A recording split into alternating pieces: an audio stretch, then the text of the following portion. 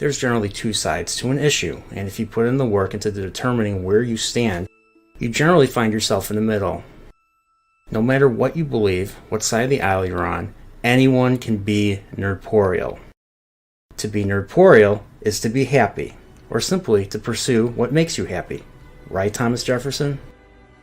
When you follow your passions, or whatever ticks your box, floats your boat, spins your bottle, or whatever, it gives you and others the opportunity to connect, and that will lead to further connections, which will help build relationships. And building relationships is something we should all continue to strive for, to quote my friend at his wedding, paraphrased of course. To build a good relationship, positive communication is the key, and in order for that to happen, it starts with you and how you want to be treated. Just like that saying, do unto others as you would have them do unto you. You don't have to be into the stereotypically nerdy stuff like genre or film, TV, games, etc. It could be sports, or outdoor activities, or even romantic relationships, or anything that you decide to pursue and set your mind to. A goal, if you wish. I was very nervous and had misgivings about starting a channel, but they started to dwindle once I started envisioning what I wanted to do and putting together the steps I needed to take and the organization necessary to make it a reality. In other words, to be nerdporeal is to be passionate, compassionate, empathetic, because when we watch, play, or learn new things, we need to put ourselves in another person's shoes in order for us, the consumer, or producer for that matter, to become emotionally invested in what we are doing or watching, and that generally leads to the greater payoff down the line. Also, nerdporeal means to be good to each other and to listen to what another person has to say, especially if they disagree with you on everything. As the great Robert Meyer Burnett always says, everyone has their own story to tell. All you have to do is listen. Take care. What is up, everybody? Hey, how you doing, all? It is I, Nerdporeal Lifeform here, just saying, hey, I just figured, this was a hell of a week. I mean, I not only got my 1 year anniversary, but also got monetized the same day. So I'm gonna do something different, something I don't think any of you are gonna expect. So without further ado, I gotta look for that button. Where is that button? Where is it? Hi! That's me. So you got to see my face for the first time. So what's up? How you guys doing today? I did not make much of a plan. I mean, there's a few things I do want to talk about. And I'm going to move aside so you can see my shelf, which is right here. And yeah, so this is an open stream. The link is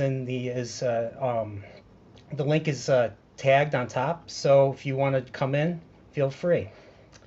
So let's see. We have a guest. Agent Atwood, how you doing? I'm doing great. How are you? I'm doing great. I got this set up. I got this webcam. I finally took the webcam out of the box, and I got it set up so it's right next to my laptop. So I'm so happy for you, man. I just finished up a good stream. I just shouted you out on there. I just sent it to some people over here, so you may be getting some more viewers. Um, anyway, how are you? Oh, doing great. I'm a little shy right now. First time. A lot of people. I mean, I've met people in person in Las Vegas and stuff who know what I look like, but now you get to see me, bald, round-headed, bald, and all. So. Oh, dude, you are fine, man. I'm just glad to be here for on your 1 year anniversary, dude. Oh man, I was thinking about doing a YouTube channel for a while now. So especially back in 2020. Oh So yeah. so I basically came up with like I was like what like the big thing was getting into conversations with people in real life and stuff. Yeah. Especially going to parties and stuff. And a lot of times people would get bored of hearing me talk nerdy stuff, for like minutes and minutes. They kind of squirm away. Or once somebody else came up to them, talked to them, then that was their opening to go to run off. So, Of course. um, And you said, I literally just got started about a week ago, not this past Sunday, but the Sunday beforehand. I just got started streaming, and I had tried doing it a couple years ago, but it never really took off. Didn't know enough people, just needed that extra push, and then I met people like you and some other people, and then that's just really what got me started. And now I'm doing great, and I'm getting special guests on the podcast already. So here we are. Oh, cool. Well, I'm glad you can join. I have up to 10 people. So if you have a microphone, you have headphones, feel free to join the chat and stuff. Um, so yeah, so I'm gonna just say hello to who's in the chat right now. I want to say hello to Leia Rose. She says, "Congrats, Nerdporeal." Well, thank you very much. And oh my God, it's Mike. Congrats on reaching these milestones. So thank you, Mike. Thanks, everybody. Subscribe to Pacific 414 so I can get some residuals. Let's see. We have Jake D. He says, "I am Nerdporeal. Are you doing Nerdporeal today? In other words, are you doing happy today? Well, I hope you are happy." Alan Copeland says, "Congrats." Thank you, Alan. Dark Scorpion. Hey, everyone. Congrats, Nerdporeal. Well, thank you. Captain Trek says hello. Well, hello to you, Captain Trek. DJ Ronnie G says, "I like Dave Bowman." Yep, Dave Bowman. I'm sorry, Dave. I cannot help you. Some guy named Agent Atwood. Do you know who he is? I don't know who he is. Yeah, never heard of the guy. Salty Texas C. What's up, Salty? How you doing? Oh my God! Congratulations. Well, thank you. Dadman Watkins says, "Howdy." Howdy to you. In Chicago, we don't say howdy. We just look at each other, get dirty looks, and walk away. Mm-hmm. City. Input latency says, "Grats, you nerds. Happy birthday to the channel." Kinda. Well, it kinda is. I mean, I think I set up the channel in February, but I didn't really upload anything until like April 11th. So April 11th was Monday. So yeah, I came a long way in terms of skill. I had to learn I learned quite a bit about editing and especially Adobe Premiere Pro, using the tool to there's so many things you can do with that tool, and there's still a lot for me to learn and stuff. I especially watching like some older channels, especially channels that are like in the hundreds of thousands of subs and that get hundreds of thousands of views and stuff, especially ones that do video game retrospectives. I look at some of the stuff they do and I'm like, holy crap. I have a long way to go to get up to their level and stuff. But then again, I think it's more than one person that works on these things, like Geek Critique or Gaming Historian. I think they have like several people that work on those projects and stuff. But they're high quality, and that's why I kind of. I don't even have I don't even have a computer. I'm running everything from my consoles and my phone basically. So whenever I go live, I'm literally going live from my PlayStation itself, and I'm looking at comments through my phone. So. Oh, okay. I actually have a laptop in front of me, so if you hear a little hear some white noise, that's probably coming from my computer. I tried my best to lower the fan as much as I can. So luckily now it's not doing that, but the last few times I've streamed, the fan was, going crazy and stuff.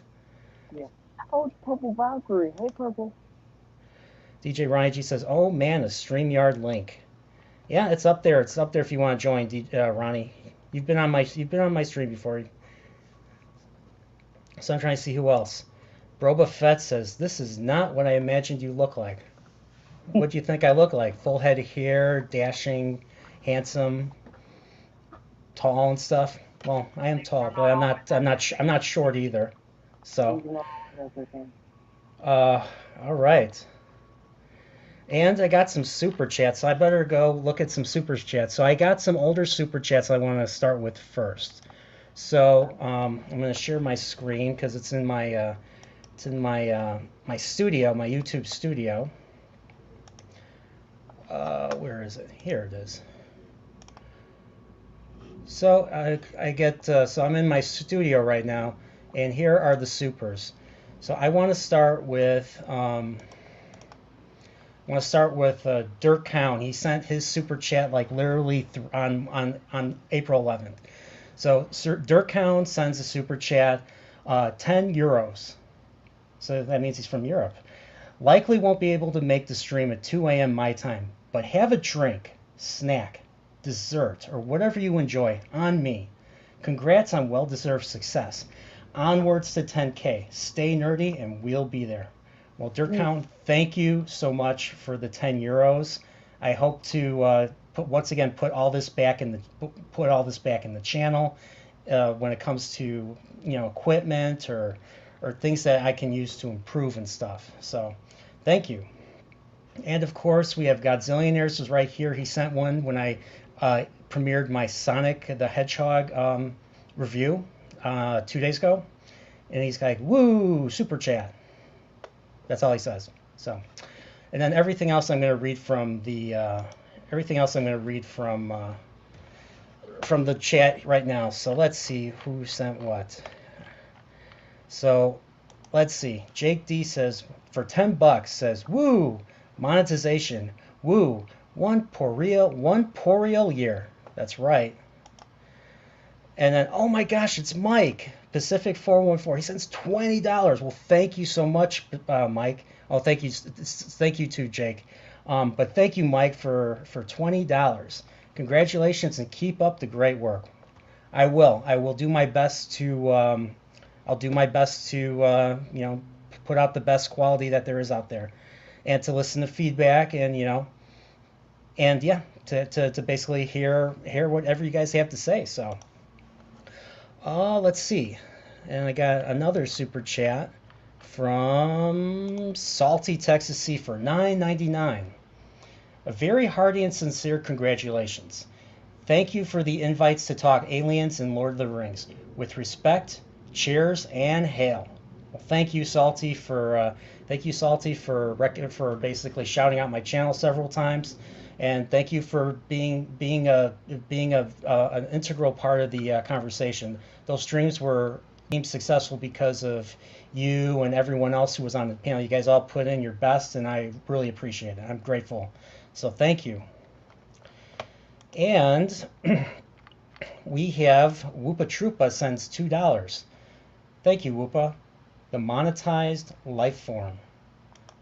There you go. So yeah, if you guys want to come on, there's plenty of space. It's just me and Agent Atwood right now. So the link is in the link is tagged right above. So if you just click on the link, you'll be right in the studio, and we'll let you, and you'll be on with me. So Come on, guys. So let's see who else is here. Got the Underground is here. Hey everyone, Nerdporeal Lifeform. Better face reveal than Master Shafe. Okay, thank you. I have not seen the new Halo show. Purple Valkyrie says congratulations. Well, thank you, Purple. I know it's probably like 6 hours ahead of us. It's probably like 1 a.m. or 2 a.m. by you and stuff. But thank you so much for coming by. I'm not going to say anything and spoil anything, but that Halo show is awful. What'd you say? I said I'm not going to spoil anything, but that Halo show is awful. Oh, you can spoil. I don't care. I just heard it's like a CW show. It barely talks about what made Halo, unique in the first place. It's just a show that they just slap the name on it. That's all it is. Okay. So let's see who else is here. Let's see. Pops. What's up, Pops? He says congrats. Well, thank you. Thank you for coming by. And Bravo Fett says didn't expect bald. I've said several times that I'm bald. Yeah, my dad was bald. My grandpa was bald. A lot of people in my family were bald. So yeah. And then we have J6624 LOL who I amuse. So he says, "Hey Whoopa." Oh, okay. And he says hello everyone else. Okay, then that includes me. So and then we have Spidey Librarian. He says for audio it depends on what software you're recording with. In OBS it's all about those sound filters. Yeah. I have to get on that. I've been kind of lazy on that. So all right. So yeah. So just curious what you guys wanted to talk about today. So, whatever you want to talk about. All right. Well, I am going to be. I'm basically going to be. Currently I'm working on my next video project. My next video project's a review. It's. I'm sure you've heard the movie Dirty Harry, the old Clint Eastwood film from the early '70s, where he's where he's literally like, "Hey, you feel lucky? Well, do you, punk?" That type of thing. So I'm going to be doing that. It was a very controversial film when it came out because of the fact that I'll say this, he tortures the villain, and he does stuff that is illegal. So it would be interesting. It would just be interesting to basically bring up the points that are controversial. I mean, I'm going to talk about everything about every aspect of the movie, and then I'm going to basically ask the question. Hopefully, people will comment and say, I disagree with this, or I think he meant this and stuff. So, yeah. It's kind of hard to name something that isn't controversial when it comes to Clint Eastwood movies. It's kind of hard not to. Yeah, Clint Eastwood's movies are some of the greatest stuff ever. So. Yeah, you can't go wrong with the good, bad, and ugly. Oh no, heck no. Even all the Dollars movies are really good. So. Yeah. All right, so we got another guest. What's up, Salty? How you doing? Well, my audio is probably not going to sound great. I'm on Bluetooth earbuds walking my dog, but I wanted to just say thank you for the invites. You're a great creator. I look forward to working with you again, and congratulations, man. Oh yeah, thank you so much. Thank you so much. I like I said earlier, I really appreciated like those streams, the both the Alien streams and the Fellowship of the Ring streams went perfectly because you and Zax and everyone else. So Yeah. you guys all brought something to the table, and it was great.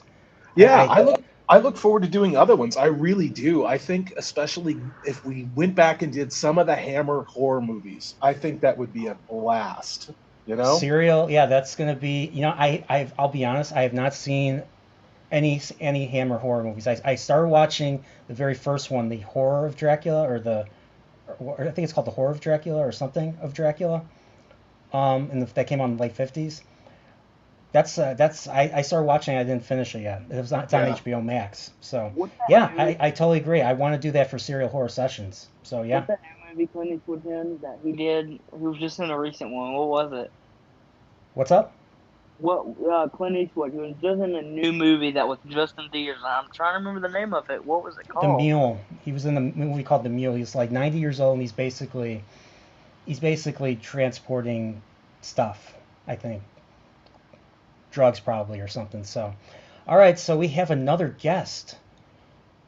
His name is, oh my God, it's Mike. How you doing, Mike? Doing good, Brian. Congratulations, brother. Well, thank you. So you get to see my beautiful face for the first time. As you've already seen mine for over a year. Oh yeah, I guess I have. Yeah, so yeah, I was actually was wondering if I should do this and stuff, but I was like, you know what, it's 1 year anniversary, it's a celebration, and I finally was not lazy. I was finally how would I say it? I wasn't too lazy to take the camera out, the webcam out of the box. So now I have the webcam out of the box, and it's in the view of my shelf that I have on my my banner. So Underground, that's what it was. Crime Macho, that's what it was.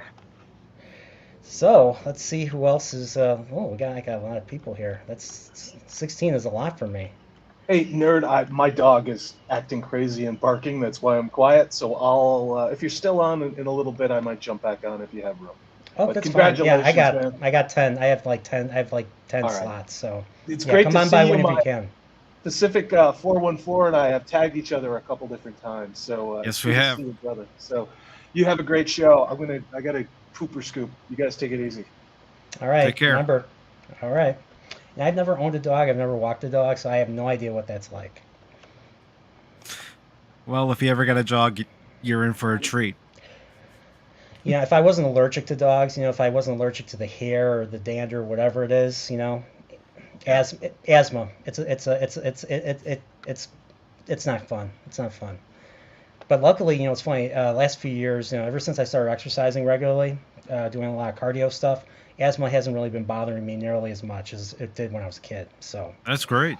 exercise is a really good thing, especially doing some cardiovascular stuff. So I wanted to say, there's another super chat from the Tad that shouldn't be for $10. He says, "Hey, bro, congrats. I'll be able to listen to at least some of the stream, but won't be able to chat much. I'm a bit under the weather this evening. The Dirty Harry films are dark satire, by the way." I'll be so bad. Yeah, I could definitely see that. Dark is an understatement. I mean, especially the first film and stuff. But hey, can't wait. I'm in the process of writing it right now. I'm writing the background portion of the review. So I start with my intro, which is supposed to hook you in, and then I go into the background a little bit, and then I go into the plot summary. Weren't there like So. 5 Dirty Harry movies? I can't hear you. Weren't there 5 Dirty Harry movies? Yeah, Dirty Harry, Magnum Force, The Enforcer, then in the 80s Sudden Impact, and the Deadpool. So when people said Deadpool for the longest time, I was thinking of the Clint Eastwood, the Dirty Harry movie, not the Ryan Reynolds, not the Ryan Reynolds movie where he's like, especially I love the trailer or the teaser for I think it was the second movie where someone's in trouble and he goes into the telephone booth to change, and it's taking him forever to change because of the lack of space in there. And by the time he gets out, the person is dead. The crime has already occurred. I shouldn't be laughing at this, but it's ridiculous. I laughed when I saw that. I couldn't believe they did that. So I like both movies. I like the second. The second one was really funny. So it looks like we have another guest, and let's just say he doesn't accept credit. Well, from me. So, what's up, Cash? Wow, we found Michael Chiklis' brother, man. That's amazing, dude. Well, I could say I'm taller than Michael Chiklis, and he's a handsome man. But, speaking of Michael Chiklis, I do want to watch. I heard nothing but good things about The Shield. I want to see The Shield. I included a clip of The Shield in my Better Call Saul video, because I was talking about, like, all the top. Because at that point, the top shows were really good back in the aughts and the early 2010s. Everything was really good. And then a lot after of really good entertainment, yes. Yeah, and then after 2015, I think things just 2015, once, streaming services started being the big thing, and then everybody wanted to, everyone wanted to cash in. Not you, Cash, but everybody wanted to cash in on the success of streaming and stuff. So everybody's just pushing out content. And that's kind of all the Disney Plus stuff comes off as content to me. Yeah, even it comes off even as, The Mandalorian. Yeah, I know how you feel about The Mandalorian. I don't agree with you with none of that. I know you don't. But a lot of the stuff that's coming out afterwards is worse than The Mandalorian, I believe. Yep. There's only been a few shows, and when shows like Squid Game come out and then they get criticized by the media, you're like, well, they're doing something right then. At this point, they're doing something right because the media is all about taking down shows. They want to find something the women weren't treated well or some other nonsense. So yeah, Exactly right. So it looks like I got another super chat from some guy called the Star Wars guys. Who is that? Who calls themselves that? Oh, hey Paul. How you doing? So he says hashtag justice for Star Trek V. Now I don't have the clip with me, but I can say excuse me. I have a question. What does God need with a starship? Huh? I said, what does God need with a starship? it's pretty good. Jim, you shouldn't ask the Almighty for his whatever. So there you go. That's for you, Paul. So, hi there. Hi, Paul. Hi, guys. Well, I just want to say thank you for letting me in, but I do need to head out for the night, so y'all have a good night. All right. Well, Agent All right, Edward, Agent. yeah, I'd love to collaborate with you on stuff. Let me know what types of things you're comfortable talking about, and we can I can figure something out. I'm down for just about anything, so just let me know with it if you have any ideas. All right, sure. Have a good All one. right. I might have Have something a for you this weekend Oh, okay. if you're available. I think yes. All right, man. Take care. have a good one, man. All right. So how you doing? How you doing, Cash? What's up with you? I'm doing all right. I got up a little while ago. I had to go back to sleep. Sometimes I get up, do stuff in the kitchen. It's not finished. Go back to sleep. So You know, oh, sorry, get up. I didn't mean to interrupt you. I was talking to No, myself. I didn't. When I saw your face reveal, I didn't. I didn't expect. I'm like, oh man, it's Michael Chiklis, dude. His brother. That's amazing. Round head, and you want to know what shirt I'm wearing? You want to know what shirt I'm wearing? See this? You Of see course, that? You see yes. that? There you go. And I was drinking a drink out of this lovely glass, because I need to validate myself. That's the millennial in me. Yeah, There you you go. gotta validate yourself. Yeah. Well, it's more of me making fun of people in my generation and Oh myself, of yeah, course. I know. You know all those participation know. trophies I got? I got a lot of them. I know. Yep, So, shameless plugs. I agree with pop culture. pop culture mechanics, shameless plugs. Oh, yeah, that's right. Oh, it was and then Green Lantern started doing the shameless plugs and channels in the community. It was pretty funny. Yeah. Blair to Blair. What's up, Blair to Blair? He says, congrats. Yep. Underground, he says that Jake D woke up and chose violence. Oh. Sounds like Cersei Lannister, because that's what she chose. I don't know anyone else that chose violence. That was a great. I liked that season. I liked her story in that season. And after that, the show started. After once season 7 happened, then it just started falling apart. And then MJ1 says, "Hey there" to Captain Truck. Well, not to me.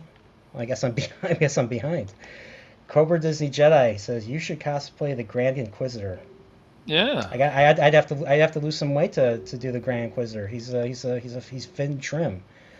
And we have Cosmo James here. He says, Nerdporeal Lifeform, happy 1-year anniversary and getting monetized. I know, it's annoying now because when I turn on my own videos, I didn't think this would happen to me, but when I turn on my own videos, I get freaking ads, so I have to do what I do with every other video now. I have to skip it. Or then I'm like, should I keep it running so that I can make, all the 1-2 cents or 1 cent or less than half a cent per, or probably even less than that per view. So let's see. So Cobra Disney Jedi, MJ1 Media, the Gilk Man is here. I actually met him in Vegas. What's up, Gilk Man? He says congratulations. Well, thank you. Thanks for coming by. And I think that's pretty much it. So I'm just curious. Oh my gosh, an ex-coworker of mine, Lee Bodie. Congratulations, you old bastard. Hey, I do want to get you on Nerdporeal. We're gonna talk some TNG. So I'll text you.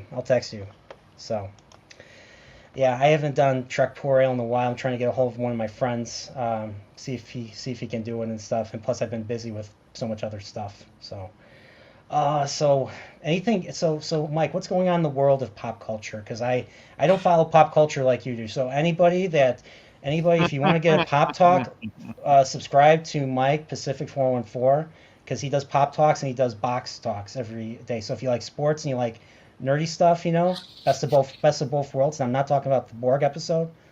Subscribe to Mike. For the past year, Brian has been giving me such a hard time because I like to talk pop culture and I like to talk about the Chicago Cubs. And who lives in but Chicago? I'll take it. I do. Yeah, you do. But I wouldn't change anything, man. Yeah, I wouldn't change it. Yeah, and every time I try to drive east on Addison to get near Wrigleyville and stuff, it always backs up. And then finding parking is like, holy crap. They're charged like to park like a couple miles away. They charge like $50 because there's no parking. There's no parking by Wrigley Field. So nope. But last time I was at Wrigley Field, it was nice. They actually won a game. It was one of the few times they actually won a game. This was like 2013 or something. Last time I went to a Cubs game, yeah, they won a game and it was cool. Went with a buddy of mine. It was nice. So, during the lean years. Yeah. Yeah, my dad was a big sports fan. He was a big White Sox fan. He liked the White Sox. He liked the Pirates. Didn't like the Cubs for some reason. But maybe he liked the Cubs at one point. But the last game he went to before he passed away was Pirates versus the Cubs at Wrigley Field, and he went there for the Pirates. So don't ask me why. Don't ask me why. No. It doesn't need to be explained. So they started the season already? Yes, they've started the season, and the Cubs, it's early. You can't really judge anything right now as far as what's going on with the team. And as far as pop culture is concerned, well, it's getting interesting, especially if you're paying attention to the Johnny Depp and Amber Heard defamation lawsuit that's going on right now. I'm not. I mean, I've seen videos. I know what she did and stuff. Something that they made a whole episode about in Sunny in Philadelphia about something that is brown and on the bed and stuff. Oh boy. Yeah. Yeah. Mm-hmm.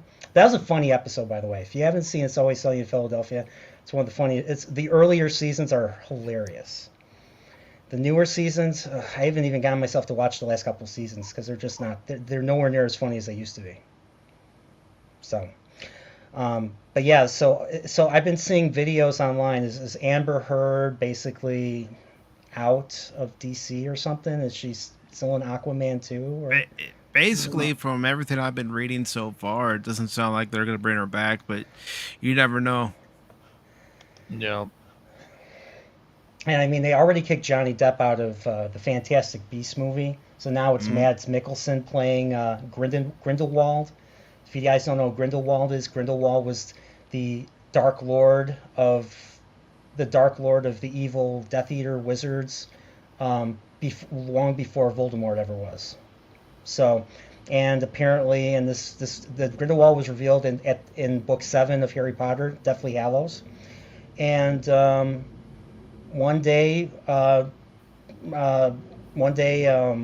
J.K. Rowling said, "Hey, people were like, what was Dumbledore's relationship like?" I was like, "Oh, he was gay. He was in love with Grindelwald. Not that there's anything wrong with that, but I was just like, that kind of came out of nowhere. I didn't like. To me, Harry Potter's for like all ages and stuff, and the kids are reading this stuff too. I mean, you don't have to. I'm gonna go on a limb. You don't have to sexualize a character who was not sexualized in the first place. Oh, not at all. So I mean, you can still relate to the character without having to reveal to people what his preferences are. I mean, that's an adult. That's more of a teenager adult thing. But that's just my opinion. If you disagree, I respect what you have to say. But I don't want to go any further than that. So, but we have another guest. He's not a DJ, or he's not a real DJ, but his name is Ronnie. What's up? Oh, hey, hi guys. I'm Hi. sorry, I wasn't playing with my toys. How's it going? Good. Great. It's going Hey, man. great. You weren't Cheers, playing with your congratulations. What was that? Nothing. I don't play with toys. I'm too grown up. These are models. Yeah. They're not toys. Totally not toys. But no, jokes aside, I got my half-painted 3D printed Orville right here. Oh, that looks awesome. It's like a two-piece print. I had to print it from the tail up and from the front up, and that's why you see putty on it, because I had to fill in the cracks. And then man. I have an oversized Star Fury fighter because, of course, if a Star Fury is this big next to the Orville, that means either this guy is tiny or this thing is humongous.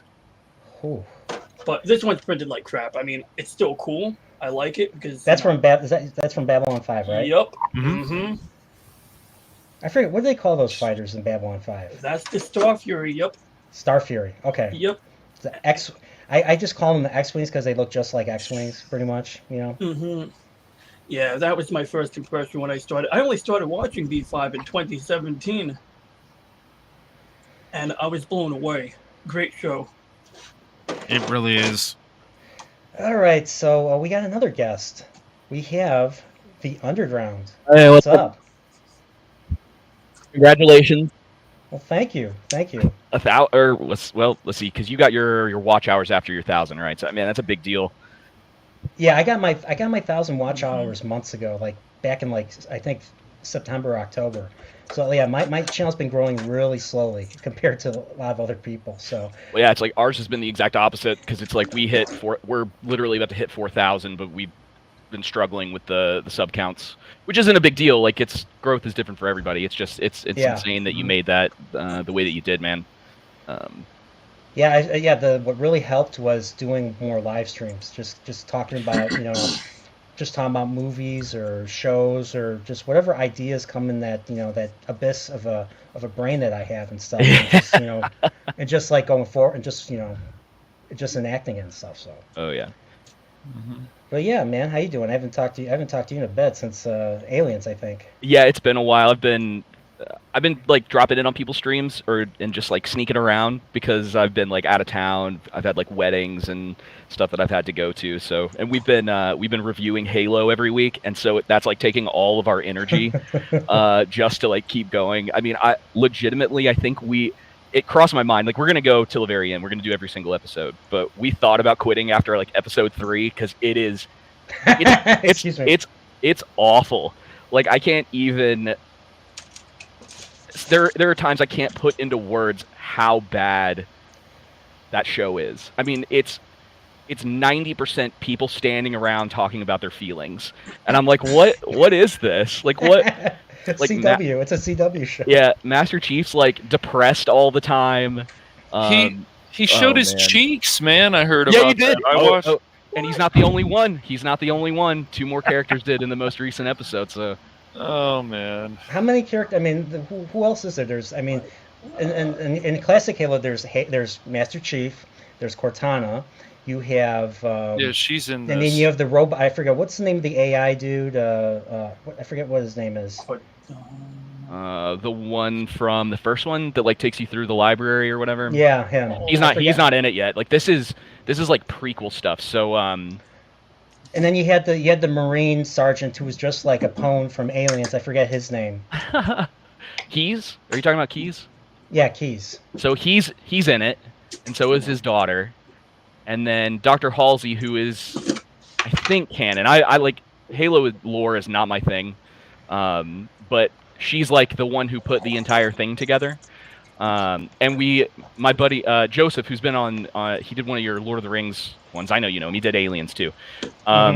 We were talking about this most recent episode, and we realized that they're setting up Dr. Halsey like she's a groomer, which is like, yeah, it's the creepiest thing. Like they have this like scene in this episode where like young Master Chief is sitting there flipping this coin, and it's supposed to be like showing that he's got like special skills because he knows what side of the coin it's going to land on before anything happens. And she's sitting over there like, have you enjoyed our time together? She's like, I'd like to come and see you again, but you can't tell anybody. And I was like, oh no, that's creepy. That's weird. I was like, what are they doing? Look, oh my god. Underground, like even if you don't the lore, I understand this is not canon. One of my other friends has been, I guess, enjoying it so far, but like the first episode that I've only watched, because I don't have Paramount Plus, I was like, okay, why am I supposed to care about this colony? Why am I supposed to care about this little girl? That was the first thing that went through my mind. Then I was like, why in the first episode do I have to see Master Chief with his helmet off? Can't they just show it off screen? and it's like, and people are like, my friends are like, but it's not canon. I'm like, I get that, but I still don't like it. I just don't like it. Well, that first episode, I mean, I'm sure you noticed how the weapons in the universe are like more powerful dependent upon who is holding them, even though there's nothing that's changing. Like, there's nothing in their world building that's saying, well, now that Master Chief is holding the minigun, it does so much more damage because of blah blah blah. It's just like, oh yeah, he can just kill them with it, and you're like, I don't understand what's going on. And that's only one of the things. But that's the problem is a lot of the time what's going on in the show is nothing. It's just people standing around. And he's not even the main character in his own show, if I remember correctly. It's someone else is the protagonist. So kind of like he's in it way more than I was expecting. Now it depends on how you want to define Master Chief, because it's the guy without his helmet on. In the second episode, he barely even wears his armor. There's all dude, there's so much about that show that's just been. It's a complete waste of time. Like I would recommend Boba Fett to people, the new Boba Fett show, long before I would Halo. Like that's where the bar is now. Undergraduates, let's go on a bridge and jump off into the water at that point, because if it's between Boba Fett and this Halo show, oh man. Yeah, I didn't think the bar could get lower, and it got lower. That's legitimately where we're at right now. Well, if you want to watch some if you're feeling like watching some garbage, like pretty much garbage, there's Santa Inc. to watch on HBO Max. Oh, I couldn't bring myself. Garbage. Yeah, I'm good. Even Pacific was like, "Why is your friend torturing you?" Who he knows well. And it's just like I said, I don't know, but we watched an episode of that. That was pretty much dog crap. I actually want to look at Sarah Silverman and Seth Rogen and said, "What in the F were you thinking? What were you thinking, really?" Yep. Just so they can tell me that I'm a horrible person or whatever. Those two should be ashamed of themselves. That's not even entertainment. I would have rather the Grinch actually stole from Santa Claus at that point. But and then there was the Cowboy Bebop Netflix show, and that started off okay, and then Faye Valentine came in. I'm like, now wait a second, this is not the mark you're supposed to be working on. What is going on here? So I was just like, and my friend is like, well, it's all the anime nerds, hardcore anime fans that ruined the show. No, Netflix ruined the show. Netflix ruined the show. Yep. Yeah. Now. Because the fans have all the control over the quality of the show. You know, right. of course, duh. It's not hard, man. Like you can't control people's reactions. You can't control people. Yeah. Go ahead. You can't control people's reactions. If they're going to react negatively to it, then you have to find out the root cause of why that is. And instead of shifting the blame to someone else, you're not solving the problem. Exactly. Yep. You have to be able to take the good and the bad. Yes, you do. And so it's a mess, but you go and watch these fan films, and they're like 20 minutes, and they understand the source material better than Netflix. Yep. It's just embarrassing. It really is. It's like, why aren't these people hired? It's always seems to be a war lately in entertainment. If it's not with video games, if it's not with movies, and there's still quality stuff coming out, but there could be a lot more. But that's my rant. By the way, I don't think I said hello to Zan Zoltan. Welcome. Anyone can join the stream. Yes, the link is in the what do you call it? It's tagged above. So if you want to join, come on by. Yeah, and now Seth Rogen's got Ninja Turtles next. Yes, he does. He failed so badly with Santa Inc. They gave him Ninja Turtles. Yes, I know. Well, they call that failing up. And they're gonna change the art, and the art's not gonna look as good. We've gone also from like basically steroid-looking turtles in the movie to now we've got this other side. The first style is still my favorite, so why don't we just go back to that and just improve it a little bit? Oh yeah. What's up, Zan Zoltan? How you doing? Oh, good, man. Can I just ask? Can you listen to me well? Because I don't know if this is working or not. Yeah, I can hear you pretty well. Sounds good. Nice. Yeah, you sound good, man. First, congratulations, man, for getting to 1,000, especially for getting monetized. That was quick.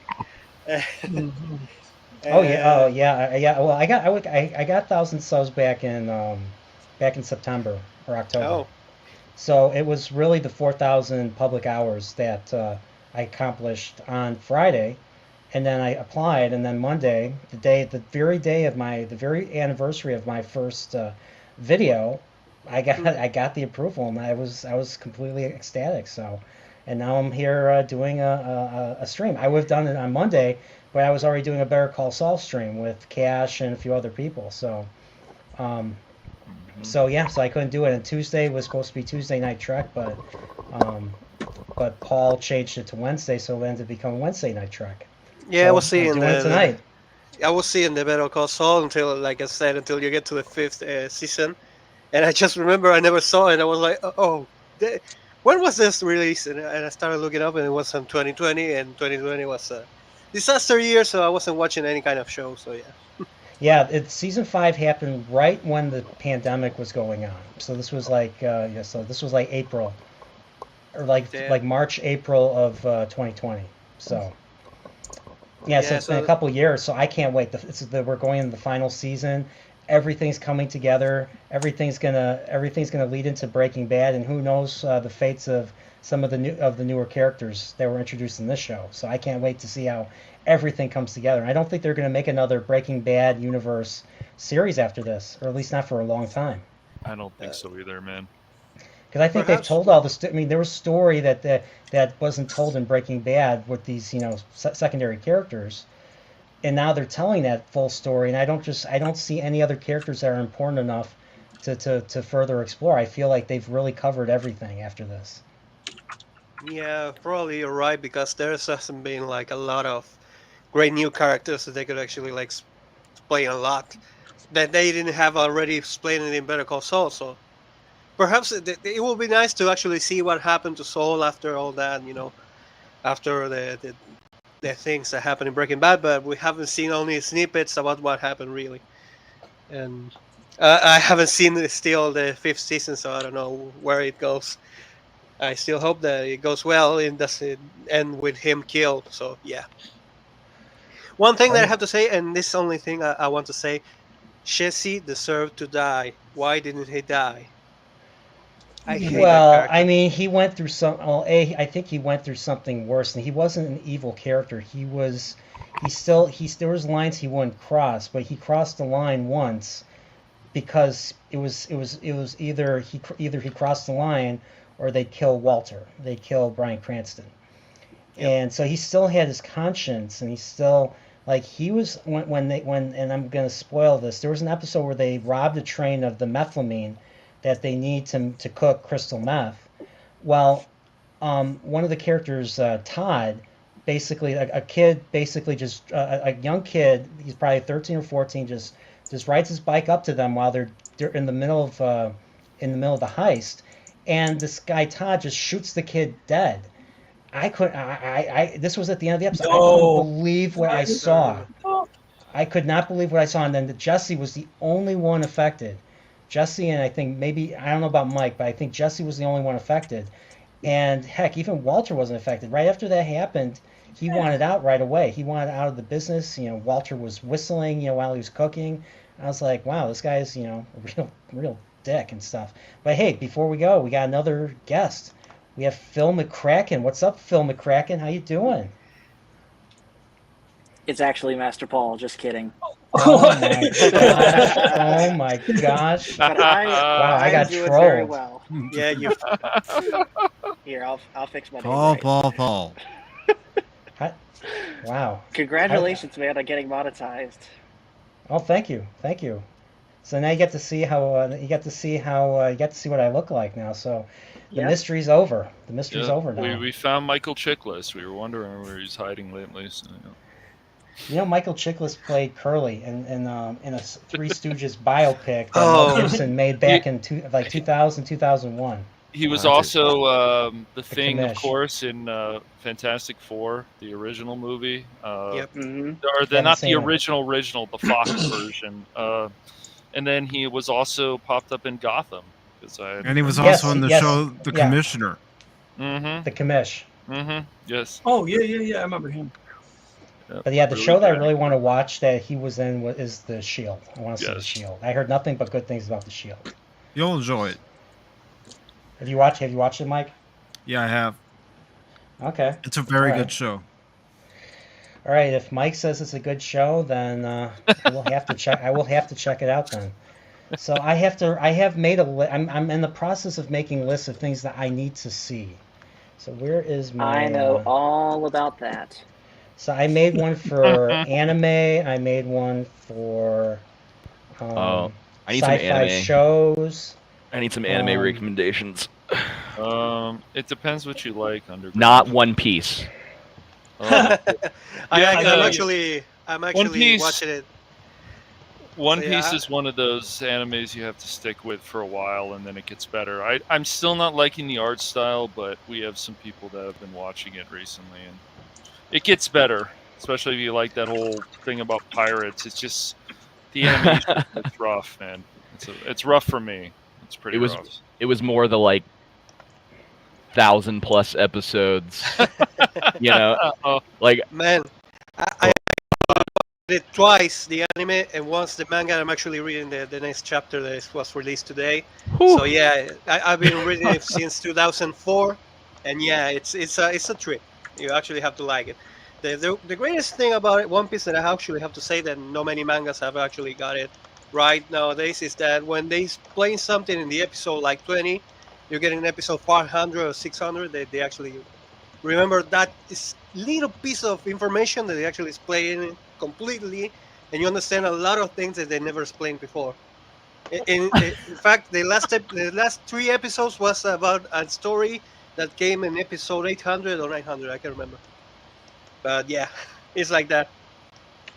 So I started watching a 90s series called Yu Yu Hakusho. It's about very good. I've heard of that I've one. heard of it, but I haven't watched it. So it's basically about a kid who gets into a lot of fights at school. You know, he doesn't get good grades, but he still has this little moral code, and he basically risks his life to save a child from being run over by a car, and he dies. So he's dealing with, right now I'm only on episode 4, so he's still dealing with afterlife stuff. But apparently he has this little egg that basically is like the good and evil measure of, like, I was thinking of KOTOR, where if you do good stuff or bad stuff, you build whether your evil side or your good side. Well, it's the same thing with this egg and stuff. And the thing is, if he does too much evil, then the egg turns into a demon, and the demon will devour his soul or something. So, so I'm just here to I'm here to kind of get some recommendations from people in the chat, and Yu Yu Hakusho is great, man. I used to watch that all the time on Toonami back in the day, because it was on a lot. That's how I got into it. If it wasn't on there, for the longest time I'd never heard about it. But that show gets really good, especially when they get into the tournament stuff later on in the series. Yeah. If I have to give a recommendation, since I saw the picture from the avatar of Cash Money, I would say Trigun. Trigun is awesome. Oh, Trigun is great. I've already seen Trigun, but I appreciate the Trigun love, man. Rewatch. It's I do need to rewatch. I've only watched it once years ago. But I did like it. So did you ever see GTO? Which one? Great Teacher Onizuka. No, I have not. I've heard of it. See, that show is awesome. GTO, Great Teacher. It's a weird art style. One thing I noticed is the art style is very different, or at least the character art style is very different. So that's kind of why I didn't watch it right away, because it's just an odd one to me. I'm going to recommend My Hero Academia. Okay, My Hero Academia. I'm going to second that recommendation. And Assassination Classroom, if you haven't seen it. Outlaw Star. I gotta add that. I have seen Outlaw Star, but it's been a long time since that I've was seen good. it. I have the Blu-ray, so rewatch. If you're interested in any like actual good love stories, or if you because there's not many around. There's a few, but all right. So I have to say we have to have silence because a certain Whoopa is entering the stream. Oh, what's up, Whoopa? He's back. Hey, have you watched Pokemon? I heard that's a really good anime. I have only seen the first 4 episodes of, what is it, Indigo League? Indigo Season 1. You know, one where you gotta catch them all. Gotta catch them all. Hey, has Ash ever won a mainline tournament? Yeah, he just did in the last recently. season. I think it took him like 23 seasons. Oh, if you guys want to look into something dark of Pokemon and stuff, my friend sent me a video that they did on YouTube. You'll find out why there's more female trainers than male trainers. It's dark though. It's because of the Pokemon War. Fascinating. Everyone knows about the Pokemon War, right? So great Jake D Pokemon says War. Chaotic Century, Guardian Force, and New Century Zero were awesome. I want someone to do a true adaptation of the battle story. Are those the anime shows? Chaotic Century, Guardian Force, and New Century Zero? I have no idea. I've never heard I don't of those. remember those names. I think if you you should also look into Outlaw Star. That's a good one too. I mean, I still need to finish that, but that's if you Yeah, want it's- some I crazy was- goofy stuff, there's a lot of Tenchi Muyo. It's not one of my favorites, but I did get some laughs. You recommend If it- Tenchi Muyo? Mhm. Can I recommend Older a stuff, yeah. Can I recommend a funny one? Have you ever seen Excel Saga? That I No, love that I've show. heard of it. I've heard of it. It's so much crazy inside a show that I actually laugh Excuse all my ass off, especially in episode 4. If you want a harem anime, I'd recommend Love Hina. That gets I pretty love Love crazy. Hina. I've It's heard of Love funny. Hina. It's funny. I don't know love if the you- manga more than the anime. The anime never finished. It's a shame. All right, The so we anime got that. is good. I'm interested in watching Outlaw Star just for the wacky aspect of it. Because when I first watched it, I was going in expecting another Cowboy Bebop, but this is nothing like. I mean, it still had humor, but unlike Cowboy Bebop's humor, it was more over the top, way more over the top. So, Yep. and way Have more you- colorful. Have you watched Rising of the Shield Hero? Oh, No. that's a very good one. Overall, Is very it good. as good as Record of Lodoss War? 'Cause I believe that's Only the first season of Record of Lodoss Roar is good. The second season is all over the place. I didn't know there was a second season. There's only the 13 episode OVA. Yeah. And then, of course, they made a TV series, which I have still not watched. Yeah, the anime. Yeah, I've watched the anime of Record of Lodoss, but Yeah. But that was So there's the the first. original. So there was the original OVA that we know of, and then they made a TV series version of it, which looked totally different. Looked more anime-ish than what the original series looked like. Original OVA looked like. So. So what about Macross? I mean, they got like the original Super Dimension Fortress Macross, which was from like 1983. Then you jump over to like wait, 1995. one second. Sorry, DJ. I have to Please. say this. I'm Pop sorry. Culture sent me $50. Wow. If I had I don't have the clapping, so I'll clap right here. Thank you, Pop Culture. $50. That's a lot of money. It says, I promised myself that I would send you a super chat. You deserve it for all the hard work you do. Keep up the great work. Well, Pop Culture, thank you. Pop Culture has its own channel. So please subscribe to Pop Culture Mechanic. He's been making content. He's on course he's close to getting 1,000 subs. I think he's at roughly 700 right now. So go check his channel out. So so thank you, Pop Culture. So basically, whenever someone sends me a super chat, I will shout out their channel and obviously thank you, and promise to use this money for good, not evil. Sure. Sure, Nerdporeal. Hey, now that you're getting these Right. super chats, is this a bad time to ask if the mods will get a raise? Mods. Yeah. Like I think a lot of people say the mods don't have to do a super chat or something like that, but it's. You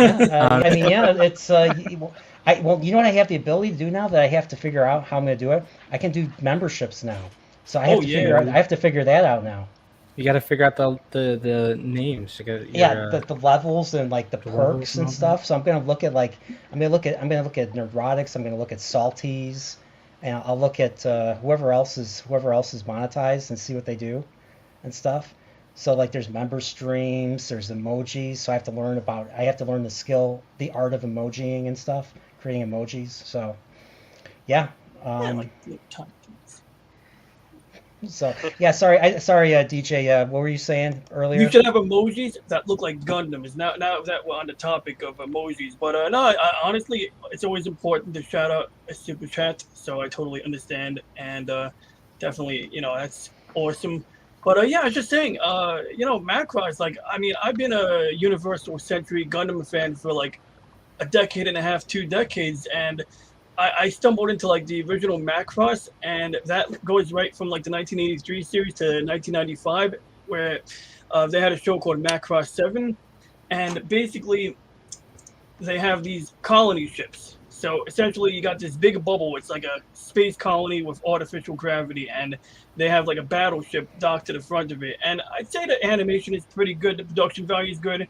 It's not for everybody. I mean, like the fact that they find a way to shoehorn like singing music into battle, I could see it. Maybe it's not everyone's cup of tea, but they find a good way to put things together. So yeah, I recommend Macross. I love the original. I've seen the original Macross a couple times. It's a great show. Yes, that one on its own is great. That and Gundam basically put like robot anime really on the map in the 80s and stuff. Mm-hmm. Now the 70s was littered with a whole bunch of super robot shows where instead of the real robots, which Gundam is known for, super robots were not manufactured. They were usually sent by the gods. And all you had to do to activate it was always unknown. Like it was like one of a kind type of machine that some kids would stumble upon, and then they would as the show would progress, they would unlock its abilities and stuff. And usually they had to scream out the attack, and then the attack would happen, and the monster of the day would be dead.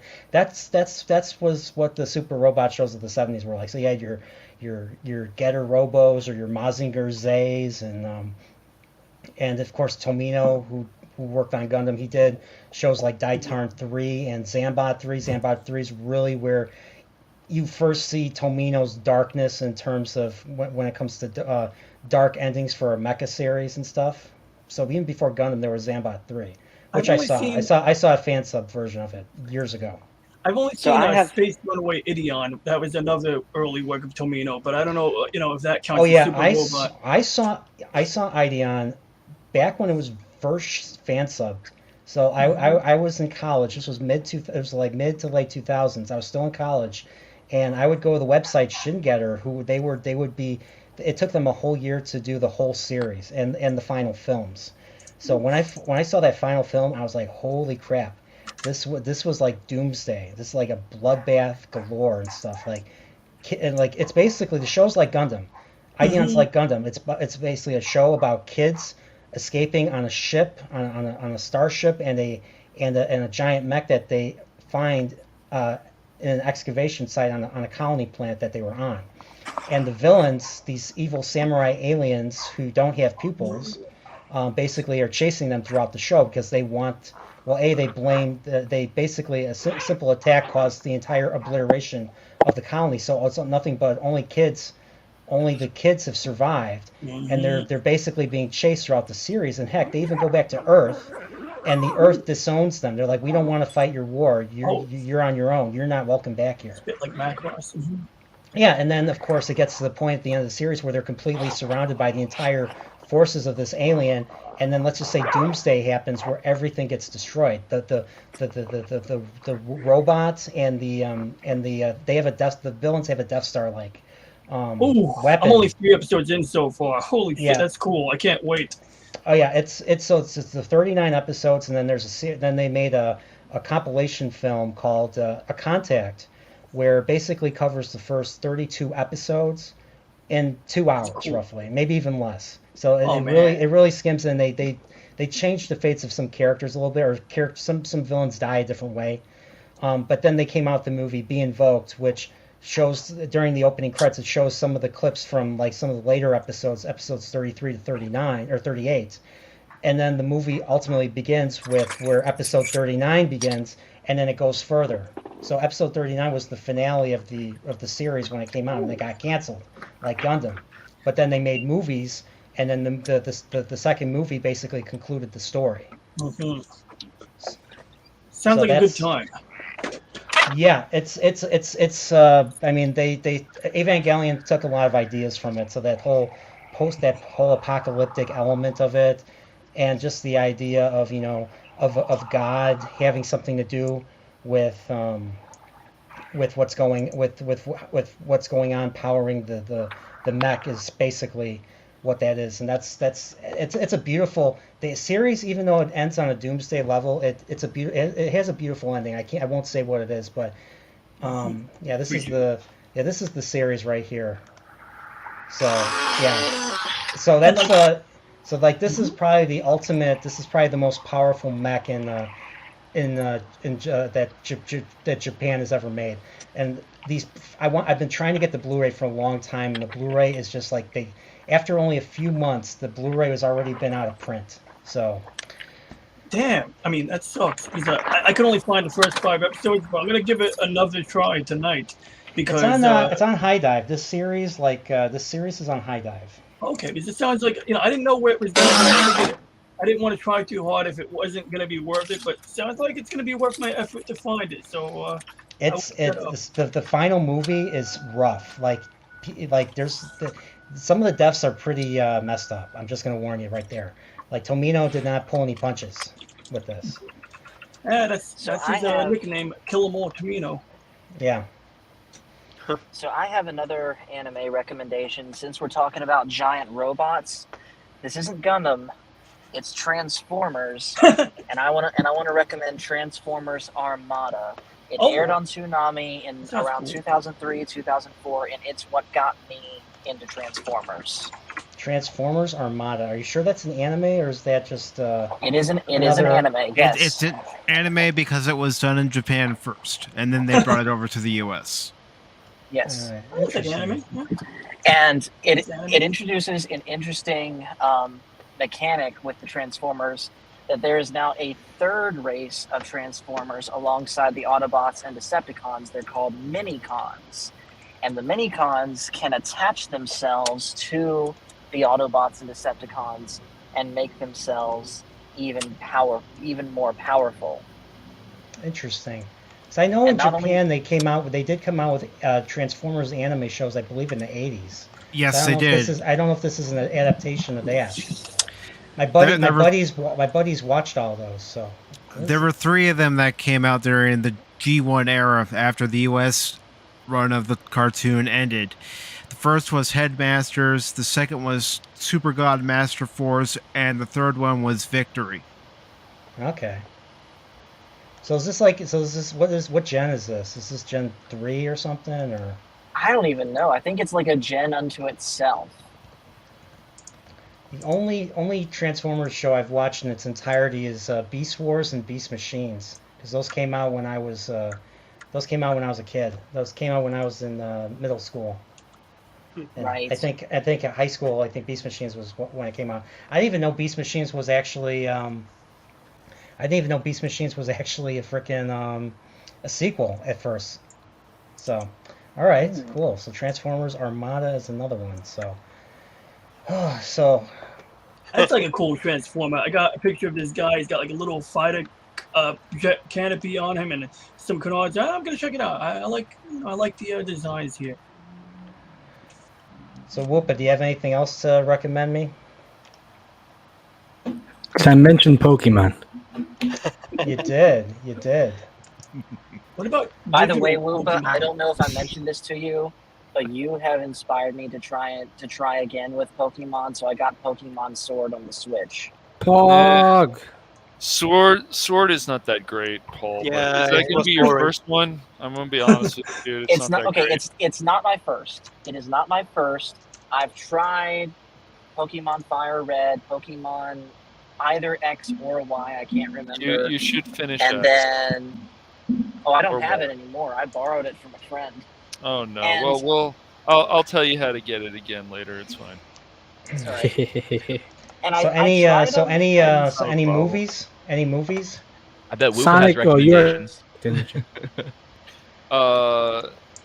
Any movies? Sonic is good. What are you? Star Movies is Wars. tough. Like, what are you into? Yes, exactly. I'm into cinema. I'm into classic cinema. I'm into movies. I like crime dramas. I like stuff that has depth. Like Tom Shepard says about there's a good movie that I heard has a lot of depth, made by a well-known director called Star Trek Into Darkness. I heard you probably like that. Right? Gotta go shower now. I didn't hear that. Can you repeat that, Whoopa? What'd you say? I didn't hear that again. Nothing. I was talking to Salty earlier. Have you seen any of the stuff by Robert Eggers? He did The Witch and No, The Witch with the 2 V's. Sorry, I unplugged my mic. You said The Witch. Which one? The one with the 2 V's, or is that? Yeah, that's it. And then he also did The Lighthouse. Okay, I heard of The Lighthouse. I tried watching it, and it's a trip. It's not like your average kind of. I got a drop for now. Period. I'm on mobile and connection is spotty. Period. I'll rejoin when I get home to my desktop. Period. All right, because I need some movies from you, Paul. I need you to share the load. Share the load. Or share your list. Because there's a lot of movies on your list I haven't seen. So, all right, so thanks for coming by, Paul. See you in a bit. But Bye.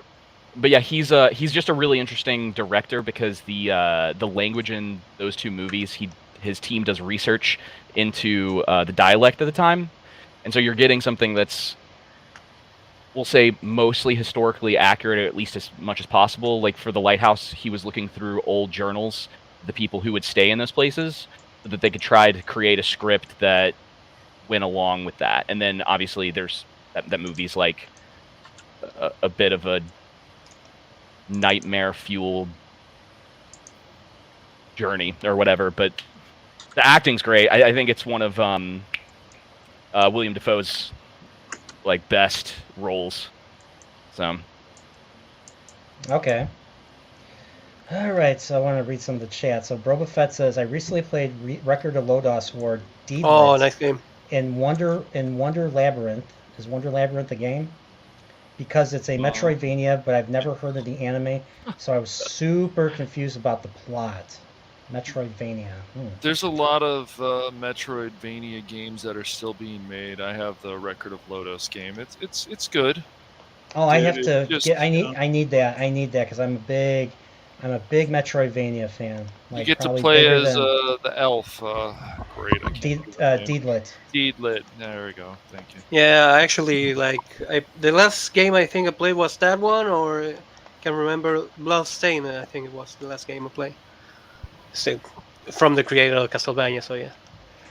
But do you like anything right now by DC, Marvel, Nerdporeal? Do you like what dramas do you like? Do you like any stuff that's based on true stories?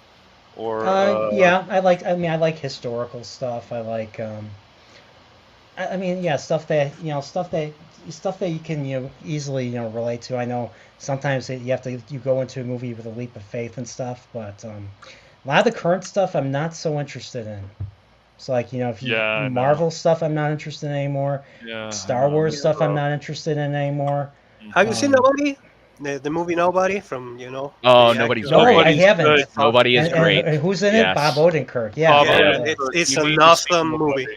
It's a quality film, yes. Oh yeah. A revenge story, and there's more to it than even that, so I don't want to spoil it. What's funny is the training that Bob Odenkirk had to do for Nobody is the reason why he's still with us. Because I don't know if you guys know, but Bob Odenkirk had a heart attack when he was filming the final season of Better Call Saul. Yes. And and luckily he was not alone. He was because he just passed out. I read an article where he literally says I just passed out, and luckily I didn't go to my trailer. Because nobody would have known, and he would have just been, crazy. Something bad would have happened and stuff. So, old. But yeah, the fact that he was able to get through it was because of his training for Nobody. So. Yeah. Have you seen anything like Road to Perdition? I highly recommend. No, I have not seen Road to Perdition. Good one. Very great good movie. That's the one with Tom Hanks during the 30s or something. Yeah, he plays a gangster. Sounds very dark. Sounds very dark film. Oh, it does get dark. Yes. Have you ever seen him? It's like him and his son. Is Cillian Murphy in that? Is that who plays the other? Am I misremembering? I might be misremembering that. The guy that plays the photographer. Sure. It's been a long time. Yes. So I forgot to say hello to Coffee and Corvines. He says, "Hey, congrats!" And I forgot to say hello to Lord Crit. So where's his first thing?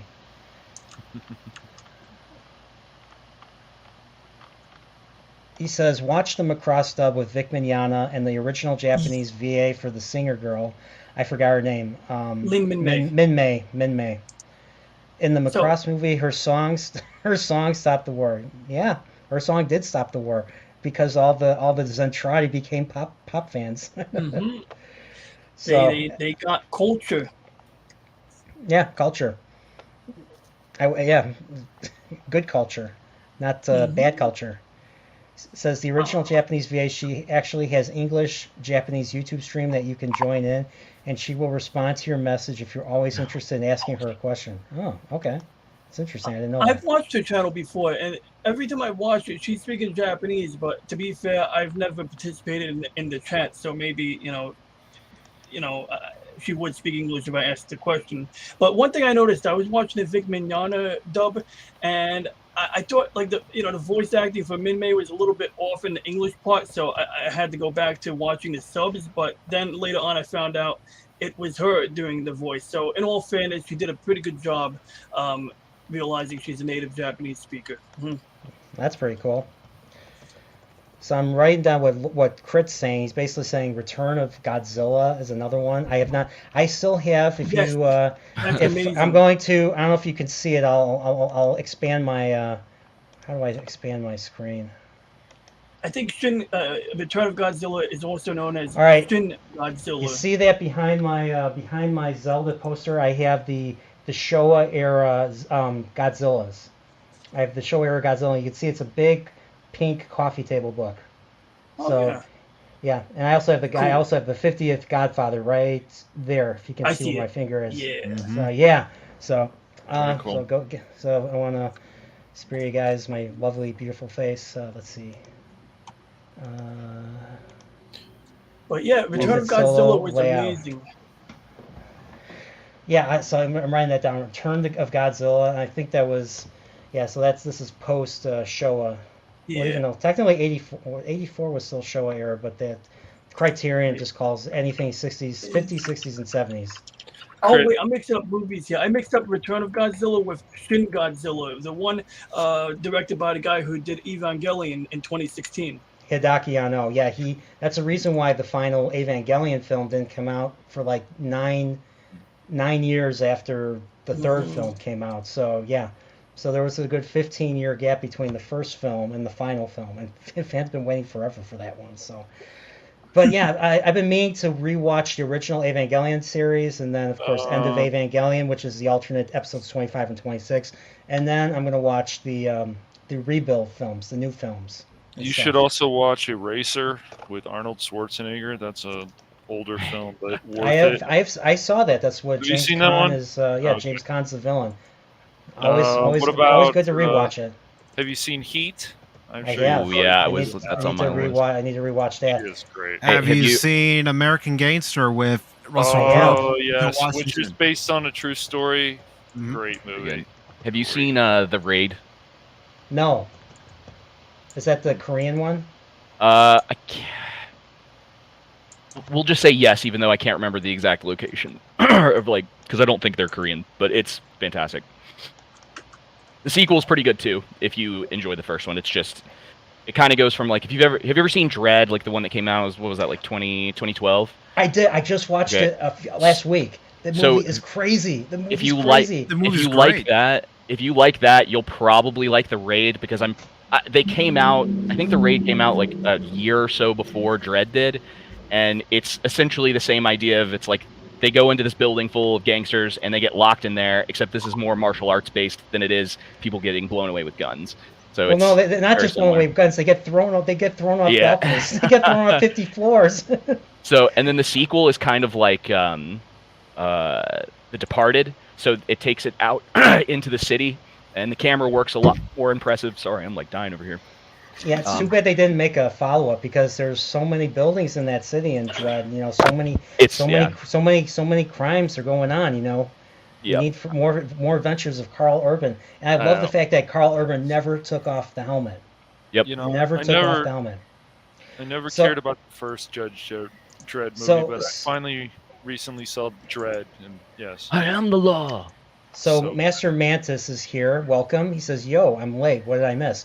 You didn't miss much. We're basically going through recommendations of movies, sci-fi shows, anime, manga, whatever to check out and stuff. So this one's usually 50-50 with people. Have you seen The Prestige? I don't know. I saw the actually. What's funny is I saw its counterpart. I saw The Illusionist. Oh, you should watch The Prestige. Okay, you got to watch The Prestige. So freaking. That's the one with what's his name, Wolverine, right? Yeah, his name always Jackman. slips. Hugh Jackman slips my mind all the time too. So yes, okay. I'll have to check that out. There's so many. You know, it's funny. I still have not seen Good Will Hunting. I haven't either, watch man. it, It's great. It's great. It's I absolutely love great. parts of it. Yeah. You should. Have you seen The Dead Poets Society? Oh, I have, and you know, it's funny. very good. When I was a kid, now you can't say this to me because I'm bald, but when I was a kid and I had hair, people, classmates say, "Hey, you look like Robin Williams." So everybody in high school, when I was a sophomore, we were watching Dead Poets Society. Everybody kept going up to me and saying, "Oh, Captain, my Captain! Oh, Captain, my Captain!" Nice.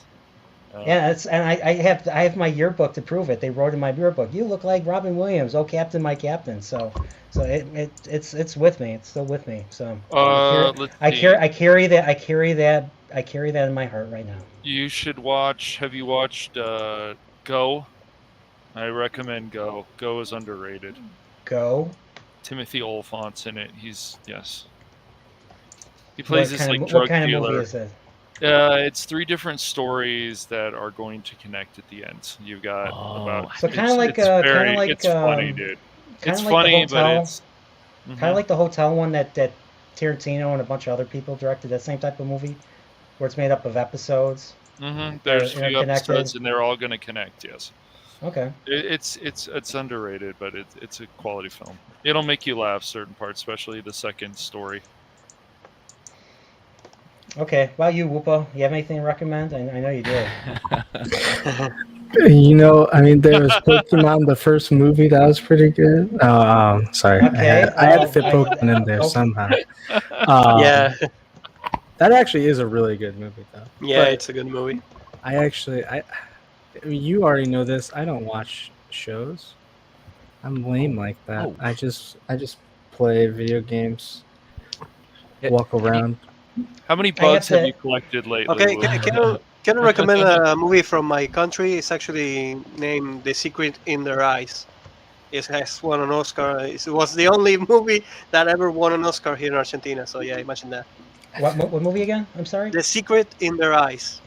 The Secret in the Rice. In Their Eyes. Eyes. Oh, in the ice. Ice. Sorry. I'm sorry. In Why they their think rice? It's The Secret in Their Eye. Ice. Their ICE eyes. or eyes. Yes. EYES. EYE. Oh, okay. Okay. Not the ice that comes and takes people away, right? No. Just kidding. Don't kill me, YouTube. That was just a joke. If you want a movie that's dark or that does get dark, the original Girl with the Dragon Tattoo. Highly recommended that. So Boba Fett says a great sci-fi show that's been on hiatus is finally coming back soon for season 3. The Orville. Never heard of it, Boba Fett. I think you're making this up. I think I know a YouTuber who talked about that. I think they made a layman's guide on that or something. And I believe he had What's a layman? 2 streams about the Orville. I don't know what you're talking about. I have my own channel, Mike. I have my own channel. Why would I say that? You know, I'm not at liberty to say anything. You cannot confirm nor deny.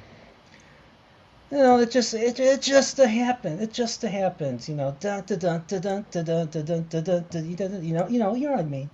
Okay, that was me trying to be. That was me trying to do a Frank Pentangeli, if you know what I'm talking about.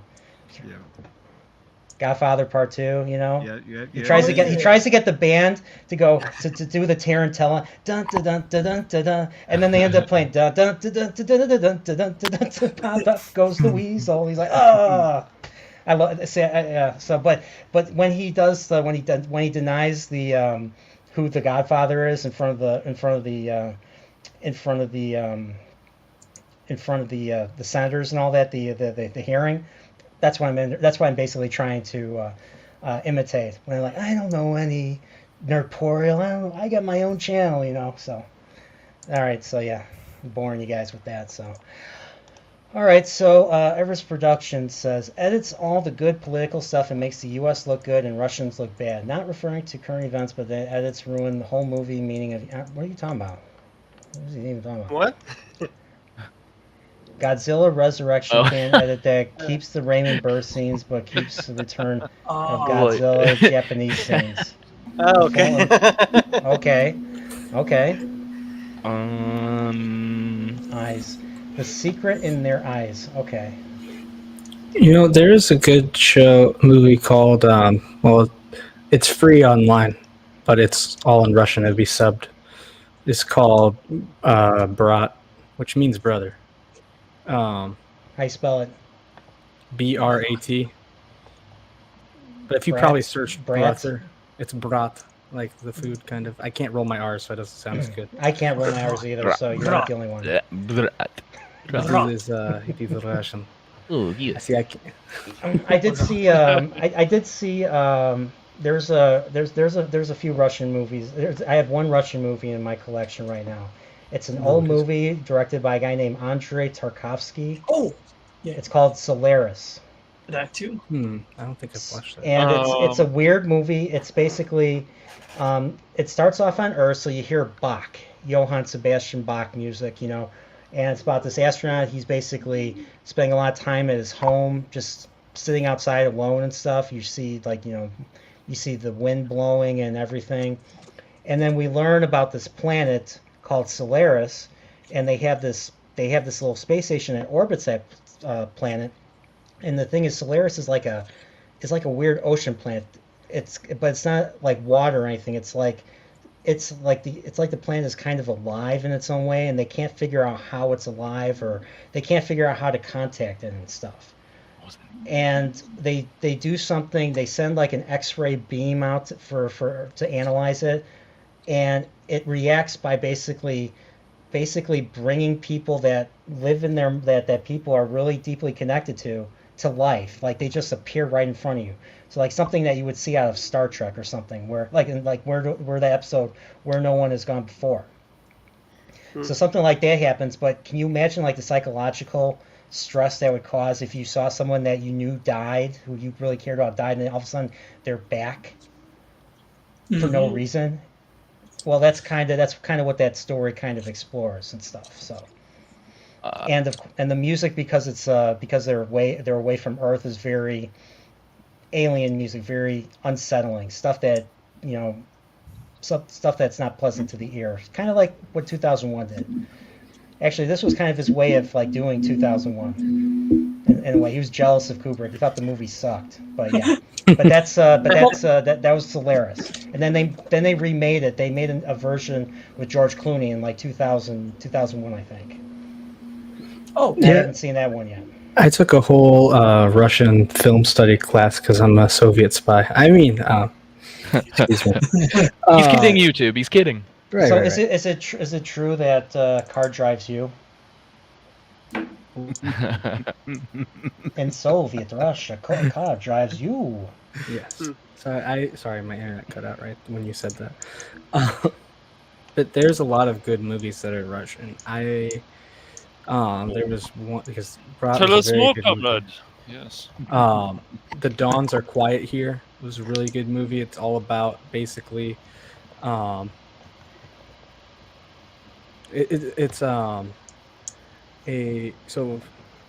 there was a commander who was in World War II, basically holding down an anti-air force, regiment, and he got assigned an all-female regiment because if you're not aware, yeah. But they had a lot of those in Russia, often put in places where they weren't expected to face combat. And the whole thing was then while this is happening, it's supposed to be kind of a quote unquote cushy job.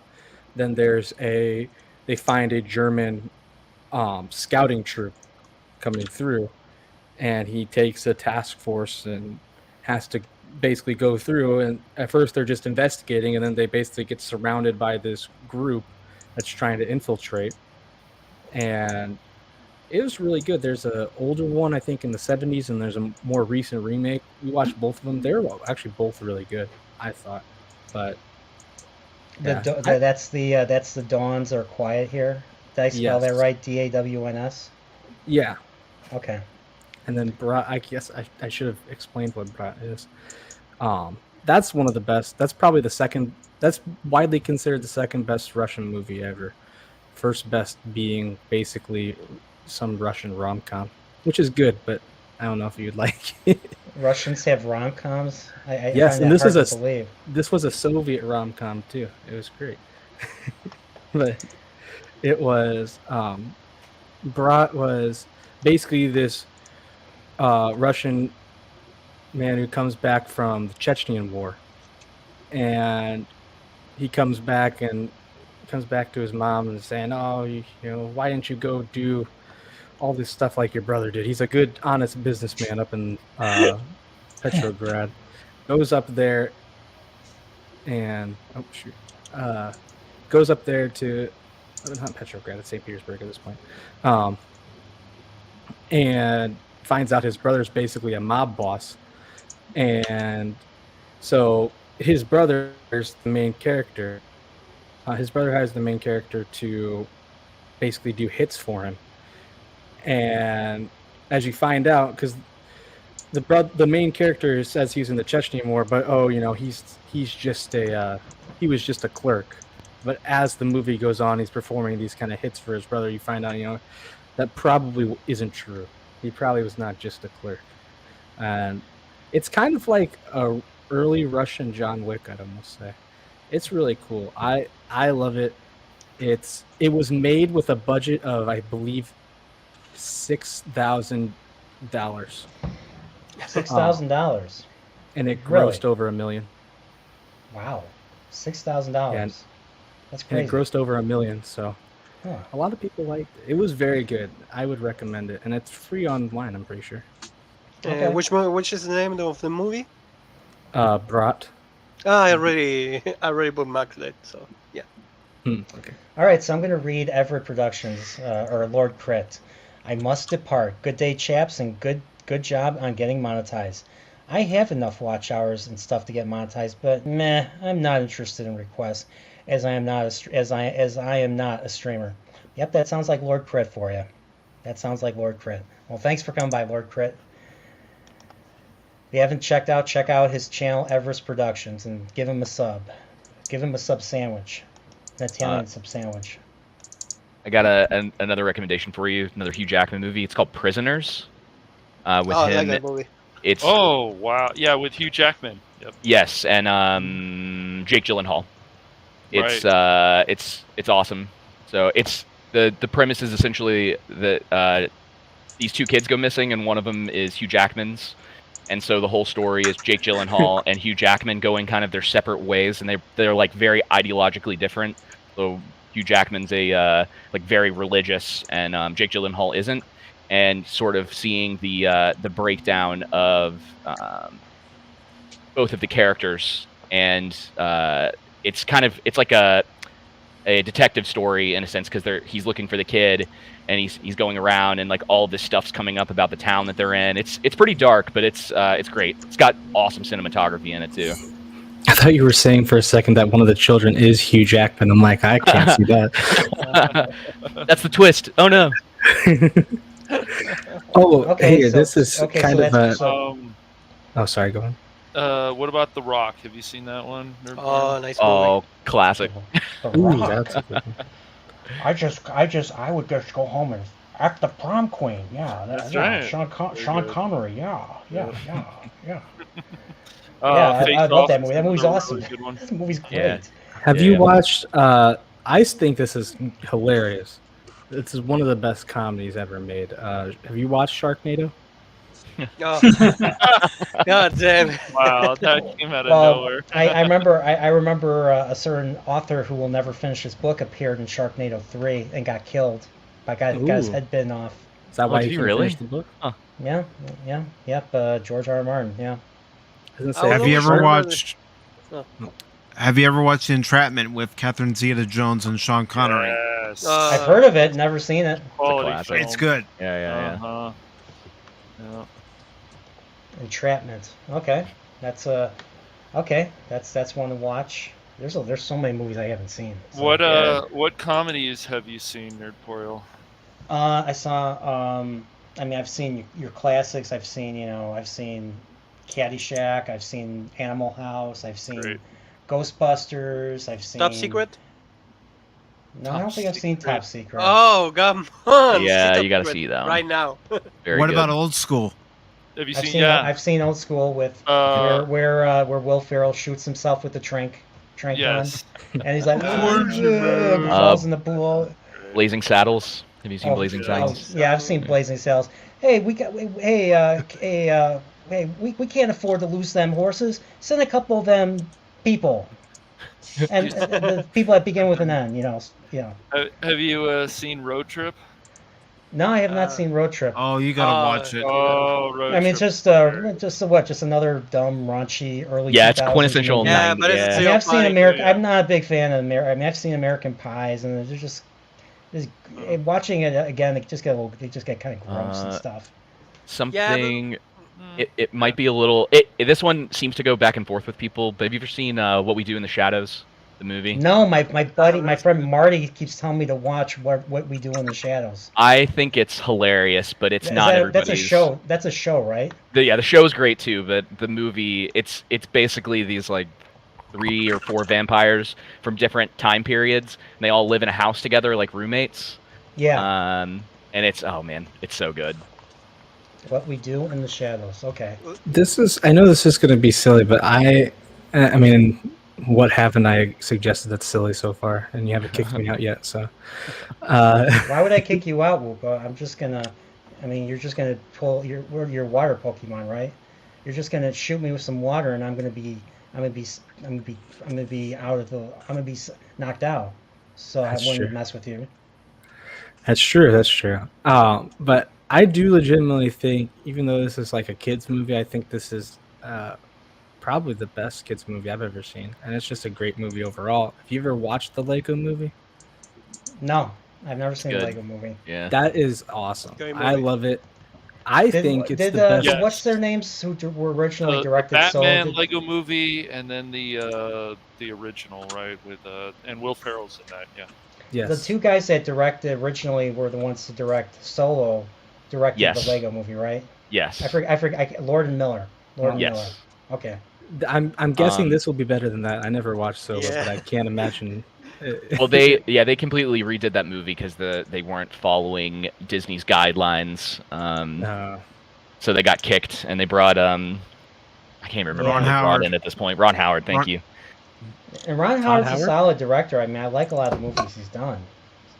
Yeah, that So- Solo wasn't really his fault, if we're being honest. There's a lot that went into.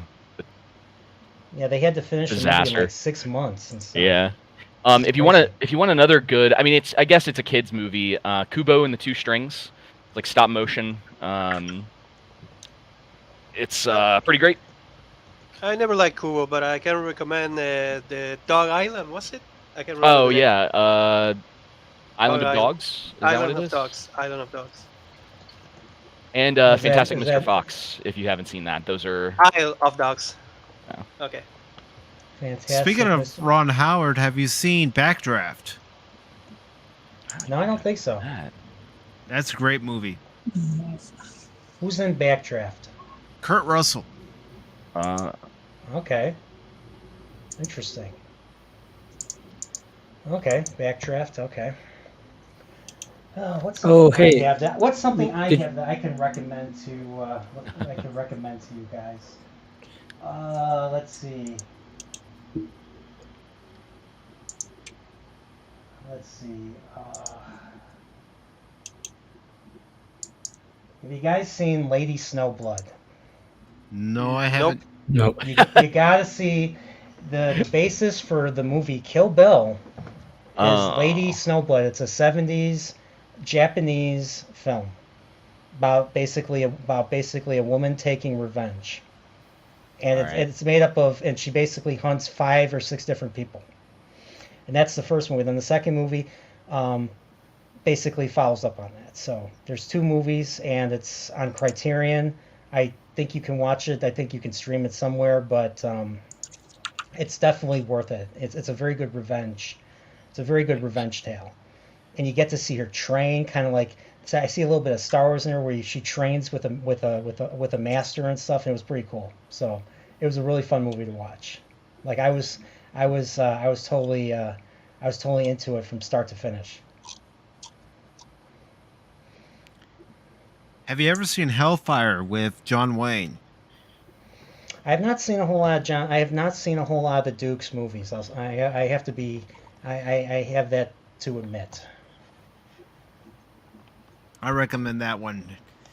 Basically, he's a firefighter, and they're dealing with oil fires, and they're trying to put them out, and you'll find out the reason why they call it Hell Fryers. Hell Fryers? Hellfires. Okay, because I mean, like, if they're frying some fries and stuff, I mean, that could be dangerous too. You ever see the William Shatner trying to, I think for an insurance ad or something, he was deep frying a turkey and he got CGI on fire. He's like, I'm on fire. I'm fire. You gotta see it. It's hilarious. It was like a few years ago. All right, I'll look it up. Have you ever watched this? It is a TV show that came on around the writer's strike. It was called Life. Life? No. Does that sound familiar? It had Damian Lewis in it. He's the guy who played. From Billions, who's not yes. on anymore. But I was thinking of Band of Brothers. Damian Lewis from Band of Brothers? Yes. He's one of my favorite actors. It was really good. It only ran for 2 seasons. It kind of ended abruptly just because it was during the writer's strike. But it was really good. The whole concept is basically it was a detective who was framed for murder, and he spent like 10, 20 years in jail, and then they found evidence and then they found evidence that he didn't do it, and he got cleared, and basically the government gave him a huge settlement because obviously but he made it like a whole. So now he's rich, but he made a little caveat that he had to take his detective job back. They had to give him his detective job back. So they're going through a bunch of stuff, but there's a whole major plot throughout the whole show that he's trying to figure out who really killed these people, because they were like friends of his. They were family friends. So that's the whole thing. It was pretty cool. I see. Okay. So that's called Life. All right. I'll have to look that up. So, what was the name of that one science fiction show that came out in 1970? Star Trek. Space 1999? No, it's not. No, that came out in Battlestar 1975. Galactica? No, if only the Baron was here, he'd tell me. Baron. He would. Is it like Shado or Shadow or no? Is it Space something or? I'm trying to remember. I think it was English. The only thing I could think of is Space 1999. But Yeah, that was British. Oh wait, or was the one before UFO? UFO, that's it. UFO. All right. Thank you. UFO. That's the one. Yeah, I gotta see that too.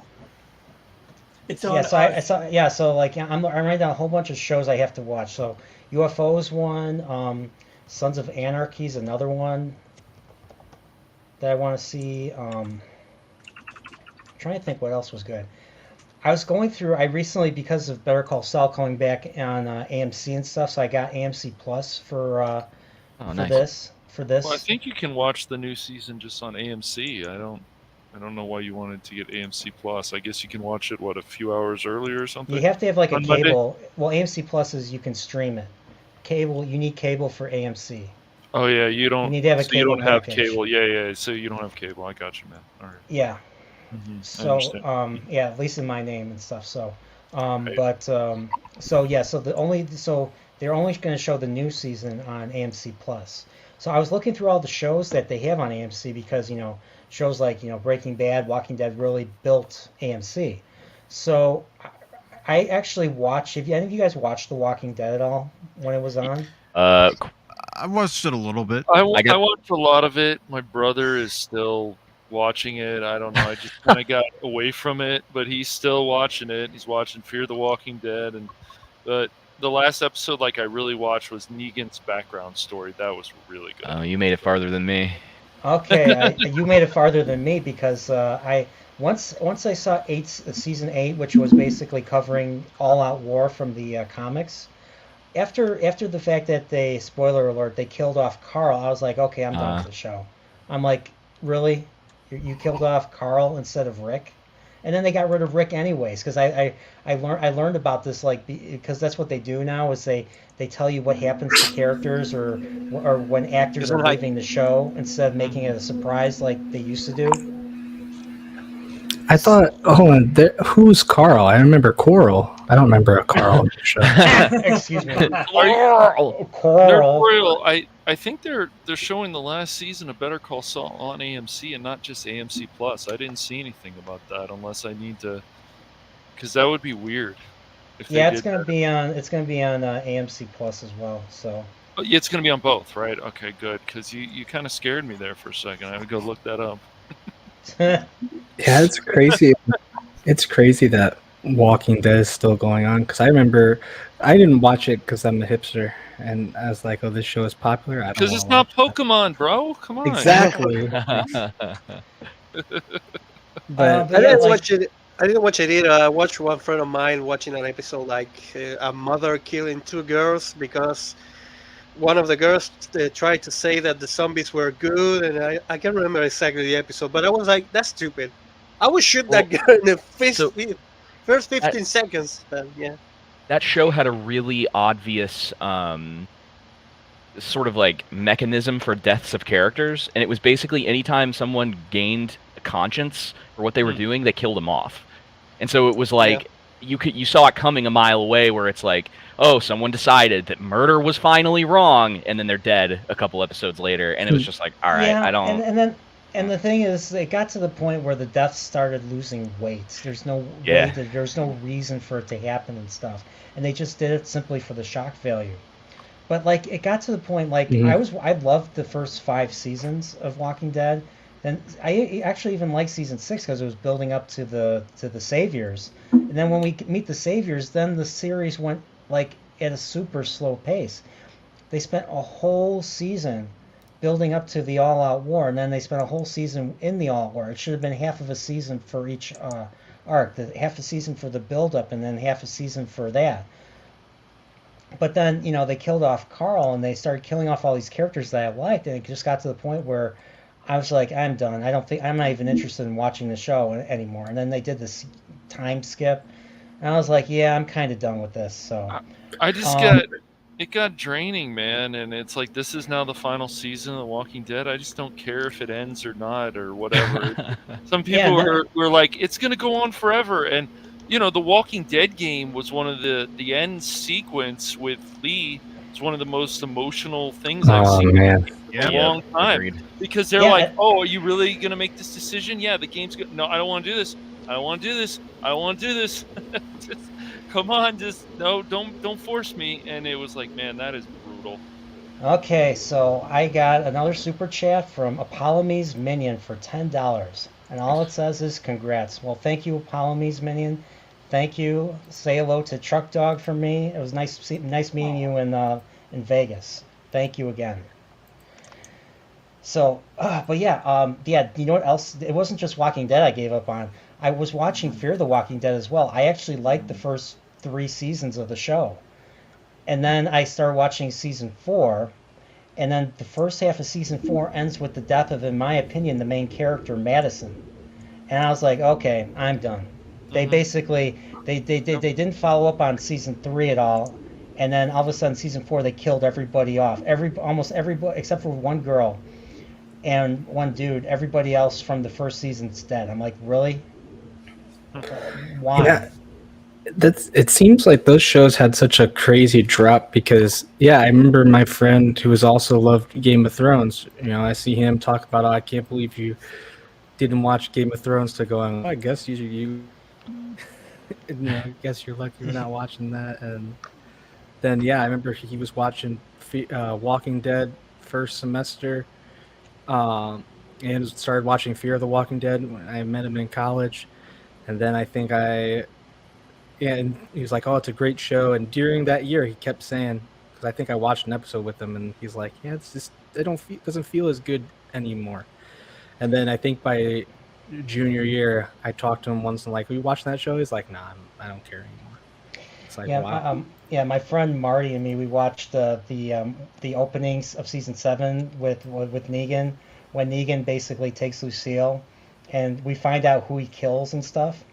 Well, we find out he kills. Spoiler alert: he kills Abraham, the redheaded guy.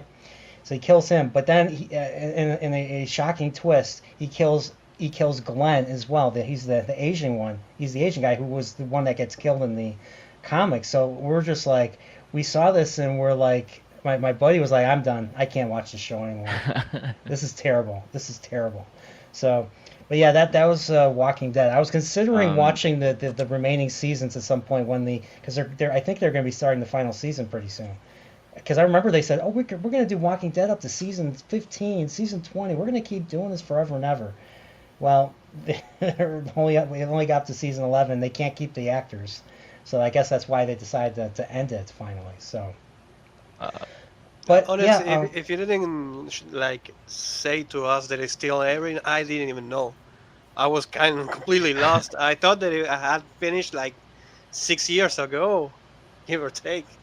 I remember that moment when they actually show that scene that they killed the Asian guy, and I was like, most of my friends told me that they were done with the show, and I was like, okay. I was like, there should have been like a goal or something to keep you invested. Just the fact that it's just there's no future and it's just an apocalyptic and they have to survive is just not enough to keep you engaged. Like season 1 had a really interesting episode where they were very close to determining what kind of caused this, and then they kind of stepped back from that, and then they fired Frank Darabont, who was the original showrunner. So who knows what would have happened if they would have kept Frank Darabont around. So Yeah, and it seems like, if I understand, in the comics, was there comics that they made for this? yeah, Robert Kirkman. Yeah, like they had in that Negan scene that it was Glenn who died in the comics. Correct. And my friend was saying, because he would read spoilers of like, hey, this is what happened in the comics. He didn't actually read the comics; he just read the spoilers of it. So there's stuff like that where it's like, oh, he was thinking to himself, like, hey, this is kind of weird. Like, it's supposed to be a big twist. Oh, look, they changed it. But then 5-10 seconds later, it's like, oh, well, they didn't really change it. Like, they still did the same thing, but in a weird way. So Paul, what's up, Paul? You came back for me. What did I do to deserve this? Here's the thing. I know, man. Trust me, I didn't intend to leave to begin with, but I was on mobile at the time, and I was driving home, and connection got real spotty. But I'm back home on my computer. He comes to you now at the turn of the tide. Yeah, the turn of the tide. So, first off, I want to say I love that background on your desktop. Oh, this is I was looking for like these are all it shifts like every 5 minutes. So basically Nintendo stuff, Star Trek stuff, maybe some Star Wars stuff. Now, I all really good artwork, and I like Majora's Mask too, despite some of my complaints. See, can I? But Jake D says your favorite is Breath of the Wild. That's what I've heard Jake D say. Well, he was what? Wait a minute. He was spreading rumors earlier. No, boy, I have a love-hate relationship with that game. I mean, it's for what it does. It's a really good game. I mean, I still stand that it's an 8 out of 10 at the lowest. I mean, probably at the highest, probably 8.5 out of 10. I mean, it's just, it's like, it's once again, it's that whole deconstructing thing that I just not into. Like, there are things you can always reinvent stuff by keep stuff, but still keep stuff, in the game. Don't remove stuff that people liked about in the first place. Like, you can make a new series if you want to experiment like that. Yeah, Dungeons is kind of an important thing.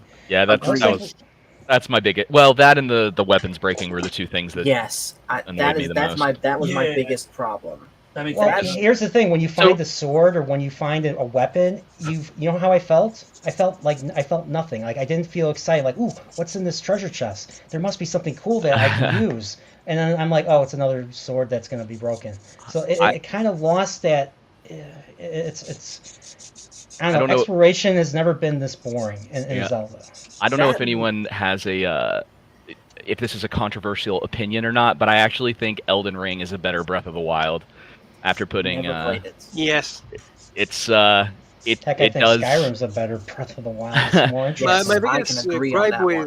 My biggest gripe with Breath of the Wild was it's like the story is kind of pointless after like 20 hours. You're like, okay, what's the story? Oh, Zelda has been like fighting this monster called Ganon once again for 100 years. Okay, so what's the point? Because he doesn't. It's like, okay, so why? And Zelda. There are great games from Zelda. You know, I still think, and this is kind of an opinion of mine, but I never like Ocarina of Time, and this is an opinion of mine again. No. Why? What? Stop the internet with that. I'm gonna tell you why. The game is great until you get to Ganondorf. They are actually talking every 5 minutes that Ganondorf did this, Ganondorf destroyed that, Ganondorf, and he didn't even touch me once. Once. He was like, okay, I fight him, I beat him in 5 minutes, and it's like, this was it. This was the greatest Ganondorf. I was waiting for like a. Okay, question. That sounds like Arkham 10% of the game. So 10% of the game ruined it for you. Yeah, exactly that. That's the biggest problem with my. Problem. If the entire game is great, but the end is boring, it's boring. The game was boring. I have a question. Ocarina was not boring. Ocarina was not boring. Are you just talking about where you fight Ganondorf, the man, or are you including Beast Ganon with that? Both. Okay. They didn't even touch me once. Both. Beast Ganon, I had goosebumps when I first played that. He freaking knocks that sword out of your hand, and then all of a sudden the flames go up and you can't get to your sword. I'm like, what do I do? What do I do? What do I do? And I was running away from him for like 5 to 10 minutes before I finally used the hammer on his tail. I rolled between his legs until he tried to get me, until I could fight him. I was like, okay, so that's the point of this monster. It's like I tried. The same happened to me with God of War, the PlayStation 4 game, and I will always get a lot of flame because of this. Because they try to tell you again and again that Thor and Odin will come to get you. Thor and Odin will come to get you. They never appear in the game. It's like, so what's the point of telling me that they will come to get me if I cross this door? This is saying Ganondorf. They made Ganondorf the greatest, biggest, most powerful being in the universe inside of that game, and he didn't even last 5 minutes. A big. Let me show you this. A great game that I actually love is Dante's Inferno, and the actual boss, the last boss, is hard as hell if you don't understand how to play it. You can get killed from like 2 hits and it's done. They should have done the same. If you get to that point, try to make Ganondorf. Nintendo's not going to do. Nintendo's not really like that. Nintendo is more simple. Nintendo's more simple in their family oriented. Yeah, Nintendo is slightly easier. Even the Minish Cap boss was harder than this one. And unless it's Metroid Dread. Metroid Dread. I almost broke my Switch a couple times. Yeah, if you want to challenge Metroid, if you want to challenge Metroid, is great. And by the way, this is a perfect time to introduce Boba Fett, the Metroidvania expert. What's up, man? How you doing? Hey, this is my internet face reveal as well, because I've never been on a stream before. I've only had my voice on podcasts, so nice to meet same you here. guys. Well, same here. Yeah, I was like, should I show my face for this? And I'm like, what the I hell? want to show my face so that when I eventually do start my channel, it's not going to be called Boba Fett, so I'll have a record on the internet so you know that I am who I say I am after I change my name. So that's fair. I've seen Mr. Porio before, though. So we're going through just like things to recommend to me and stuff. So I figure there's a lot of Metroidvania games under your belt that you can recommend to me. I know you've listed a whole lot during my video game stream. So Yeah, I'm here to type. Yeah, let me. Yeah, I want to know what's good to play and stuff. I think we talked about it on one of your streams before. I don't remember what the answer was, but like my favorite Metroidvania of all time is Ori and the Will of the Wisp. That game is fantastic. The first one is good, but the second one is way better because the first one would have been better as like just a platformer. It seems like they shoehorned combat into the game. It didn't really, because you just press one button to shoot things when you're in range of them in the first game, but the second one you actually get all these different weapons and there's an actual combat system, which I was really nervous about before the game came out. It's like, this game, I don't know if they're going to get combat right, but they did, and oh my god, it's a fantastic game. Music, art direction, it really pulls at your heartstrings. Both games do that though. Oh, but the beginning Will of the Wisp is one of my favorite games of all time. Can I recommend a game? Play Dust and Elysian Tale. It's an indie game. It's a great game, and it's actually quite cheap. What's it called? Dust? Dust and Elysian Tale. Elysian Tale, sorry. Hey, Nerdporeal. Yes. I have a game to suggest to you. Games that you need to read. It's kind of an indie game. Is it's it Nishima? Unknown. What? It's not close, Pokemon. Now wait a second, dude. It has to always be Pokemon because you're Woopa. Come on. It's Pokemon Green. Is it Pokemon? It's Pokemon with the cell phones. Is it Pokemon Go? That can be a fun game, but man, those people are brutal. You're running around with your at night, and you're like, oh, I got into a gym, and then there's like 5 minutes later, you're probably kicked out because somebody's just waiting for you in another car somewhere. It's ridiculous. Those people take that stuff seriously. I couldn't get into Pokemon Go just because at the beginning it's like, what? There's just no one I can fight. I'm trying to beat up people here. I'm not just trying to catch Pokemon. I want to cause some damage. To me, the biggest problem was that they never added like a joystick to actually play that game. It will be. I know. It's supposed to be like a game that uses the GPS, but it will be quite easier to actually add the joystick and be done with it. By now, nobody's playing it like it should be. I know a lot of people that actually use like a cracked version that has a joystick nowadays. So yeah, they should add a joystick and be done with it. Okay. Before we go on, I want to say thank you to Courtney's Fellowship of Oddballs for the $3 super sticker. Thank you. She always calls me. First, she calls me Nerdy Pooh, and now she calls me Nerdy Yor and stuff. So basically, Winnie the Pooh character. So yeah. So if you see that, you know it's her. So thank you so much. You finally noticed me, man. That's amazing. So I have a game recommendation for you. This is a series. Okay. I would love to hear your thoughts, Nerdporeal, on Kingdom Hearts. Oh, I love Kingdom Hearts. I've owned like the PS3 version, and I own the PS4 version. I've never really. I started the first game, and I didn't quite get into it. Like I got as far as like Hercules. Mm-hmm. I got to like the Hercules area, and I just kind of stopped. Well, you just barely got your toes wet then, and if that's the case, there is such a deep story to this whole series. Yep. That I would. So they're making a fourth one. Apparently. Yes. Yep.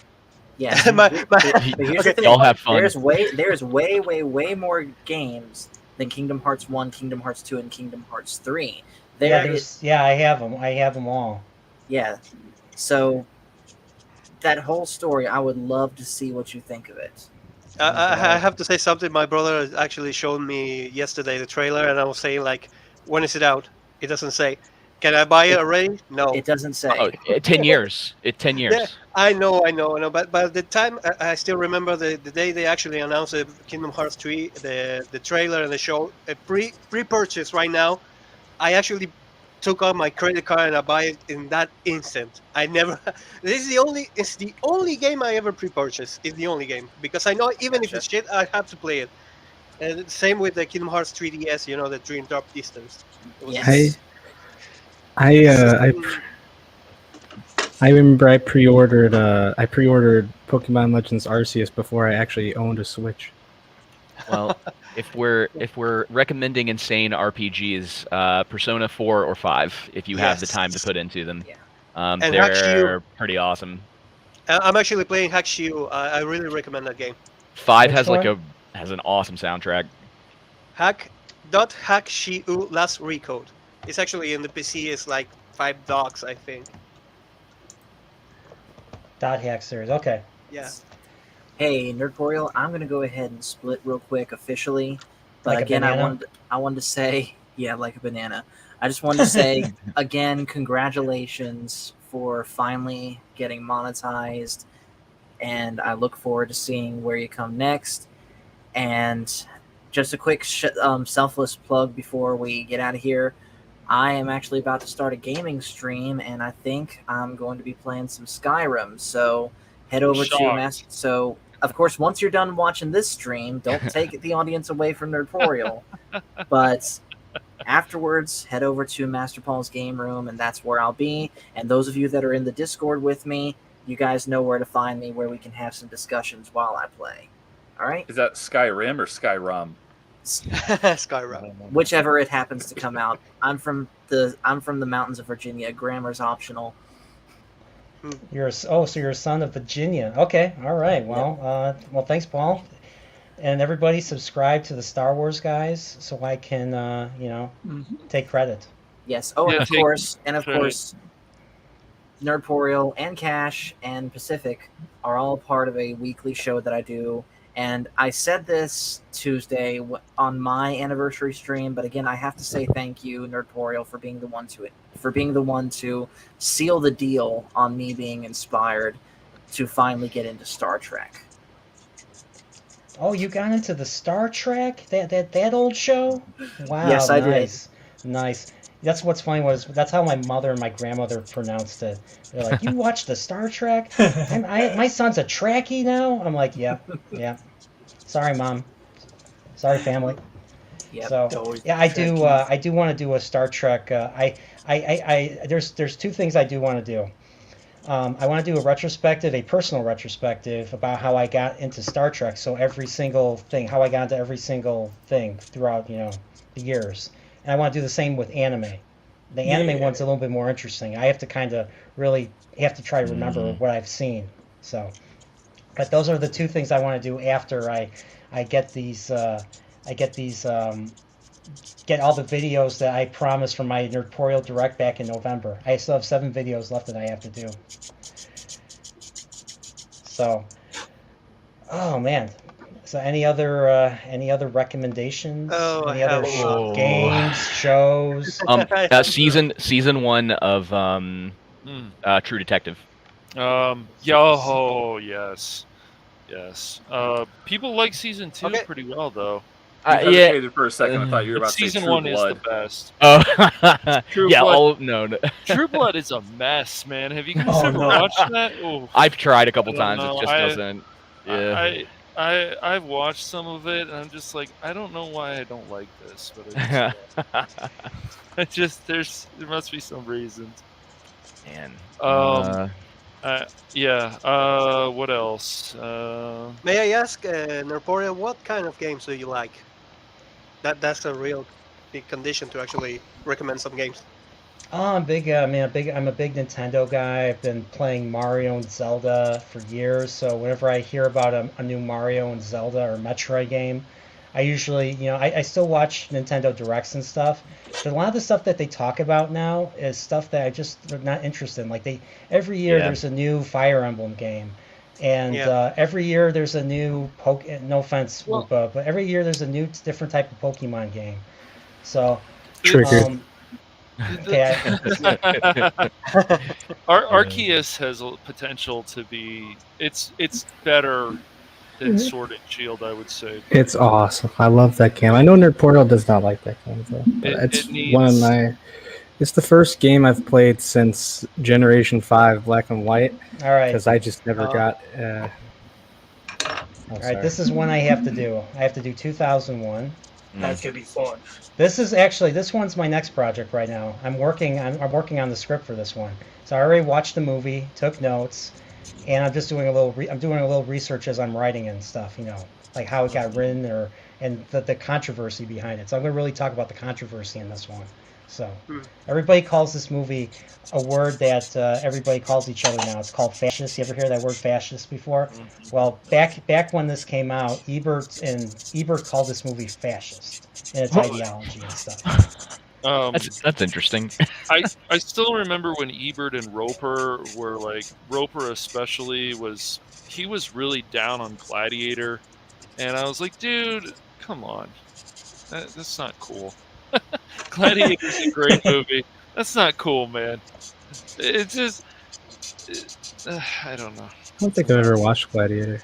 You should. I actually You haven't fell watched asleep Gladiator? It's watching awesome. Gladiator. Oh wait, is that the one? Yeah, Whoopa hasn't Wait. seen like anything. I haven't, but actually, now that Dang it, I said Whoopa. that, I think I have seen that. Is that If the it's one not Pokemon, where? it's probably not. Is that the one where he gets like he was kind of like a general, and then he gets screwed over. He's got the right idea. Yeah, I think you're on it. Yeah. I know that. That's a good one. Okay. With Russell That Crowe. movie's fantastic. Yes, I forgot his name. That's What I'm Harrison Ford movies have you seen, Nerdporeal? Oh, I mean, I've seen Indy. Good, I've seen great. obviously I've seen the original trilogy. I've seen the Indy Right. movies. Okay. I saw Air Force One. Get off my great. plane. Yes, man. really good film. Yeah, I saw that in the theaters. I did see Presumed Innocent. That's the one where Excellent. I believe he gets framed by his wife. Yes. Spoiler alert. I saw the movie. What was it called? K. Did you something? see Clear and Present Widowmaker. Danger? Yes, I heard. Not in its entirety. I've seen like maybe clips of it, and when it was on TV, but not in its entirety. What was the So- one where he actually killed his wife? That was a good movie too. Something about What Lies Beneath. Ground- What That's Lies it. Beneath. What Lies Beneath was a good. I saw film. Patriot, but I did see Patriot Games. Good film. Sean Very Bean. good movie. Another Yes. movie where Sean Bean dies, but he's a Yeah, villain. but you know what? If you watch Snowpiercer, Sean Bean is still alive. It's amazing. It really Okay, is. that Sean reminds Bean me. I gotta- survived the island too. Oh, did he? Have you seen The Fugitive? Oh, Yes. absolutely. Great. The one-armed man played by Commander Tomalak and by Jakar himself, Andreas Katsoulis. That's the one-armed man. Really? Yep. Cool. Yeah, there's always still movies that you're like, people are like, "What? You haven't seen that? Are you living under a rock?" It's like, no, I just for whatever reason, I just haven't. Have seen you guys it. ever seen The Conversation with Gene Hackman? This was 1974. This was don't think I saw that Harrison one. Ford plays a creepy corporate executive that basically gives Gene Hackman his assignment of, because Gene Hackman's a guy that goes in and bugs people's rooms or their phones and stuff. So it's one of those paranoia movies. So You need to watch the original. I can't. It has that amazing chase sequence with Gene Bullet? Hackman in it. Oh, No, French not Bullet. Connection. French Connection. Yes. Yep, I saw that. That's a great movie. Great film. Classic movie. And then French Connection 2, he gets Not as good. He's just basically screaming. He's in pain from all the withdrawal because they put like a full dose of like heroin into his system and threw him out, and he had to they spent like 25 minutes just him screaming in a room and stuff, dealing with that. I'm just like, this is boring. Yeah. Where's the shooting? The first movie was awesome. The first movie's great, but that's what happens with a lot of sequels. I mean, look at Caddyshack too. Well, Well, the first movie, We don't was speak of that based movie. on a true story. First movie was based on a true story. Second movie is complete fiction. I still think that the only kind of movies that the only kinds of movie I actually like when there's a sequel are like Naked Gun, like comedy movies nowadays. If you think about it. I have to finish Naked Gun. You I know know that. Naked Gun. I find all Oh. those movies funny. I think the first one's still the best, but Yeah. Nothing two to is see still here. funny. Ricardo Three is still funny. Montalban is the villain. Yeah, I mean, still like it, even that. I still like the second and the third. It's still great. and those movies are more than just like, well, I guess they would call bathroom humor, but they're definitely more than that. There's just some funny stuff. Any more anime to recommend? One Piece. Do you like a good love story or like an action love story or Sure. fantasy love story? Okay. Sure. Can I recommend Chobits? Oh, it's not bad. It's I've a heard of good Showbits, anime. Yeah. Yeah. I saw. Oh, I think you saw my chat earlier. I don't know if you've seen it, but Death Note is amazing. Yeah. Oh, I've seen Heard really Death good Note. things. I've seen Death Note twice. The series is awesome. That's like my hot take. for anime is that I'm not a fan of Death Note. I would recommend seeing. Up until like episode what was it, 26? Yeah. Until until something happens to one of the characters, and then it all goes downhill. In my book, that is the end of the show, and the rest Yeah. is like fan fiction. Okay, fair enough. I think you would like Full I Metal actually saw Panic. it 3 times before I actually saw past that point. Okay, I would recommend Rurouni Kenshin, but you should read the manga because the anime is shit. I saw the anime. love I actually Rurouni really Kenshin. liked it. I I love like season the- 2. I like the- the Kyoto arc. The Kyoto Yeah, arc because is the. that's I the like biggest the problem prequels. with Rurouni Kenshin. It actually, like, the manga goes to like 26, tomes, and the anime only goes to like 66 original episodes, and then goes to like a special arc. I don't know what the hell was that with the German guy, and the manga actually continues that story, and it goes back to when Hitoki Batusai was actually a character, and it actually Yeah. explains a lot of things, and they show a character that actually. I won't spoil it to you, but a character dies, and it's a big show around it, and it's quite good. Okay. I recommend the manga over the anime. The anime was Yeah, sorry because shit. the manga, they never adapted the final arc of the manga where it's the brother of the woman that he kills in the Yeah. Trust and Betrayal OVA. Yeah. And like they showed a little bit of that fight in Reflection. Yeah, but it's still the same. It's like they had the opportunity to actually finish a great story, and they went like another way. I don't know why. Perhaps it was because back in that day there wasn't a lot like. I think it was still like airy in the manga, so probably it was because of that. But it was one of you are seeing Yu Yu Hakusho. That actually I'm finished watching it like, right now. I'm watching it It actually right finished now. like the manga, so you will actually enjoy it. But Rurouni Kenshin actually went like another way, and it destroyed the original anime, so nobody wanted to watch it after that kind of weird arc from the German and the spear. I don't know what else. Okay. Yeah. Well, I have an anime that I want to recommend. My friend Steven, who got me into Gundam and basically a bulk of anime in the early 2000s.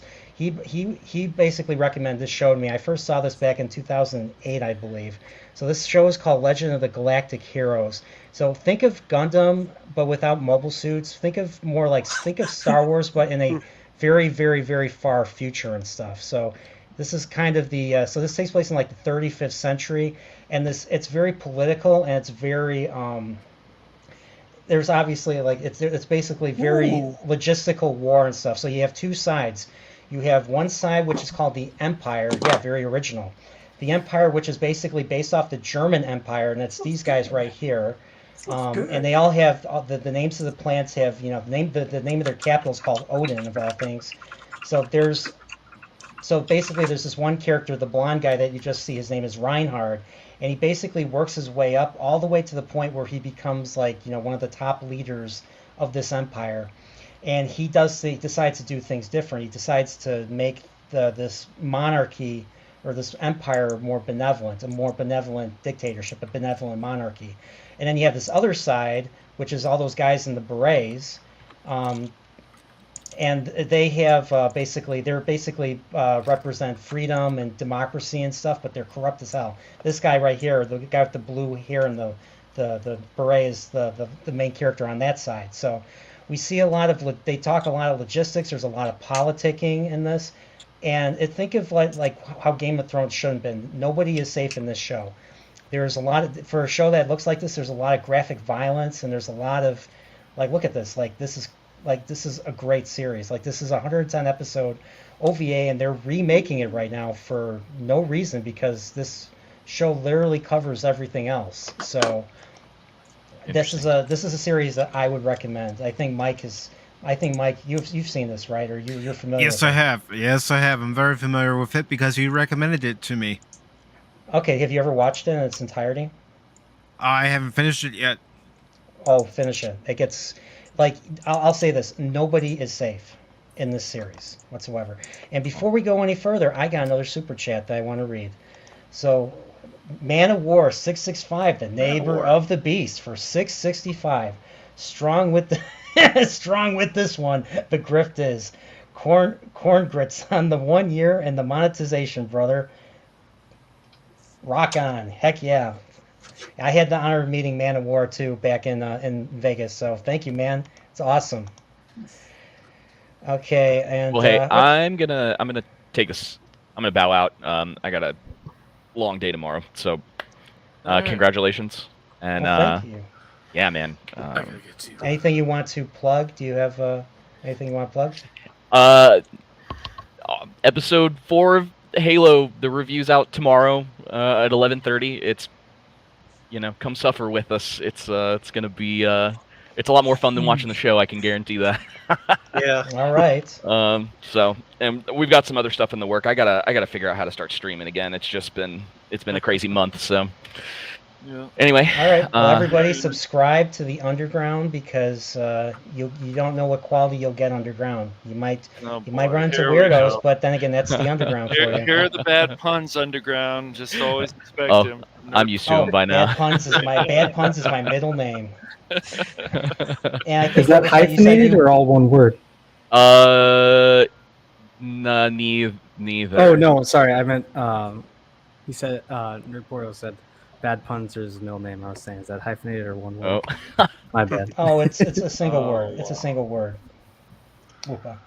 All right, Brobafett, you said you had to go. Yeah, I got to go get the kids dinner. So it was good coming on. Congratulations on monetization, and hoping to start a channel soon where we just talk about video games because I am a big gamer. So once I do, I'll hit you guys up. We have to know. Remember, man. Yeah, man. What do you have? Whatever you do with your channel, not my dinner. I have to get my kids' dinner.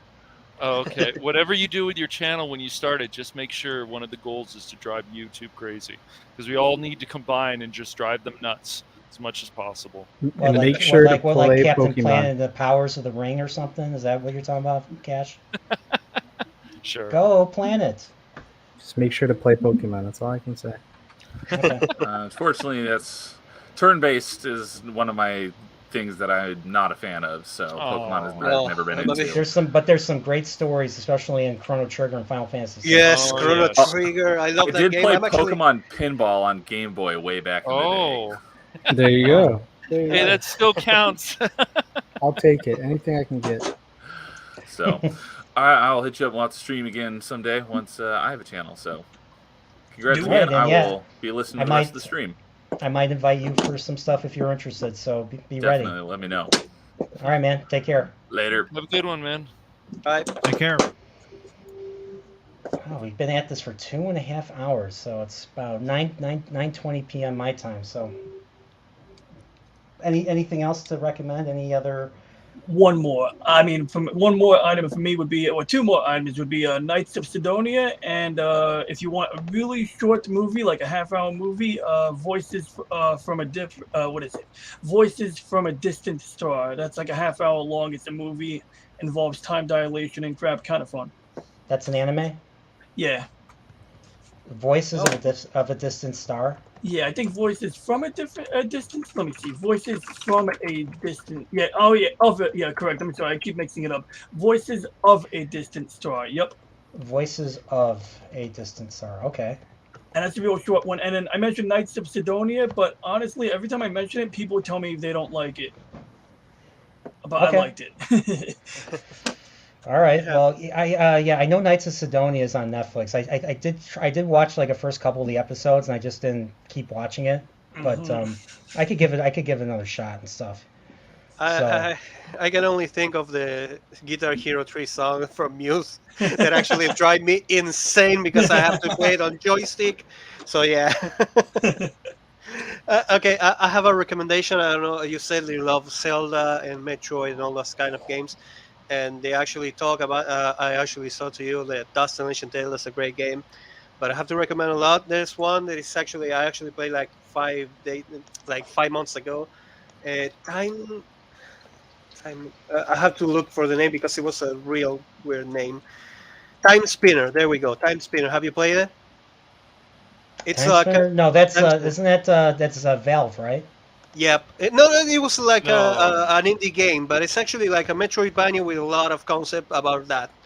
So I really recommend that game because it was given to me like in a free in Game Pass, and it was like I always do the same. I never play a game until they say to me like, "You have 2 weeks to play it," and I'm like, "Okay, I'm gonna try it." And then I get kind of hooked up, like with Katana Zero. They actually tell me like it's only 5 days and then you're gonna lose it, and I say, "Oh, I'm gonna give it a try," and I finish it like in 5 or 6 hours that night. I'm like that.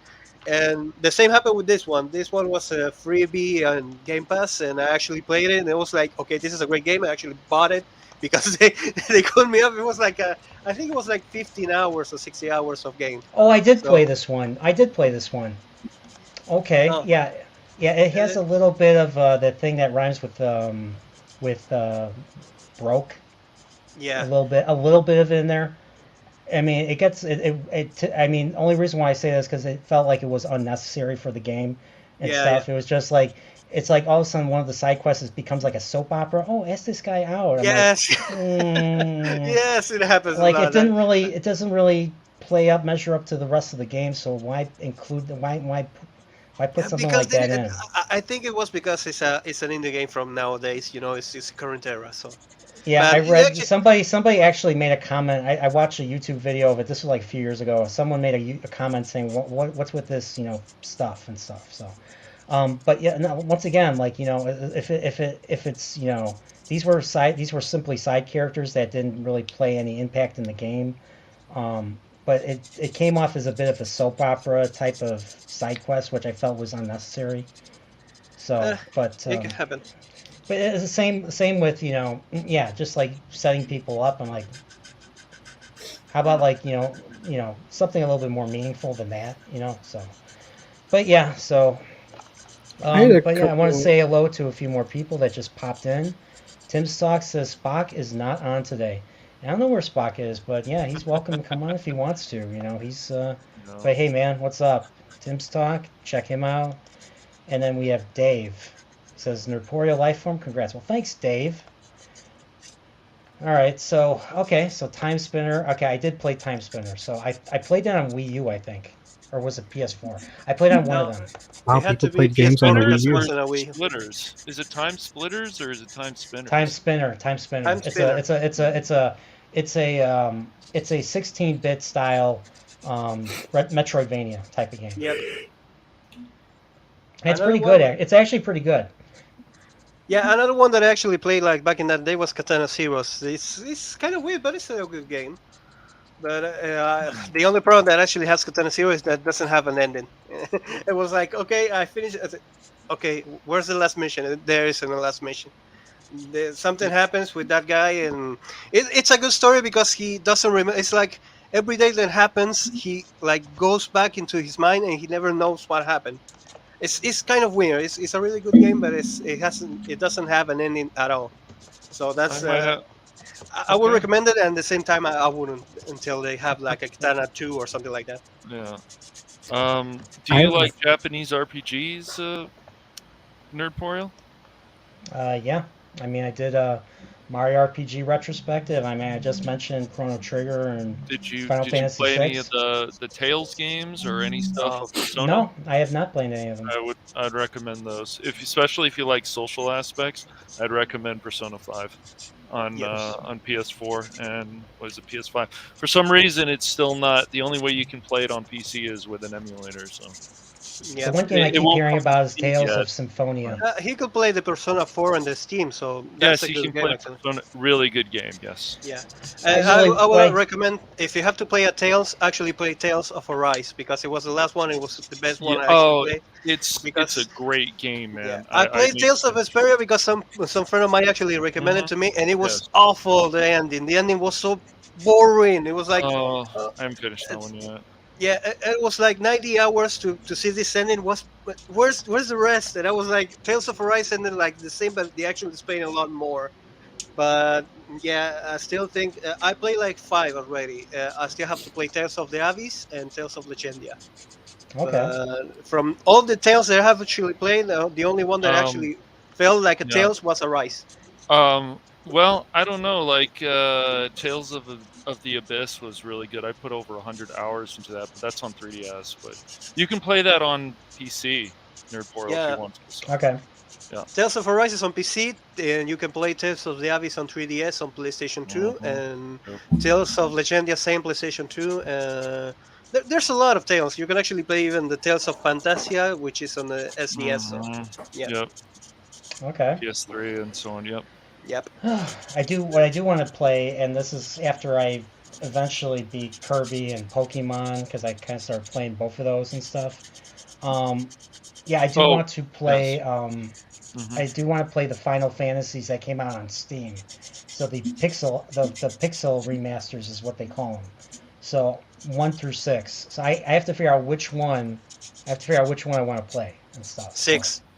The 6th one. Um, The other ones are great, but if you can play it on the Nintendo DS, it's better because they actually have a better graphics, better system, better. But yeah, still the 6th one is the better one. And if I have to recommend a Final Fantasy, I still think that 15 is a great game, and 12. I played a little bit of 15. I got bored with it. I loved it. I actually played it on PlayStation 4. Okay, all right. Well, I didn't. I still have the game, so I'll eventually go back to playing it and stuff. So It's like if you don't like Kingdom Hearts, you won't like the Final Fantasy 15 because it's like that. You know that's quick pace system. Yeah, and they just the Godzillionaire is correct. They just re-released Chrono Cross on Steam in an updated version. Oh, it was it's like awful. The only thing at on the last Nintendo Direct that I actually was kind of interested in. I actually got it for the. Sorry, I'm gonna be kind of quick. I actually got it for the Nintendo Switch, and it's awful. Don't buy it. If you can get it for a sale, buy it. But if not, don't. It's okay. It's the same. It's better to play actually on an emulator for the PlayStation 1 because it has better graphics. It works better. It doesn't. It lags a lot. You actually play on some of the biggest monsters, and it lags a lot. It goes. Frame rates go down like from 30 to 15 to 10 sometimes. It's awful. Really bad. Godzillionaire is making a bold claim here. I loved it. I don't care. All right, so I have 2 guests. I have 2 guests to add. I have Captain Trek is here and Anonymous is here. What's going on, gentlemen? Hey, I'm live.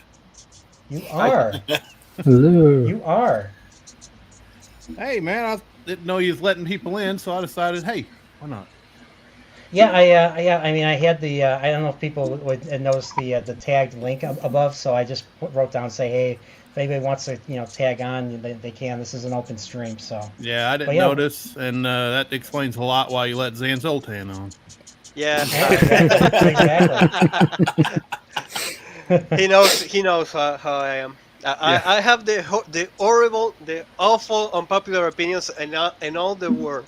I know it, and I don't care because I play a lot of games, and sometimes I get like kind of riled up to actually play a lot of games. And the more I play, the more I realize that some games are boring to me that are actually quite popular, and I understand why. But it's like I am. Well, that's the beauty of that's the beauty of all this variety. We all have different takes, and we all have different attitudes towards stuff. And I'd love to have discussions. So, I mean, yeah, you saying you like Final Fantasy 15 makes you very unique. So I'd love to have discussion on what you like about it and stuff.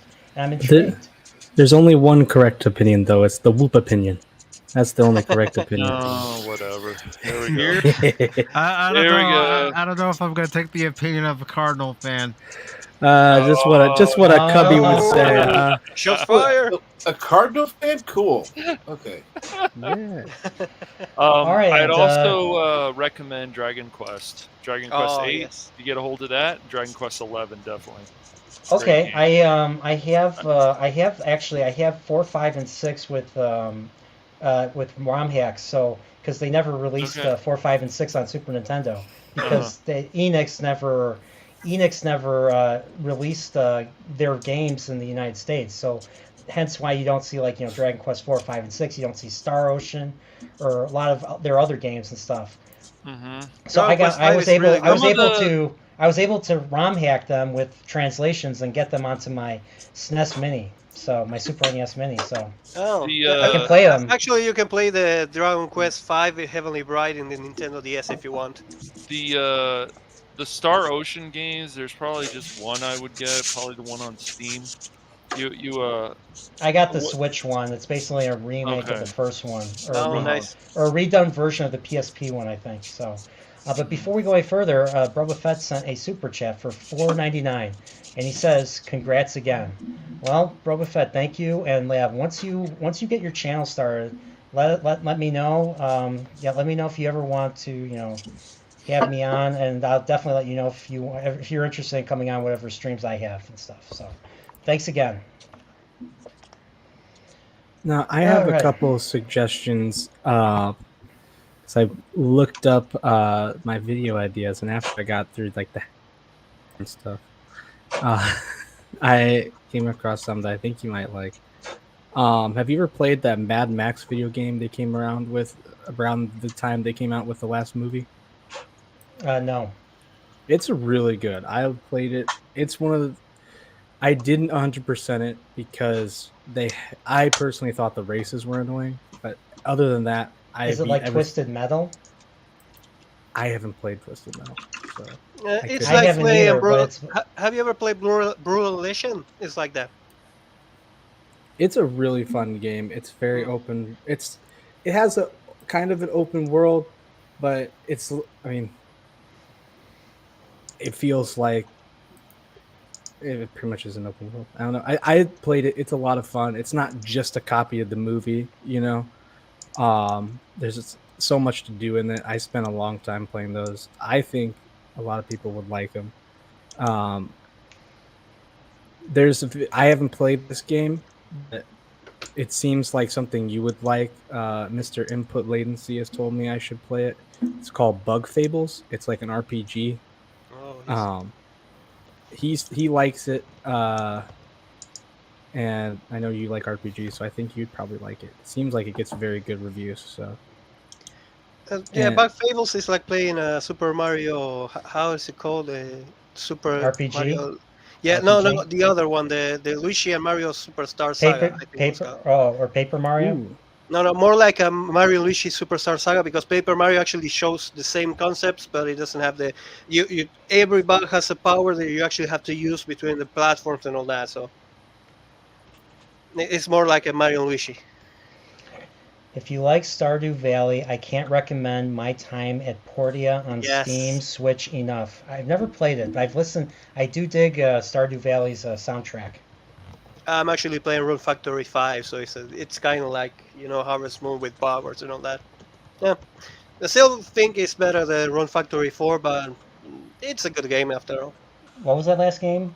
What was it called? Rune Factory. Rune Factory. Ruin, or was it? No, Rune. R-U-N-E.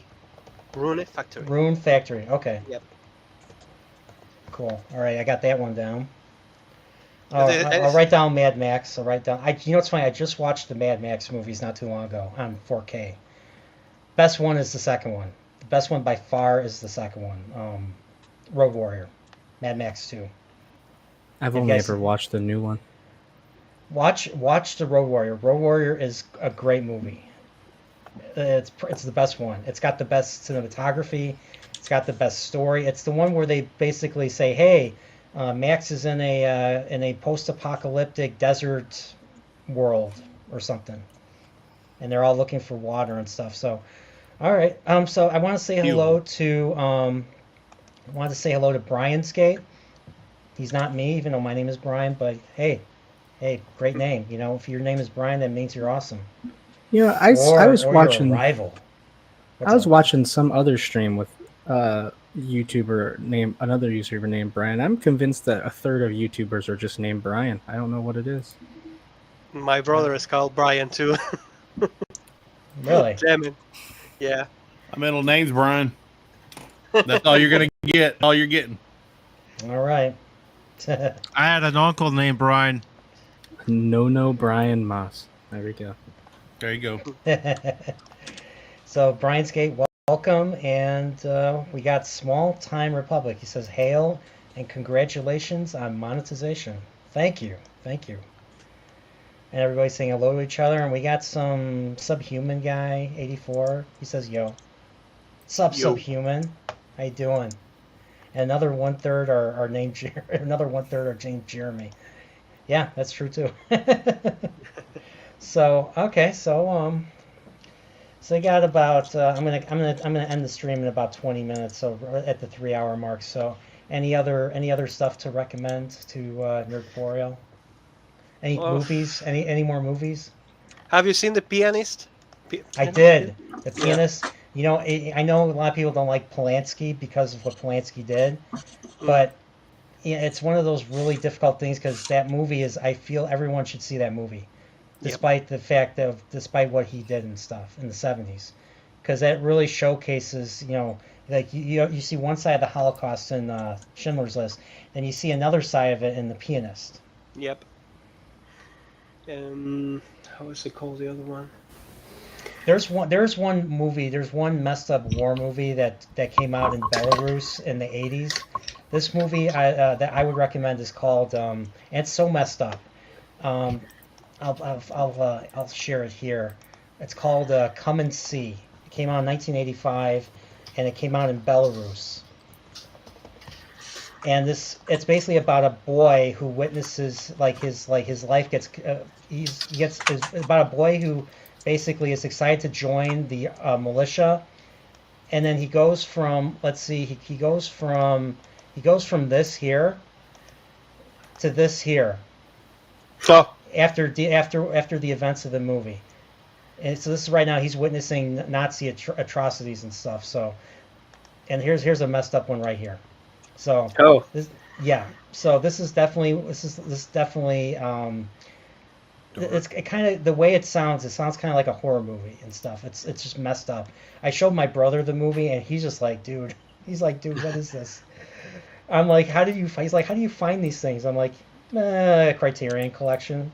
If you want to see something messed up and from another part of the world, just look up the Criterion Collection movies, and you'll see it and stuff. So, yeah. Okay, I'm just always happy, like I say, that I don't know, Mas actually knows me, so most of the time I'm always happy to come to this kind of stream because I learn about a lot of movies that I haven't seen. And this is one that I'm actually going to see tonight because I know it. I love this kind of movies because they show a part that you don't comprehend until you see it. And yeah, I'm just going to warn you one thing about this movie. The European, I don't know if it's a European thing, but Europeans love close-ups.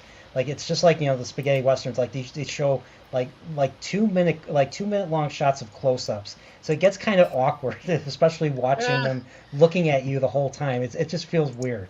It has never bothered me, so yeah. So this is the poster. This is the original poster and stuff. So yeah, this is just one of those movies. Like, I don't want to go into too much, but let's just say the Nazis do a lot of bad stuff in this one. So I'm so happy. I consider myself grateful that I was not alive in Eastern Europe in 1943. I'll just say that. So what that generation went through should never be forgotten. Nope. So one of the greatest experiences I had was going to a 48th Bombardment Group reunion with my father 20 years ago and meeting all the men and women who fought during World War II and just hearing their stories. And that's basically what you just had to do when you were there. Just sit back and listen to what they had to say. Yeah, exactly. Yeah, man, you can never, for a fact that even in Hollywood they try to like lighten it up because for a fact that they can show whatever. The atrocities that have been made around that time, they will never show it in the TV. No. Not completely. No. And you know it because nowadays, especially nowadays, they will never be able to actually comprehend. Their minds will like, oh, are you for real? Most of the time. My girlfriend was a big ex-girlfriend was actually a big, like she loved World War II stories and all that.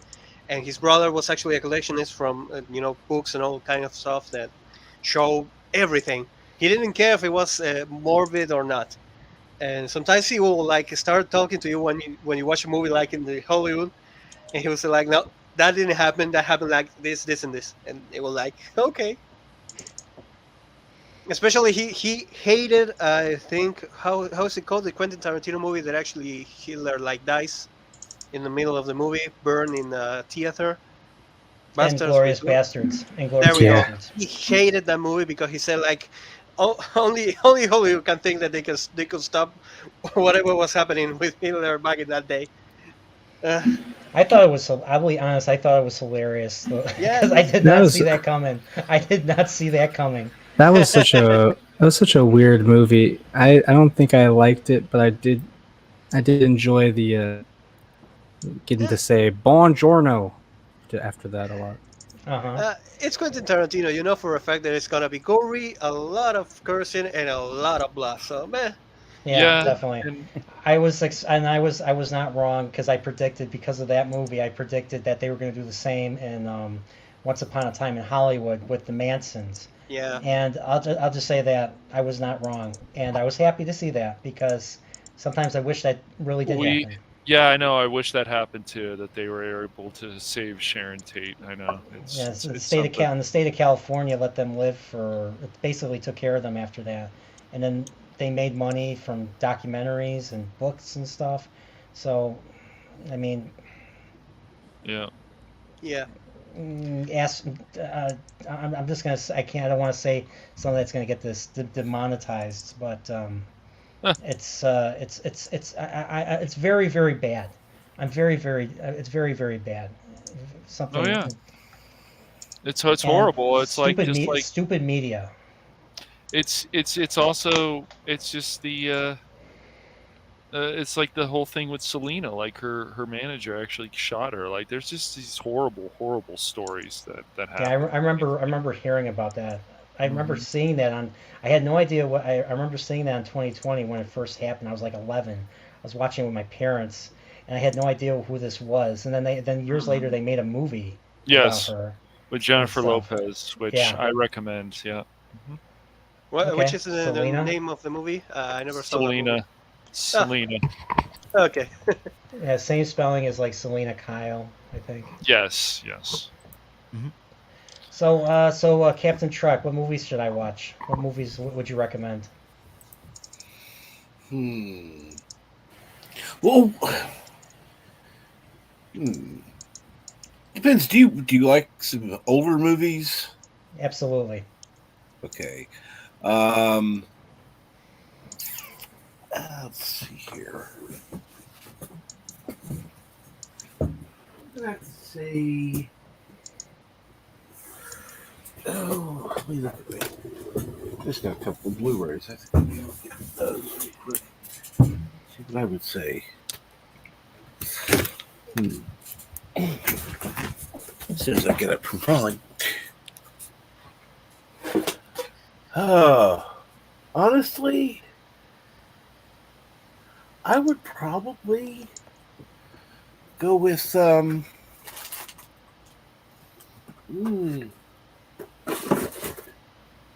like Willy Wonka and the Chocolate Factory, or The Great Escape. Oh, I've definitely seen The Great Escape. I've only seen it once, so I definitely have to rewatch that. I'm gonna put you back in the cooler. In fact, I got The Great Escape on Blu-ray just a couple days ago. Just Steve McQueen sitting in the cooler, sitting on the floor, and just he has the ball and he keeps bouncing it against the wall over and over again. Yeah, that's a great one. That's a great one.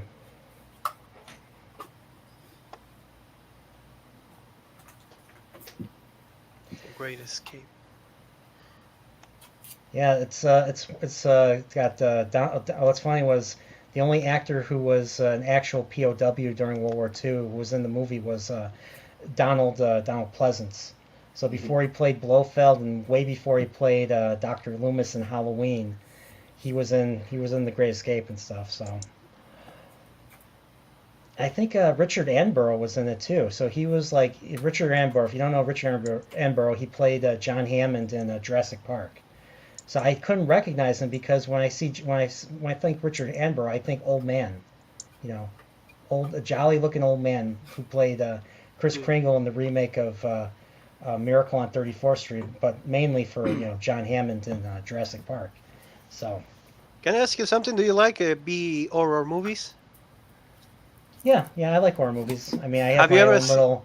I have my you ever serial seen horror the sessions. Have you ever seen the trilogy of Basket Case? No, I actually haven't. Oh, watch it. The first one is kind of like an horror story. You actually laugh in some points. The second one is morbid, and the third one is hilarious as fuck. Okay, are these? I forget. This is 80s. This is 80s horror. Yes, Okay. it's an horror B movie from the 80s. I'm gonna tell you the premise. A guy actually has an operation. He gets a tumor out of him, and it's his twin brother. And the twin brother, which is like a big tumor with face and claws and all that, start killing people. That's the premise of this movie. And the Spoilers. tumor, yeah, no. You actually see it in the first 5 or 10 minutes. And this tumor is inside a basket case, so that's the name of the movie. Oh my gosh. And it's one of the most hilarious movies I have ever seen of horror B movies. I love my ass off.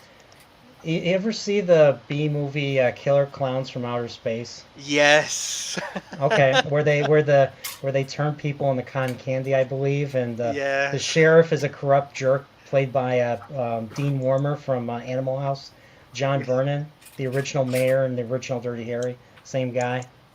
Yeah, this is the same as saying, have you ever seen The Killer Tomatoes? Yeah. Not the movie. I remember the cartoon.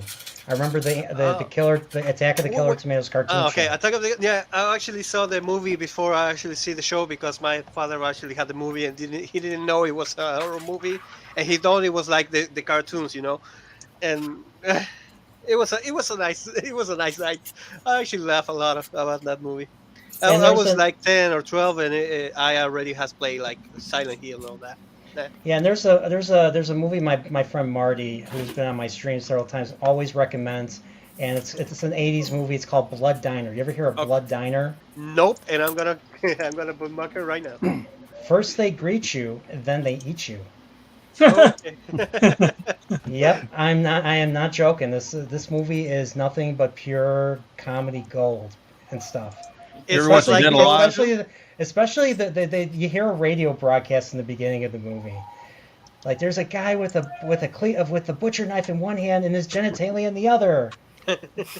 So it's so ridiculous. But yeah, this is something my friend recommended me and I watched it and I'm like, yeah. And there's another one that I would definitely recommend. It's called The Stuff. You ever hear of The Stuff? Yeah, The Stuff. No. I have to see this. Oh, I think I remember. Yes, I remember this one. Yes. I haven't seen the name that, but I remember this one. It's like they actually eat like that, and they start like metal inside them. Yeah, right? and everyone becomes like the Borg. Like the stuff controls everybody, like the Borg and stuff. And they want to force everyone else to eat this this delicious yogurty stuff that they just found in the ground and stuff. Yeah, it's the same as like how's it called? The corpse. How's it called? Oh damn it! I forgot it. The one that actually has a lot of memes of the guy screaming to the camera. Oh damn it! I can't remember the name. It's like I drew a blank. Come on. I can't remember the name. A cheesy comedy horror movie is Rubber about a killer tire. Yeah, I've heard about this. Yeah, that is from Paul and the Mad Cave. They talk about they talk about this movie. I watched a bit of that.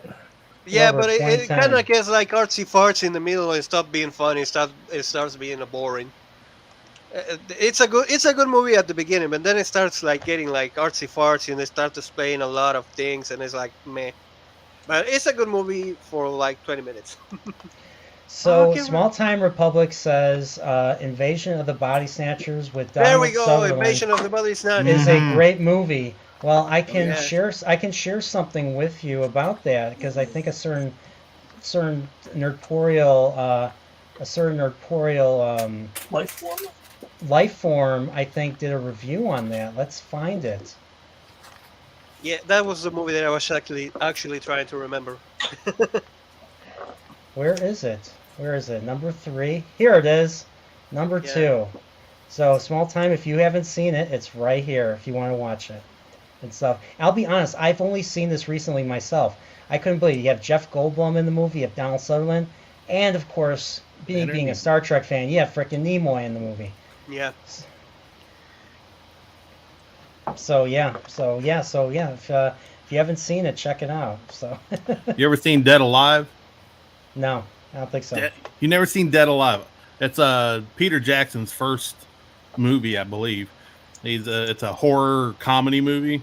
It's like all really low budget, but it's so freaking awesome. You need to watch I didn't know Okay, Peter Jackson made never any saw movies it. before Lord of the Rings. Wow, I learned something today.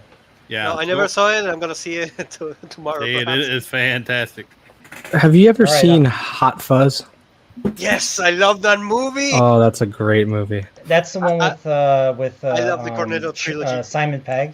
Yeah, Mhm. Nick Frost.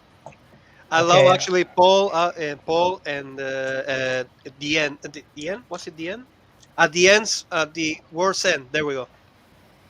The Oh, War's I End. haven't There's like watched a- that one. There's like I a watched Shaun of the trilogy. Dead, and I watched Dead Alive. I didn't watch At World's End.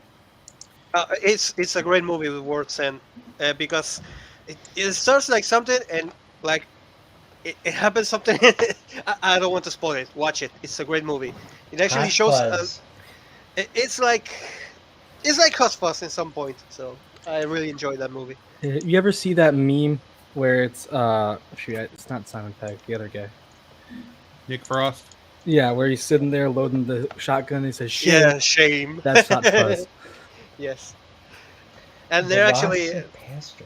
there's a lot of memes from that moment because the other meme is like the one that he actually buys a Cornetto and everything exploding and this like disaster and the guy just goes to buy the ice cream and go back to his house and there's like a meme that says when you don't care about anything it's like that meme.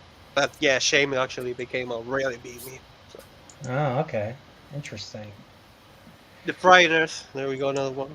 I know that was like Michael J. Fox's last movie that I think he did before he got before he I think it was like his last movie that I think he did, and then he Yeah. stayed on Spin City and then he ended up retiring, but he already had the Parkinson's. Yeah. I love have that. Have you ever seen Scrubs? No, Oh, God. Watch Scrubs, man. It's a great show. A great show. my folks used to watch Scrubs when it was on TV. Oh, I think it was on at the same time as The West Wing. On it's- NBC. It has everything. It's one of the shows that I always recommend because it's a comedy show, but it actually has a lot of human. There's an episode that a friend of mine actually told me like I never cry. I cry with that episode. I was like, yeah, man, it's impossible to not cry because you don't realize until it happens. And God damn it, that show! I love that show. I've watched it like 7 or 8 times in my life. Okay. Have So you ever Boba watched Fett Cool says- Hand Luke? Oh, heck yeah. Yeah. Yeah, Yeah, the Cool Hand the Luke. show of the day. We got a Seems failure. Mike, to- we have a failure to communicate. Some men you just can't reach. Yep. You've seen Great you've movie. seen Cool Hand Luke, Whoopa? I have, yeah. How? I thought you didn't watch movies that were older than you. Or When did that shows. movie come out? Same year as Star Trek, 1966, I believe. Oh, I just remember my parents rented that movie and I watched it. It was And pretty you want to know a fun fact about Cool Hand Luke and its connection to Star Trek? The actor that plays like one of the main correction officers, the big guy, that's Morgan Woodward, who was in Dagger of the Mind and in Omega Glory as Captain Tracy. All right. Yep. Did you know that, Mike? I'm sure No, you I did. didn't. No, You did I not- didn't. Really? I Really? didn't. Wow. Wow. Well, now you do. So, all right, and who else do we have here? We have Zax. Zax is here. Everybody, oh my gosh, it's Zax. It's Congrats. Zax. Thanks, Zax. Salty was here earlier, so thanks for coming by, Zax. Now you completed the stream. You know, Salty came earlier. Now you're here for the conclusion. All right. We have a few more minutes here. So Hey, have you ever played a game called Flashback? Yes, I love Flashback. I've heard of it. I have it on the I have a Super Nintendo version of it on my SNES. I think. They just came out with like a remastered version on. You can get it on Steam, but it's Oh, no, wait. Don't play the remastered version. Play the original. The remastered version is actually an atrocity compared to the original. it's a what? Atrocity, sorry. I am still learning English. because the original is actually like a kind of Prince of Persia of the back of the days, like the 80s or the 90s, sorry.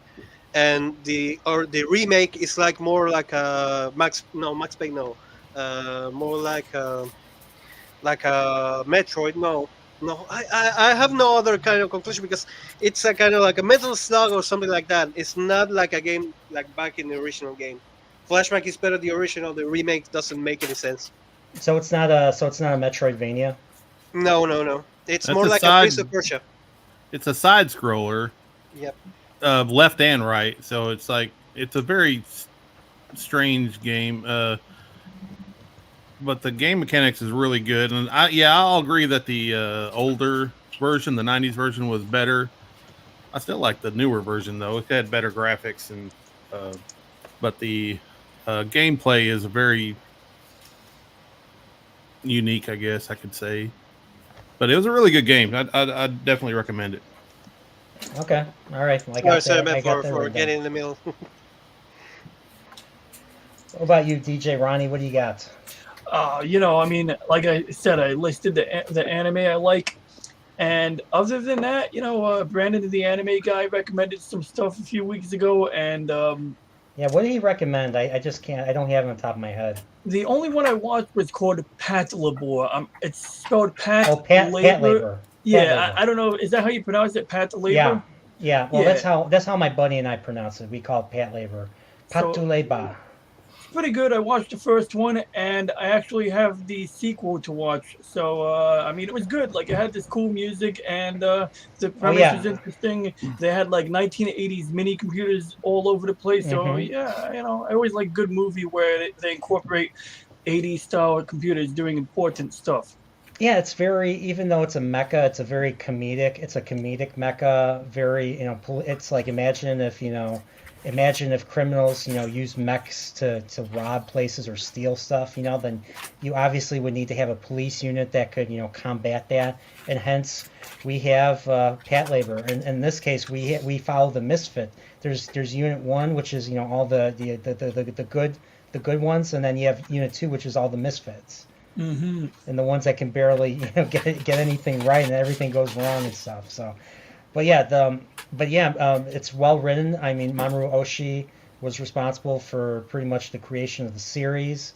He also obviously did Ghost in the Shell, but he basically directed Pat Labor 1 and 2, the movie, and they made a live action Pat Labor years later, like back in 2010. It's called Pat Labor: The Next Generation, believe it or not. But they never. I don't think they ever released it outside Japan. But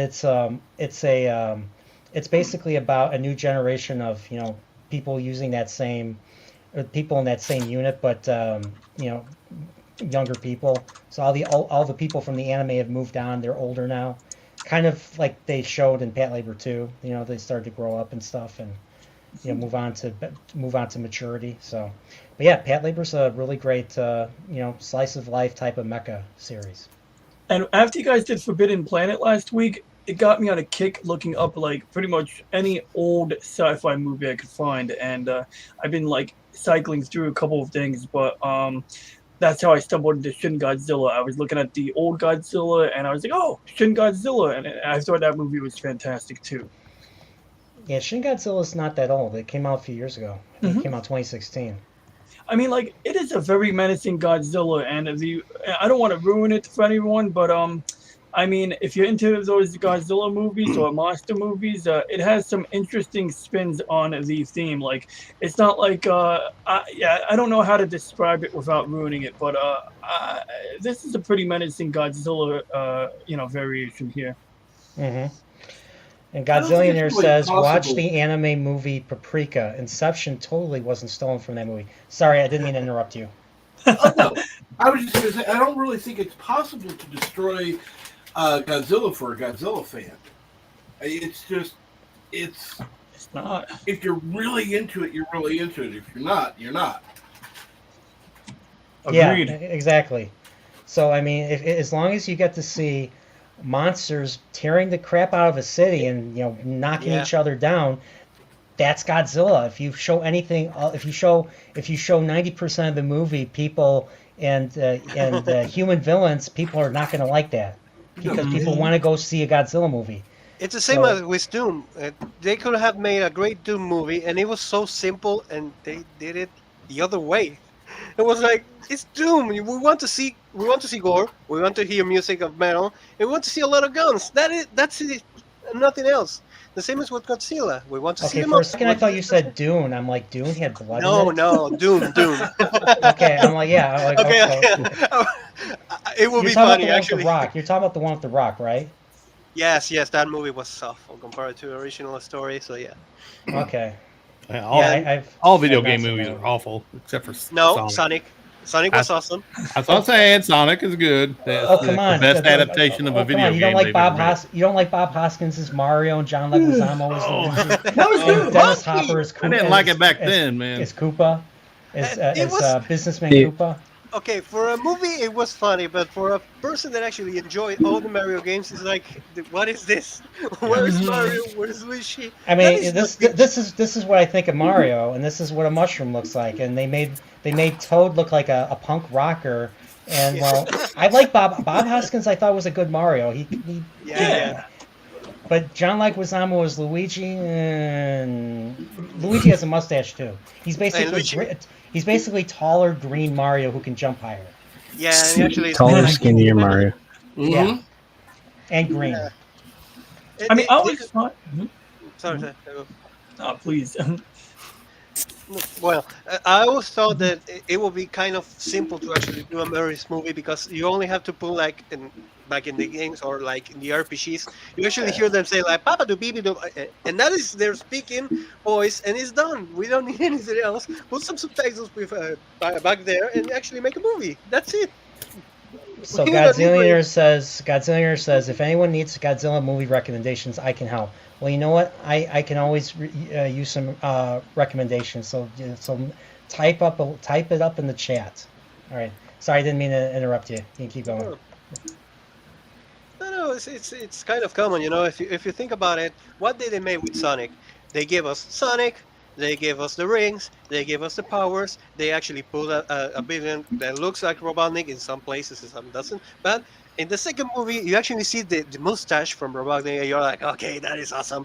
And then in one scene, this is a little spoiler. I'm gonna say spoiler. Just a little scene. You actually see the actual suit from Robotnik, put it on Jim Carrey, and it's awesome. I actually laughed my ass off in the middle of the theater, and my brother was like, "Did you see that?" Yes, I see. It was that's what we need. When a fan goes to see a movie about a game or a show or whatever, we want to see those little snippets that actually keep us laughing and happy because we see that the actual writer, directors, and the actors and everything watch the original product first. You know, the story, the base where they're making the movie. So that's what we need to actually see all the time when you see like you make a Mario movie, watch the games, play the games, read the story, and actually try to make those little snippets inside the movie to actually make it fun. Not just put some kind of actors, throw the names on them, and just say, okay, we're gonna start a new story without anything around it. And we didn't even see the Koopas in the Mario movie. We didn't even see like the King Koopa, you know, Bowser or something. At least we saw a dinosaur. We saw Dennis Hopper. We saw Dennis Hopper with spiked hair, with moose hair. The Goombas. What was that with the Goombas? With the tiny heads. With the tiny heads. Imagine jumping up on jumping on those guys. That'd be hard. I still remember the only scene that I actually remember entirely of that movie was the scene that actually started like dancing, and they started like dancing. It's like, yeah, what was that? But I'm like, I still remember that scene. Yeah, I don't remember that in the game.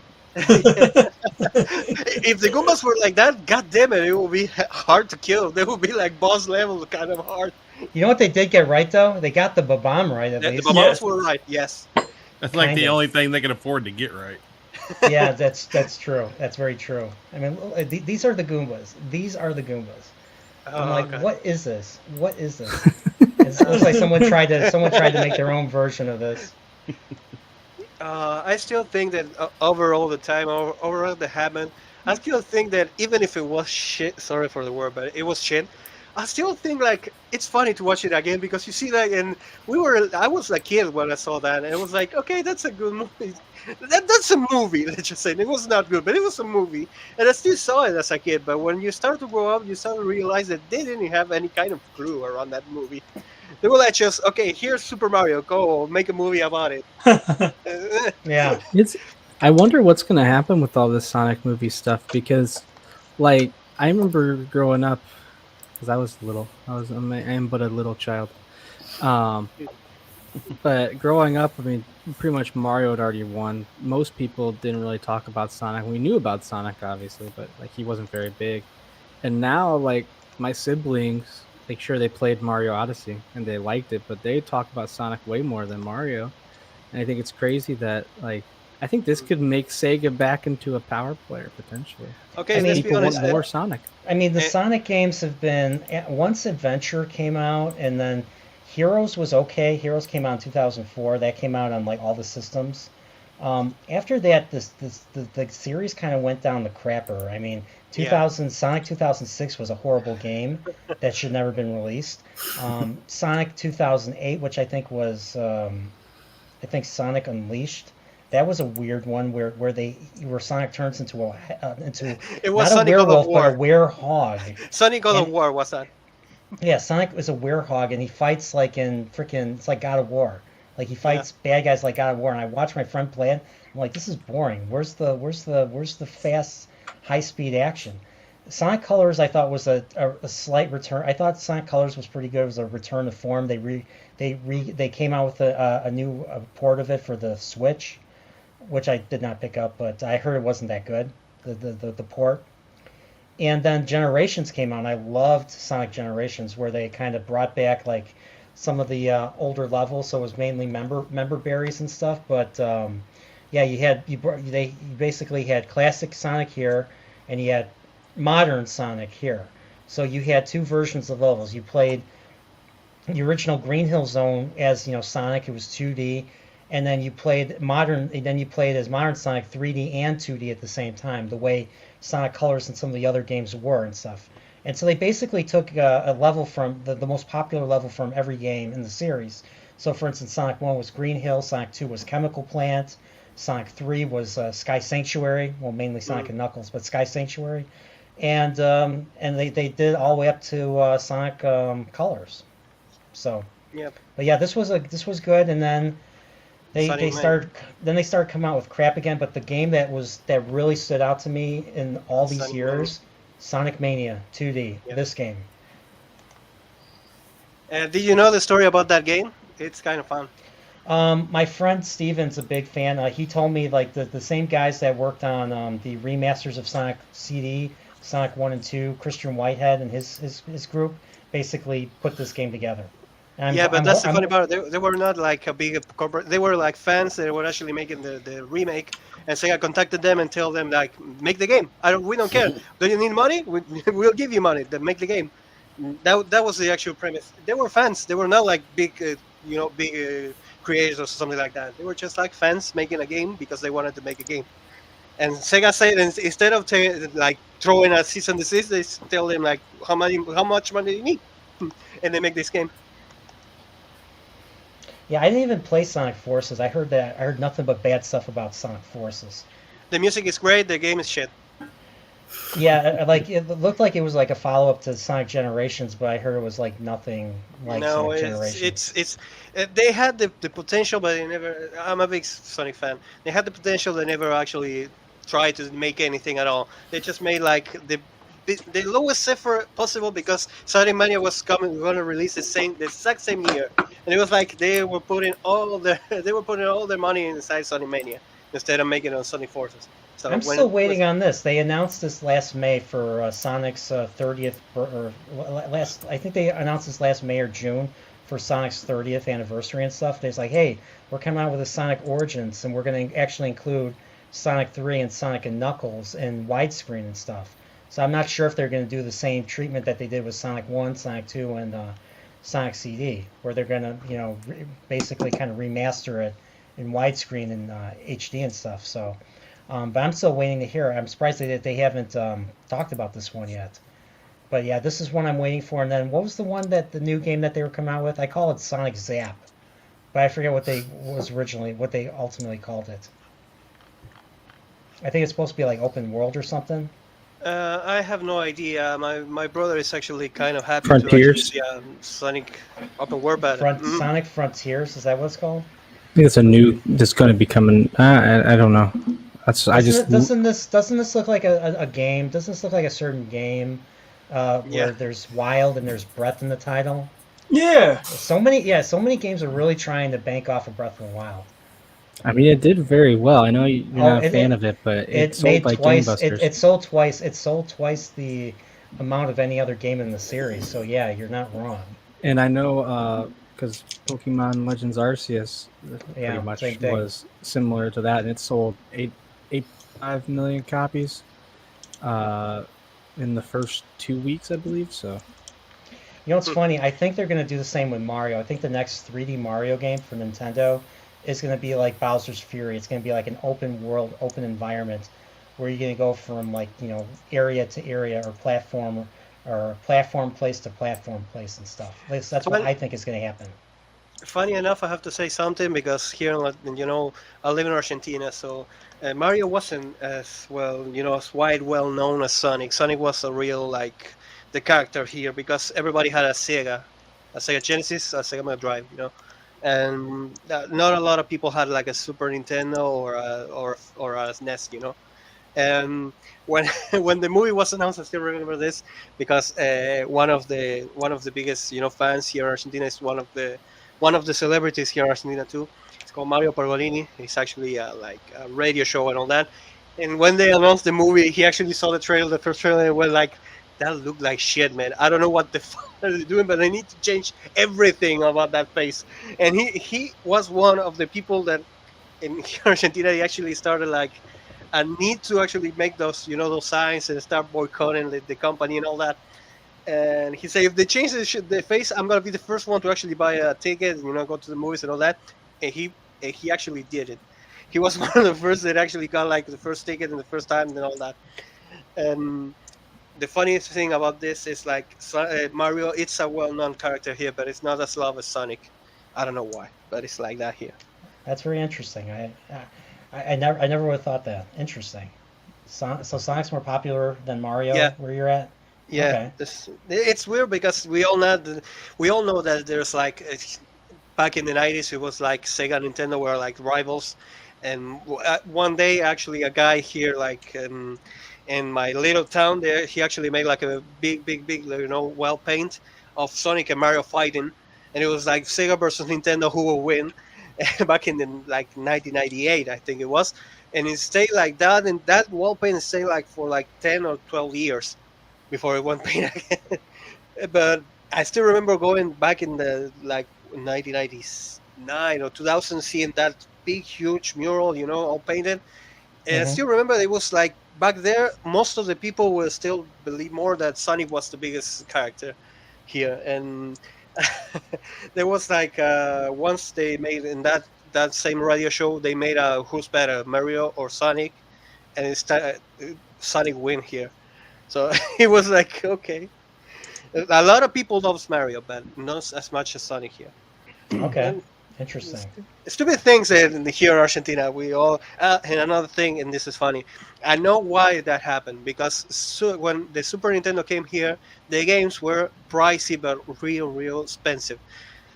Imagine this: your game can cost like $60 here in Argentina. It costed $150. Any kind of game from the Super Nintendo. Oh. So if you had a Super Nintendo, you could buy like one game for a year because it was back in like before the the inflation and all that.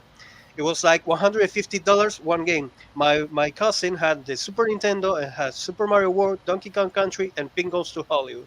Those were the only 3 games that he actually had for like 3 or 5 years. I can remember. And I still had I had my Sega Genesis. I had like 30 to 50 games.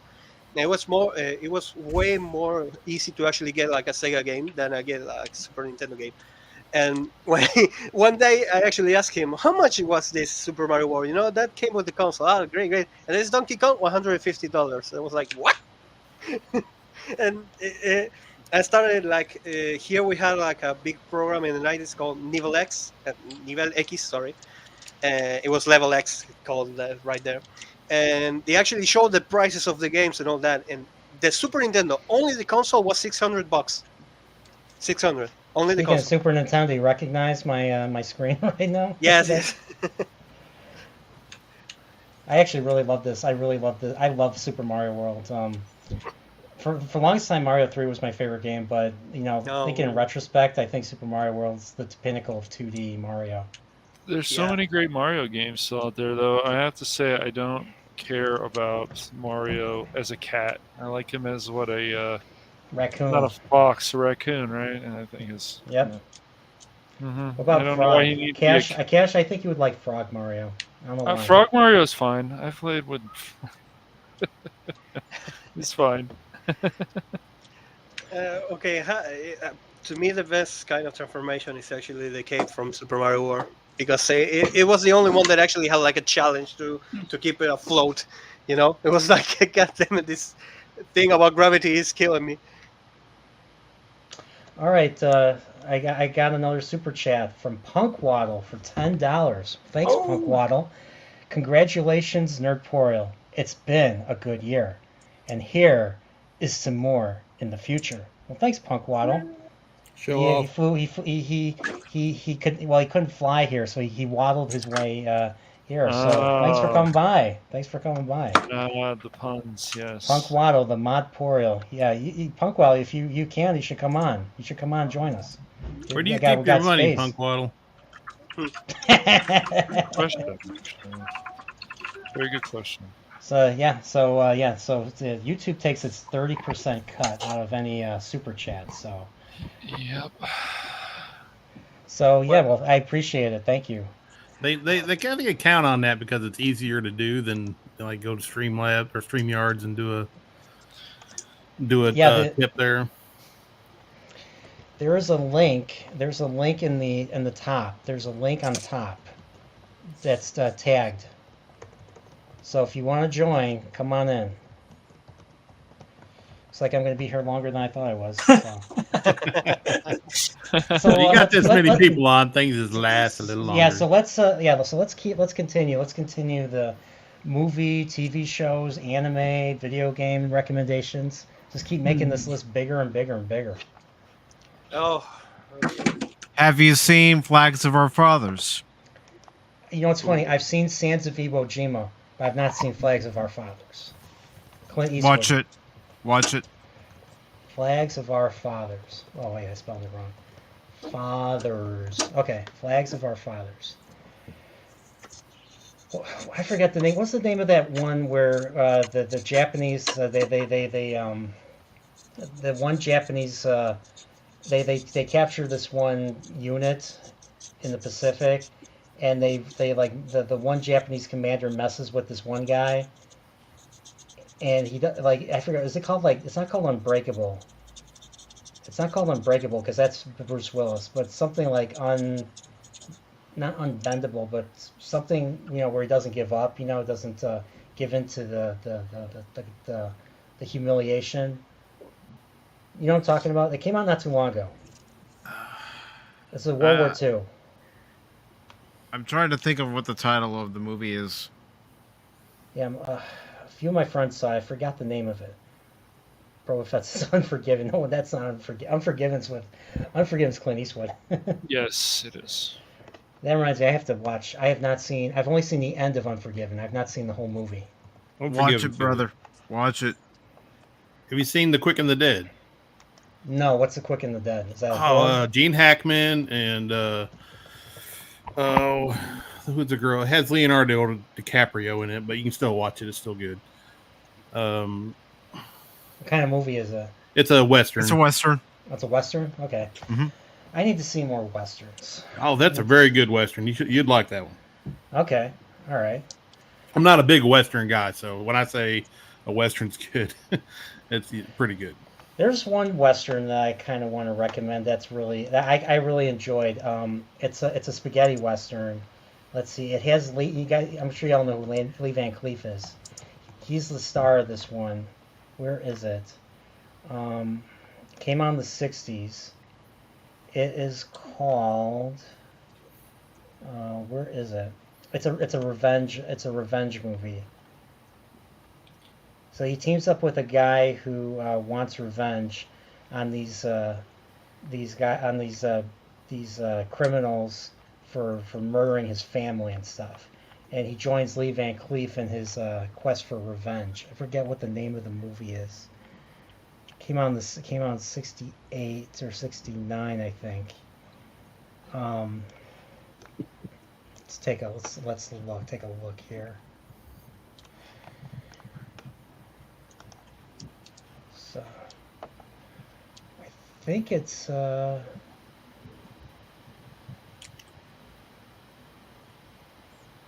it this one, Beyond the Law?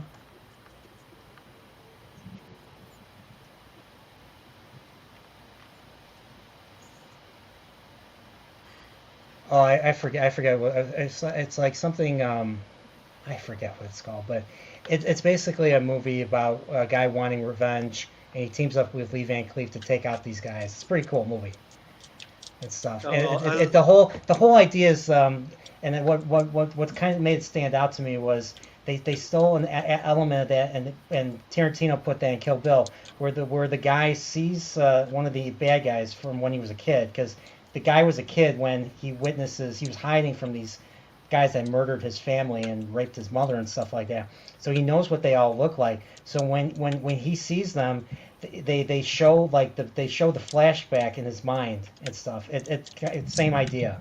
So I'll find it. So what's another good one? What's another good one? Have you ever seen The Unforgiven? Unforgiven? Yeah.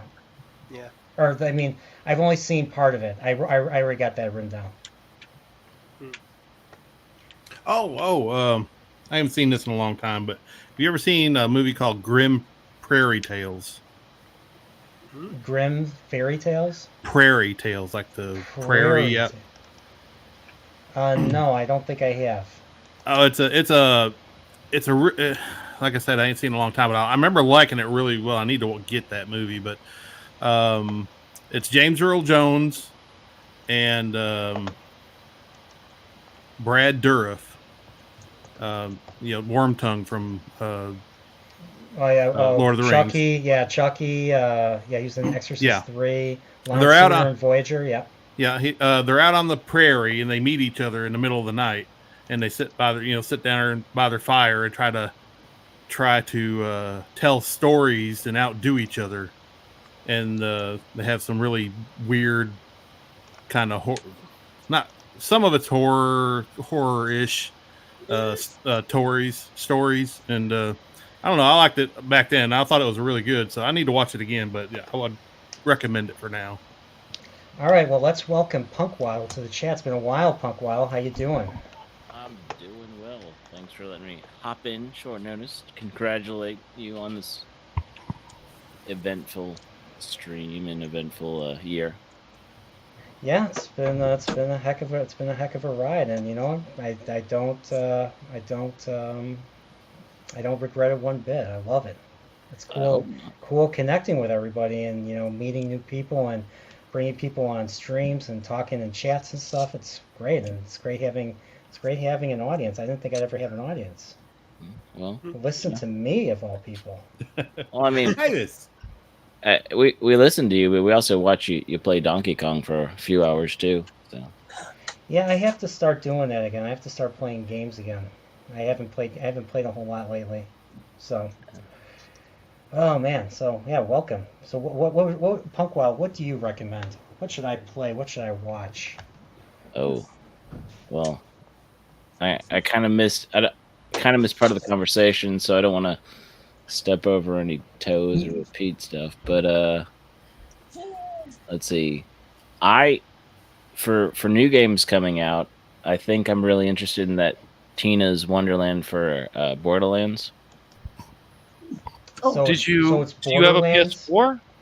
Did you download it when it was free? Oh, dude. Okay. I'm an Xbox guy. Actually, I was a pretty much Nintendo guy until the Master Chief Collection came out, and then I got an Xbox. Are you only an Xbox guy? I got Switch and I got Xbox.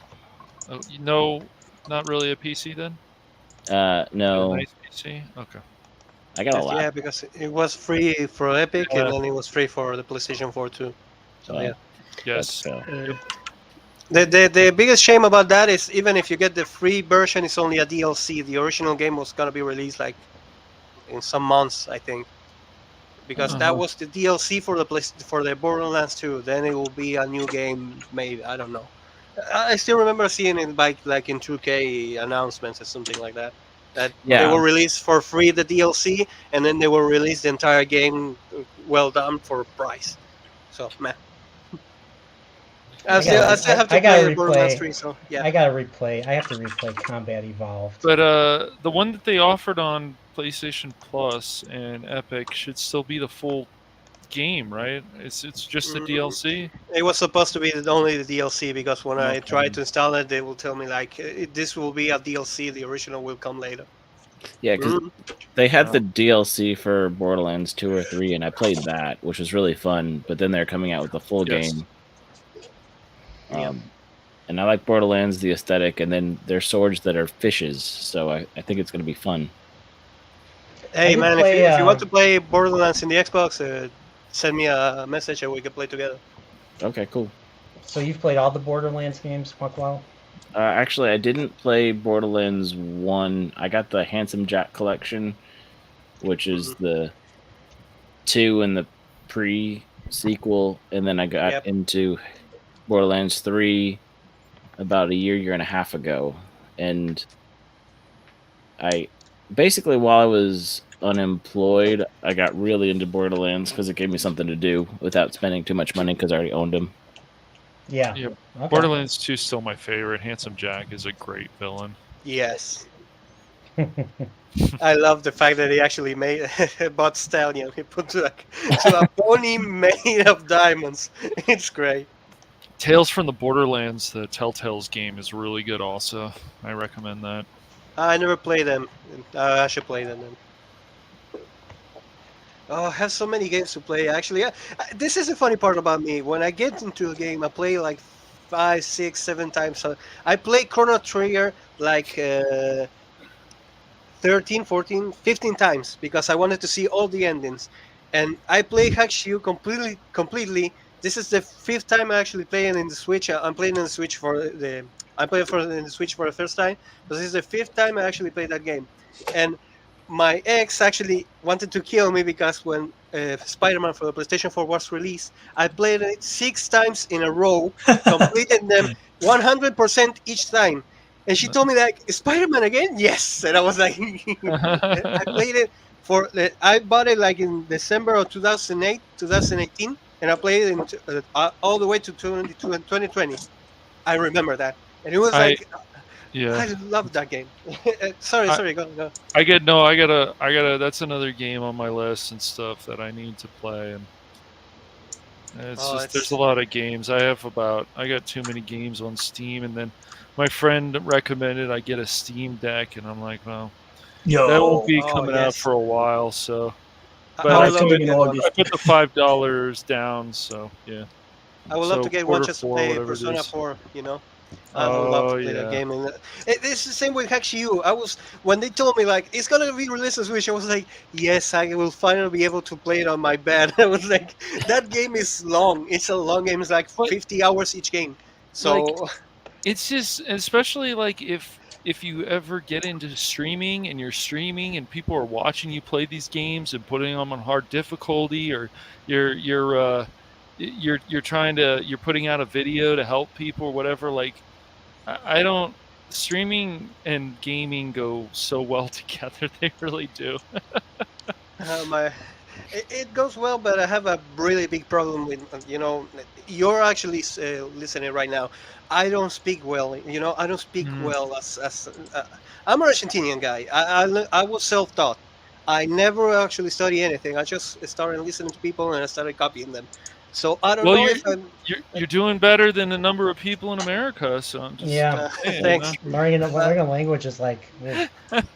But the more I see myself in a stream and everything like that, I started to realize that I have a really bad accent, and I know for a fact that it's because English teachers that I had tried to make me learn like in British English, and some of the people I actually I learned from the American English. So sometimes I get like mix up some kind of words, and I start like doing this accent like you're listening to.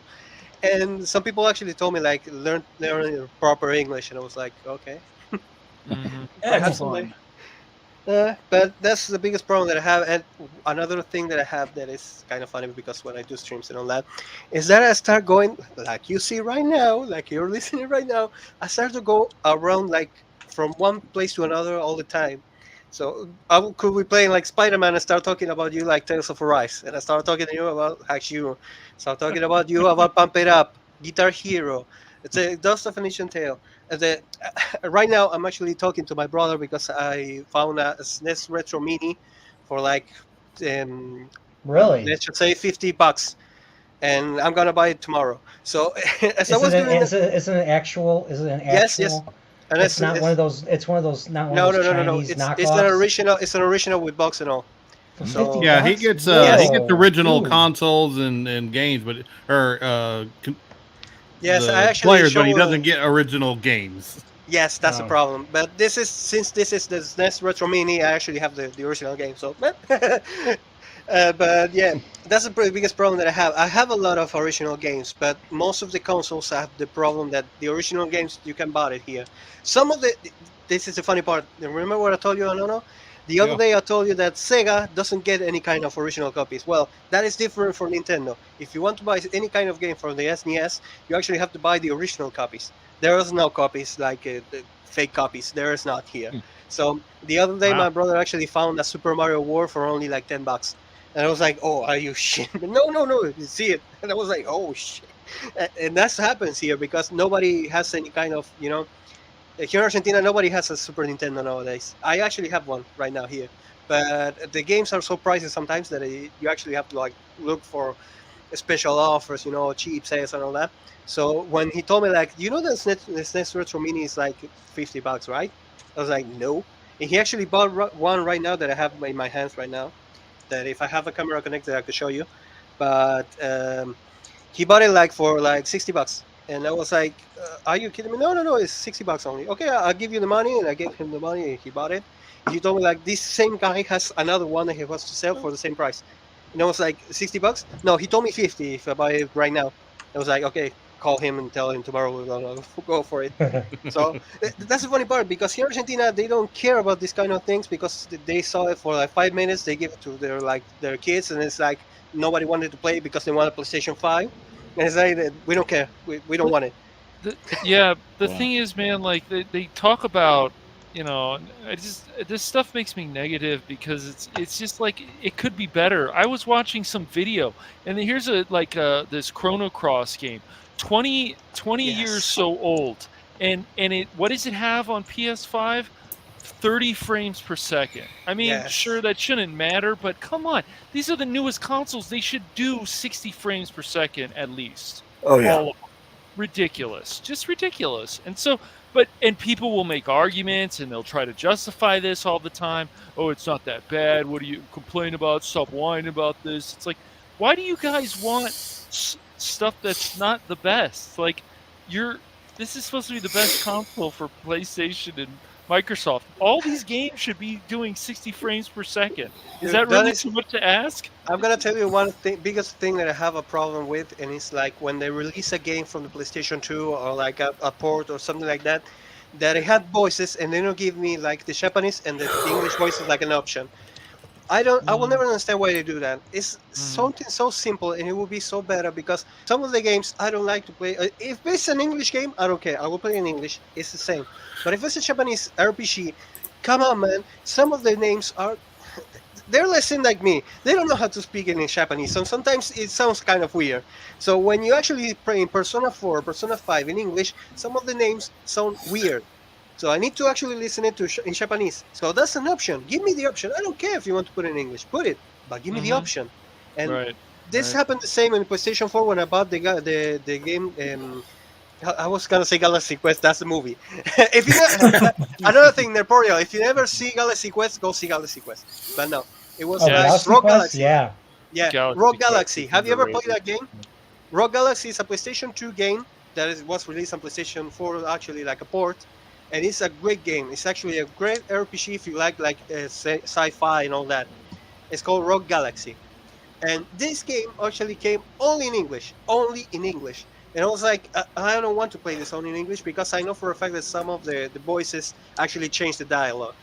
So I was like, I'm gonna go look for the original PlayStation 2. That actually, there's a copy of the original PlayStation 2 that is a collector edition that has the Japanese voices inside. So I was like, okay, I'm gonna go Ronnie, find what that. are you playing? Ronnie, what are you playing? This is that is Super Mario Land Fireballs right there. Yeah. I was just it's Mario Maker 2, and in Mario Maker 2 they got yes. like you could put like random stuff into your level. So apparently, yeah, it's like OG Mario 1. And then you got these fireballs, which I am not familiar with. Did you say they're from Super Mario World? I skipped Super Nintendo. Like, literally, in my childhood, I went from regular Nintendo. This is Game Boy. This is Game Boy. Oh, yeah. This is So Game Boy. Super Mario apparently, Land. they mixed some of the content from Mario 1 with Game Boy Mario, and that's why when I picked up that power-up, I turned into Black and White Mario. Nice. And this is why I love this game. Like, this game is so cool. I get to play the original Mario 1 game, but it's like having brand new levels, and once in a while they change it up with stuff I'm not even familiar with because, I didn't really play the Game Boy game when I was younger. Yeah. Okay, so this is Mario Maker. Oh, I wanted you to go for the top of the flag. All right. I know, man. What is? So Punkwell, we have MV Penis here saying, "Where's that, Punkwell?" And I would ask that NV Penis would be more specific because I'm not sure what specifically he's looking for. Don't clip that. Sorry, man. I actually do that a lot. Sorry. Tell me when to stop to talk, please, because I go around a lot. Sorry. No, it's all right. Don't worry about it. You're fine, man. All right, let's. Yeah, I have to play. I have to start playing this again. So it's a great game. Yeah, it There's is. so many games that I've bought over the last year or two for the Switch, and for the Xbox that I've got, secondhand. Like I think I got Near, is that Near Automata or Replicant, or the early one I could get the hard copy of for a few bucks, and like I started that, and then I bought some Switch stuff, and it's just like I intend to play a game, and then there's all the live streaming, and then there's all the other stuff, like trying to sit back and build a model, and I'm like, why do I have so much crap? I don't appreciate it as well as I want to. Well, when did we get Darth Vader in the stream? Oh, don't worry about it. Don't worry about it. It's fine. Darth Vader. Yeah, it's me. It's me. Okay. That's me. So J6624 says hello. Your Automata just left Game Pass. Replicant is the new one. So Replicant is the name of the game is Replicant. Near Replicant and Near Automata. Yeah, I don't understand with Game Pass. We get over 100 games on Ultimate Game Pass for PC. Okay, that's cool. You get some older games, some Xbox 360 games, Perfect Dark, but we can't play like Jet Set Future. We can't play some of these other games. We can't play Conquer, like the other old Conquer on at least maybe you guys can on the if you have the Xbox Game and the Pass. Xbox, I don't know. because the Xbox works like this. They give you like in the Game Pass a lot of games, and some of the games are for the Xbox 360. If they were on the Xbox 360, you can play it directly on any kind of Xbox, Series X, Series S, or the Xbox One or Xbox One S anyway. But when it goes to the PC, they actually have another kind of license because that is EA, and I don't know if they are included in the EA Play actually in the PC. But I know for a fact that in the Xbox it's all together nowadays because like 2 years ago I would actually like pay EA Play in one price and the Game Pass another price, and they will give me like 1 year and one year and another. So nowadays, since it's all the same, I don't know if there's kind of a problem with licenses or something like that. I don't. Yeah, Rare Replay isn't on Ultimate Game Pass yet either for PC, which is really odd. Do you guys I play? think it should Do you be guys on play there. Conquer? Is it just one game? Conquer's Bad Fur Day. No, Yes, only one. there was another Conquer Yeah. for the Xbox. So there was 2 of them, and then there was some kind of Conquer thing in that building of levels, whatever it was. That was bad. I can never forget the video that actually Shantron made that he was bleeding their mouth and started clapping. I say, God damn it, Microsoft! It's like the same. I felt the same. I was like watching that video live, and I was like, oh God damn it, they're gonna make a new Conquer, and they made like a new. It was like Super Mario Maker, you know. It was like a builder kind of game that you could actually put like some kind of characters and make a new game. But it was like so stupid. And Yeah. that video actually represent myself in that moment because I was like, God damn it, Microsoft. You had the best kind of... The same is with Battletoads. I was waiting for a new Battletoads game for so fucking many years. And they gave me that whole I thing. know. The I new know. one And sucks. the funny thing is, the new one, because these companies are like, we have to censor like the Dark Queen Yeah. and stuff. It's like, that's not what the Dark Queen looked like. I don't know why you guys felt like changing it. Oh, my sensibilities, I guess. Okay, but you can do what you want. It's your company. But the Dark Queen looked way cooler before, like in the Yes. old games. That was not the only Whatever. problem. I still remember I played it with my brother, and I was like, okay, this was a game. It wasn't good, it wasn't bad, but it was not Battletoads. At the end of the day, it wasn't Battletoads. I was No, like, okay, it was a yeah. Flash game. To me, I had to make my own mind believe it was a Flash game from Battletoads made for a fan, from a fan. Because at the end of the day, I was like, what is this? If you never played, the actual enemies are like a triangle and like a square that actually are gods that they make all the universe work. And it was so goddamn stupid, the story. But Yeah, honestly, all I right, was... more Mario. Yeah, goddamn. it's just these companies. They always talk about how they want more money. They want more money. They need money, obviously, to build more stuff. But they're just lazy on certain things. People keep asking the same questions, like, "Are you going to bring this out? When is this going to be remade? Like, why is this taking so long?" Like, it's fine to an extent, but it's just you guys can do so much more. Even with Game Pass, they could do so much more. Even bringing like Sega could bring all these Okay. Persona games if they Yes. wanted to. I Steam. need Persona in the Switch. I need I need Persona 4, Persona 5 in the Switch. They gave me Persona 5 Striker, and I was like, God damn it! I need the original. Where's the original, man? I was like, God damn it! Nintendo is one of the most frustrating companies right now because oh my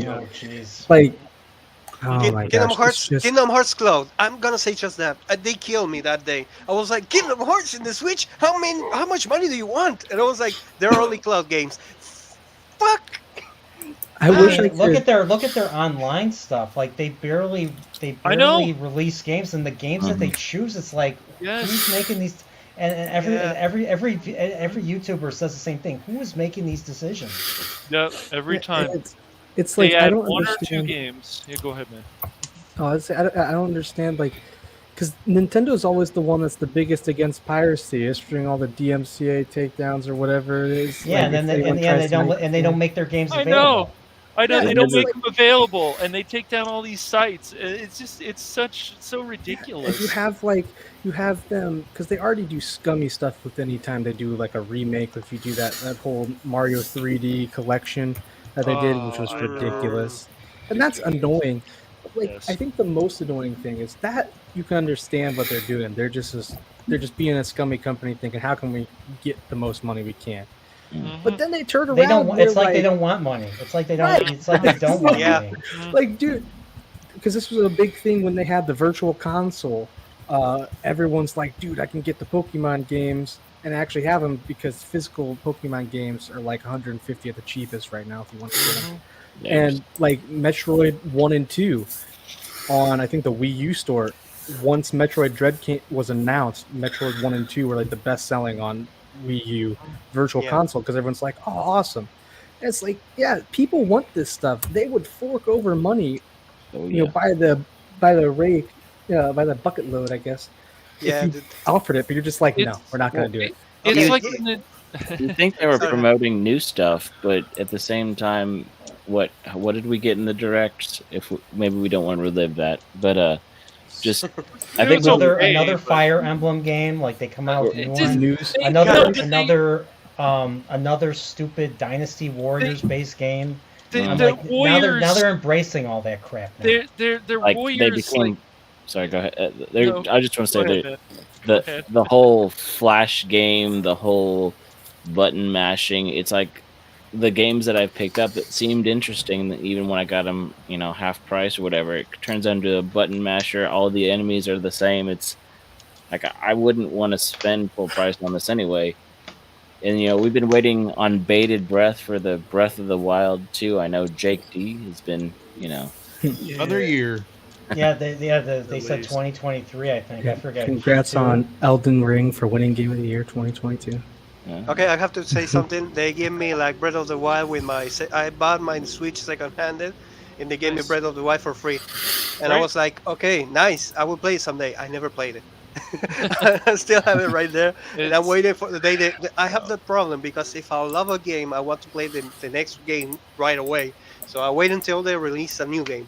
Because ever since I finished Metroid Prime 3, I'm still waiting for Metroid Prime 4. And I'm like, God damn it, Nintendo, you promised me Metroid Prime 4. Where is my Metroid Prime 4? Yeah, and it's been 3. Now they announced it in 2017. I was at work when they did this. I was eating lunch, and I nearly spit my lunch out when I saw that. I wanted to scream, but I was in the middle of a room full of cubicles, so I couldn't do that. So I had to run outside, and then I screamed. So the way everyone else reacted, I reacted that way too. And I don't usually do that. I don't act all overly emotional. But I'll be honest, Prime 4, I did not think they were ever going to do. Yes, that was the same. I was hoping they'd do it, but I never thought they'd ever do it. And then January 2019 happens, and what do we hear? Oh, they restarted development with Retro Studios. So whoever did it before, and everybody believes it was someone with Bandai Namco. They basically restarted the development from scratch. So it's going to be 3.5 years since that announcement. So this was January 2019. So we're hearing now that Retro is still hiring people for positions for this project and stuff.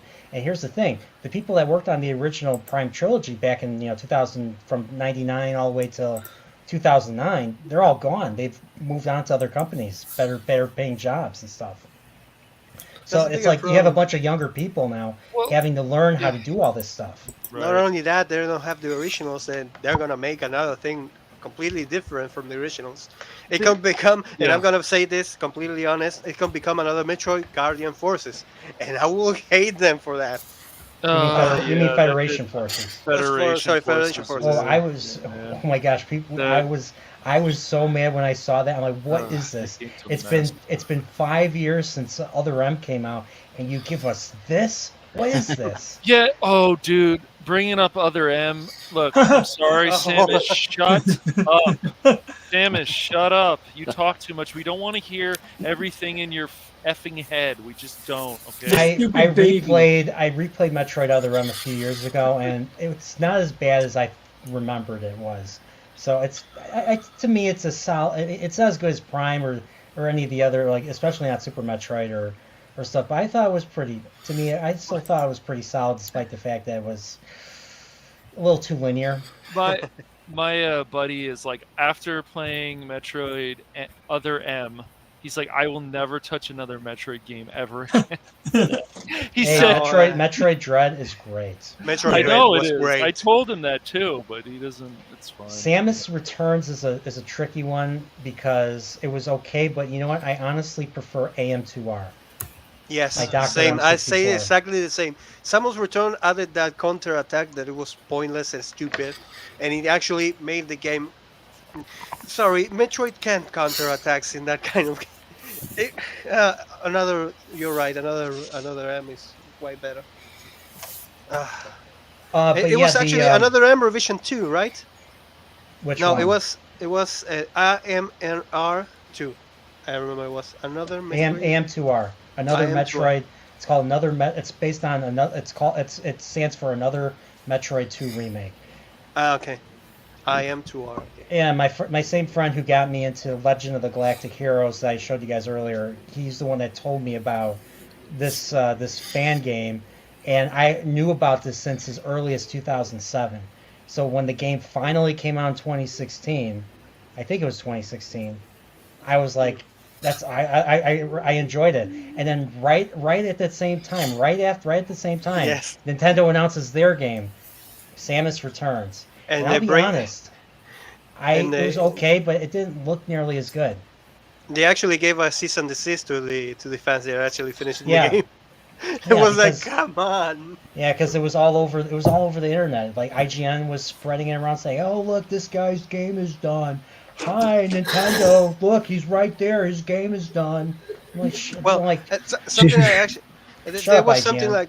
like the same happened when I love Digimon. I love Digimon games, and I have been waiting for like 5 or 6 years because some kind of fans translated the Digimon Red digitized games, and Nintendo. The second they announced they actually finished the PSP version, released the English translation for you to play it, Nintendo gave the announcement of the 3DS version of Nintendo Red Digitized localized, and I was like, okay, keep it now. I don't care. I have this version right now. I was like, God damn it, Nintendo! They had like license for that game for like 5 years, and they never released anything. The same happened with One Piece Dawn. I love One Piece. I love the games also. And One Piece for the PSP, the game came. It was Romance Town, the game. And when they announced it in the 3DS, you actually have the version for the PSP. So I played the PSP, and then I gave an opportunity to the 3DS. The 3DS has a lot of bad localization, a lot of bad voices, and a lot of things weird. So I was like, nah. I finished the PSP version, and I never played it again. But yeah, Nintendo does so that. much. Nintendo does so much crappy stuff. Like I'd say, they're probably one of like the worst. Like for if Nintendo didn't make good games, because Nintendo does make good games, they've got some of the most anti-consumer practices. I put them up second yeah. only to Take-Two because Nintendo hasn't sent people to someone's house yet to threaten them, and Take-Two has.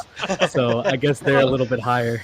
But look at like the console games now. Tell me one console game, Whoopa, on the PS5 or the Xbox Series X, which is not a very good name, anyways. My opinion. Yes, It's a terrible name. I would have put. I would.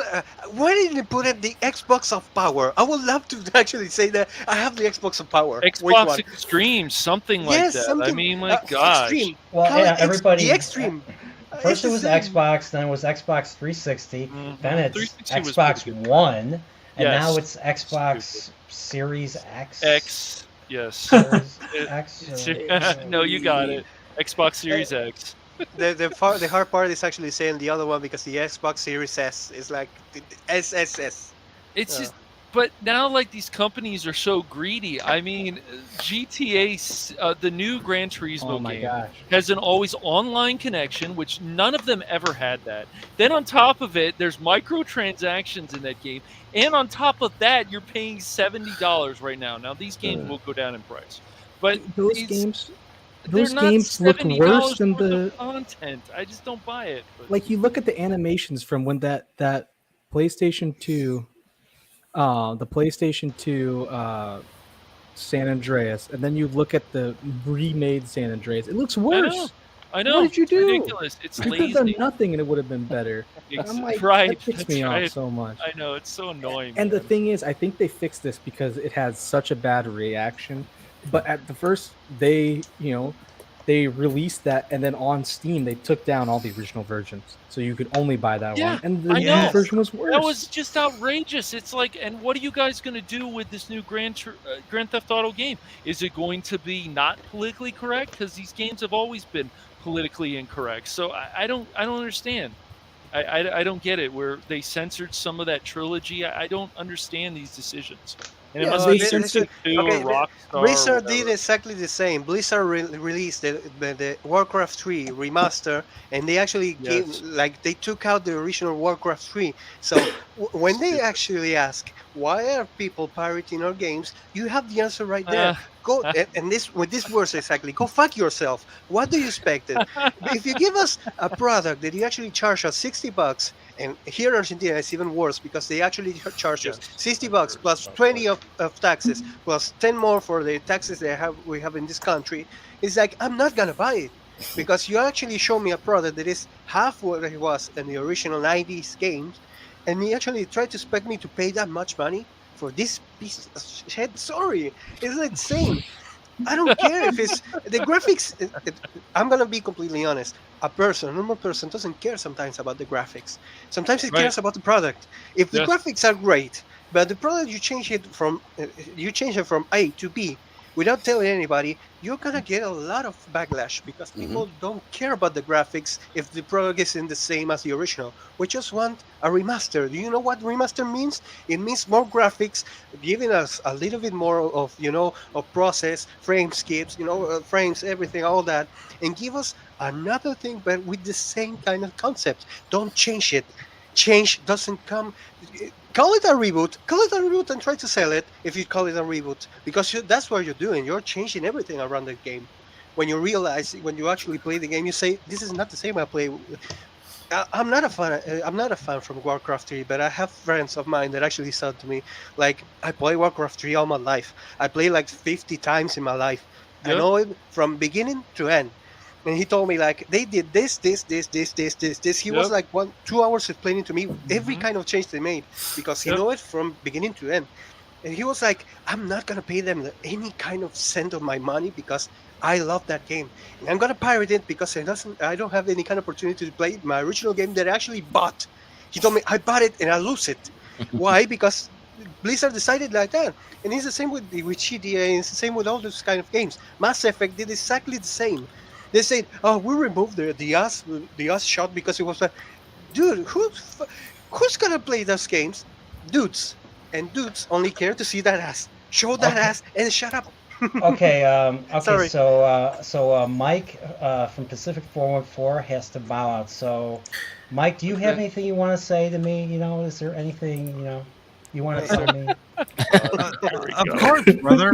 Congratulations on not only reaching 1,000 subscribers, celebrating 1 year, but also being monetized. You deserve it, brother. You put a lot of hard work into your videos, and honestly, No, not really. if you, No, if, I just wing it. But I really appreciate it. I appreciate you, Mike.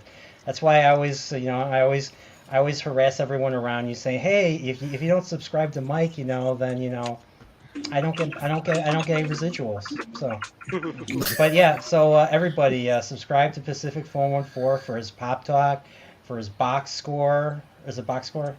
yeah, for Pop yeah. Talk, and just to let everybody know on Pop Talk, it's basically like this where anybody can come Yeah. in. We talk about the topics that I'm talking about on the Wednesday night stream, which starts at 8 o'clock Eastern, and then I have a Sunday Pop Talk stream that starts at 11 a.m. Eastern every Sunday, unless I'm doing a special episode of Pop Talk on a Saturday, which the next one coming up will be on May 14th, and it will be another collector stream. So anybody out there who collects different items, you're welcome to come on. I also do movie reviews, episode reviews, and gameplay. So come on by. I'm not just a baseball guy, I'm an all-around guy. Nice. All right. All right. Well, thank you once again for coming back on and stuff. Yeah. Not a problem, brother. Talk And to you once soon, again, Mike. congratulations. Talk to you later, Cash. Yep. Go Cubs. Go Cubs, indeed. Go Dodgers. Go Royals. Hey, you need to give Dave Roberts a talking to over there. Oh, about well, he had injuries, dude. I don't like it. He did this before with Rich Hill, but So before we get into another conversation, I want to welcome J6624, LOL or LOL. Lol. I guess he's not there. I think he's muted. Yeah, he's muted. Yeah, he's muted. Yeah, he's muted. What did you do, Nerdporeal? Are you scaring people away and you just don't know it, dude? Is that what's Yeah, once, because of my beautiful my good looks and stuff. Yeah, that's exactly. Yeah, what that's what you don't understand. You look like a young ass. And don't tell him I say that. Don't tell him I say that. A young who? A young ass. As from Hilbert or Babyface. As. As. We all know what you said. You know, funny, I was watching. I was watching him, and my brother's like, "Hey, you look just like him." I'm like, "Well," I was like, "Yeah, you're not wrong. You're not wrong." About 75 pounds. Is this your first face reveal on the YouTubes other than that drunk 3PO stream you were on for a brief moment? Nerdporeal. I don't even remember. I didn't even know I was on. I didn't even know I was on a stream. I was wearing a hat. I'm just asking. Is this your first on your channel? Your first face reveal? Yeah, yeah. I mean, I was like, you know, I figure, you know what? I'm getting monetized in celebration. I might as well surprise you guys. I mean, putting a face with the year of Nerdporealizing. Yeah. Anyway, you tried. Yeah. It's going to be a good new year. I have to ask, how the hell do you say your name? The Admiral. Admiral. No, if you ever see Star Trek II: The Wrath of Khan, Ricardo Montalban. Ricardo, he's from I think from Mexico. He says instead of saying Admiral, like you know we normally say it in English, he says Admiral. Admiral. Actually, Chekhov says it like that too. Yes. Yeah, that too. Yeah, that too. I told you here in our country, you will be Admiral. Admiral. So J6624, we can't hear you. He's muted. He's still muted. The joy of the JoJo. Botany Bay. Look, I brought him over here, and now you scared him away. Way to go, man. Hey, is anybody gonna tell me something? Man. What'd you do, buddy? I've been watching Star Trek TOS, and just got to season 2. Chekhov just arrived, but they had Khan and stuff in the first season. So how did Khan know? Basically, apparently, there's rumor that Khan was being escorted to the transporter room by Chekhov. So Chekhov was on board. That's apparently some good headcanon. Yeah, I mean that's what I think that's what's being said. So, hey, we got another guest. We have our Tolkien expert. Congratulations, bro. Thank you. Well, thank you. Does my voice sound okay? Because you sound better. You sound better than ever. And I'm not joking. You sound better than ever. Right before your stream, like an hour before, I went out to get a package, and I had such a massive allergy attack. It sounded like my throat was demonically possessed. Oh no! Out from lack of oxygen, so I had to take some pills. And I was kind of dozing on and off for 3 hours listening to your stream. I was like, but so congratulations. I'm glad that 3 hour or 5 hour Lord of the Rings bit helped you. We're if you can make it, we're gonna resume. I'm planning on resuming it on Saturday. I'll actually be for that. I'm not on call this week. So oh yeah, nice. 2 hours. Battle of Helm's Deep. We're gonna be going right into it. Just to return this to what actually woke me up fully about half an hour ago. You mentioned the movie Unforgiven, right? Yeah. Yes, I am. There's a fan theory which is about 90% true. Okay. And if you watch a lot of Clint Eastwood's westerns, they mention sometimes dates or events that occur in history, so you kind of know when they occur, right? Well, starting back in the late 70s, someone started putting together a sort of timeline, and they don't know if Clint Eastwood did it on purpose or not, okay? But almost all of his westerns could be the same character under an assumed name. They almost all work out time-wise. I don't have the details off the top of my head, but for example, the reason Unforgiven gets mentioned because it was the first western he had done in years. But if you look at the actors and the way the character plays, it's almost identical to the character he played in Hang 'em High, right? So, oh, okay, yeah. So I'm not saying to go read the timeline, but the first thing is before you watch Unforgiven, make sure you've seen Hang 'em High. Oh, I've seen Hang 'em High. That's a great movie. Yeah, and well, think about that when you're watching Unforgiven, because Okay. even the gun, well, even the character shows up at the end of Unforgiven. Let's say the main enemy, to be neutral about it. Mm-hmm. When you think about Hang 'em High, you'll be like, wait a minute, is that the same dude? You know, and it's not the same. Well, the main guy, I believe, is Ed Begley in Hang 'em High. The main. I'm just like I said, I'm trying to be vague about it. I don't want to spoil Unforgiven for you. Right. As you're watching, you'll be like, wait a minute, is that guy? No, it looks like the same actor, but is he the same? Like, you'll be going through your head with it. And on your own, look up that timeline. You know what I mean? To just look for it. If I could find it for you, I'll DM it to you later if I could find a most recent version of it. Because I revisit every couple of years whenever he does another Western or whatever, you know? Okay. Yeah. And if you have more recommendation, and J6624, welcome. Are you there? Yeah. I hear noises. Yep. I heard some. We can hear something. It's a heartbeat. It's just a heartbeat. Our YouTube channel is just a heartbeat. That's all it does. He's alive. How you doing? I'm all right. You all right? That's great.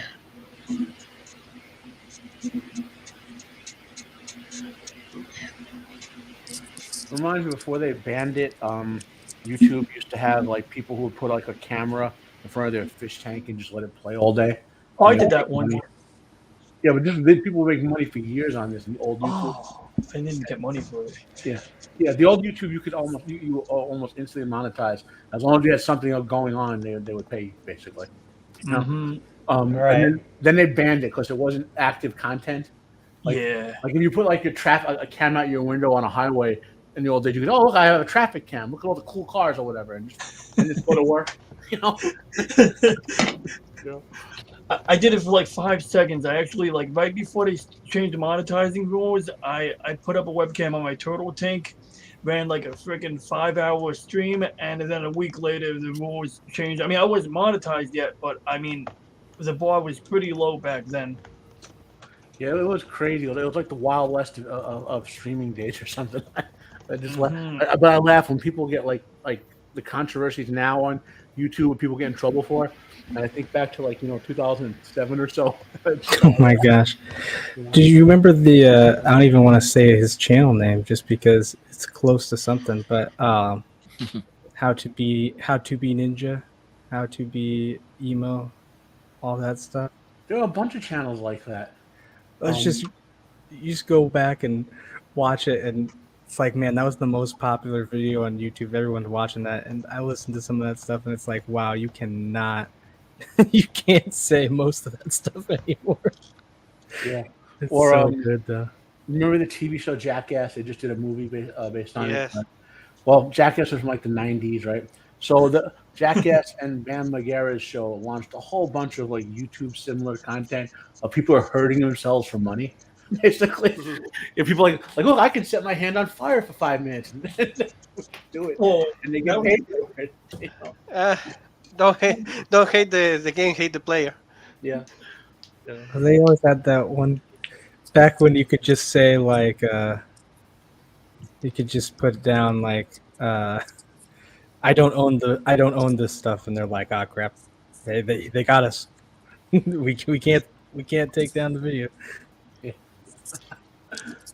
Sometimes I remember back in the 90s they were trying to make things that they were kind of correct for showing in the TV, but they still were great shows. For example, you said that Jackass was one of those things that should have never been existed, even because even the producers will say, "Are they actually hurting themselves just for show?" And they'll be like, "Yeah," and people saw it. And it was funny. It was weird, but it was, so 90s sometimes that it will just sometimes kind of remind you that those are people now right now that are like 40 or 50, and I do wonder if they actually like regret some of their decisions. For example, Steve-O making his own tattoo in the back, doing the And that was such a funny moment because we actually saw him like in pain, in true pain, getting that Yeah. tattoo in the back of his own body.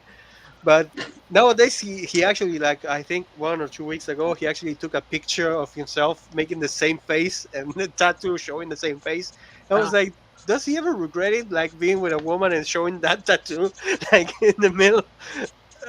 But they were so nice that we couldn't just say like nowadays. I know they were. There's no way they could do that kind of show nowadays live because somebody's gonna get offended. Okay, And so I got a $10 oh, tip on the Stream Elements side from Sadukar himself. Thank you, Sadukar. He says, "Congrats, mate. Great stuff. Thank you, Sadukar, for the tip. I hope to use this for good and not evil and stuff. So, but once again, thank you very much. So, I have to ask Mr. J6624, do you have any movies or games to recommend for me to add to my lists, which I'll share again? Um,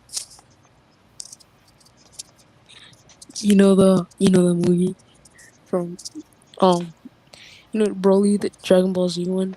Yeah, Dragon Ball Z. Yeah. Yeah, the new one that just came, like, didn't come out but came out a while ago. Yeah, Yeah. that one was sick. If you All guys right. didn't watch it. Yep. I heard great things. Yeah, I actually had the Blu-ray for that, so I have to rewatch it. That was a really fun one. So okay, cool. Man, that was a short list. It's not well. It's short because it looks that way. I can scroll down on it, so I got a whole bunch of stuff here. He's got Pokemon on there. That's all you're letting him. Well, the anime. I mean, yeah, the first season 1, the Indigo League. Technically, it's season 1 and 2. Because there's 100, I believe. So it's just Indigo League. Indigo League is 100 episodes. I think it was 2 years. What about Pokemon 2000? Did you like that one? I don't remember Pokemon 2000. I'm gonna have to rewatch that. I think that was the second one. That was Lugia and right? Or was that was that? Am I thinking of? I remember that's the one that has Lugia on the cover. I'm pretty sure. Let me double check.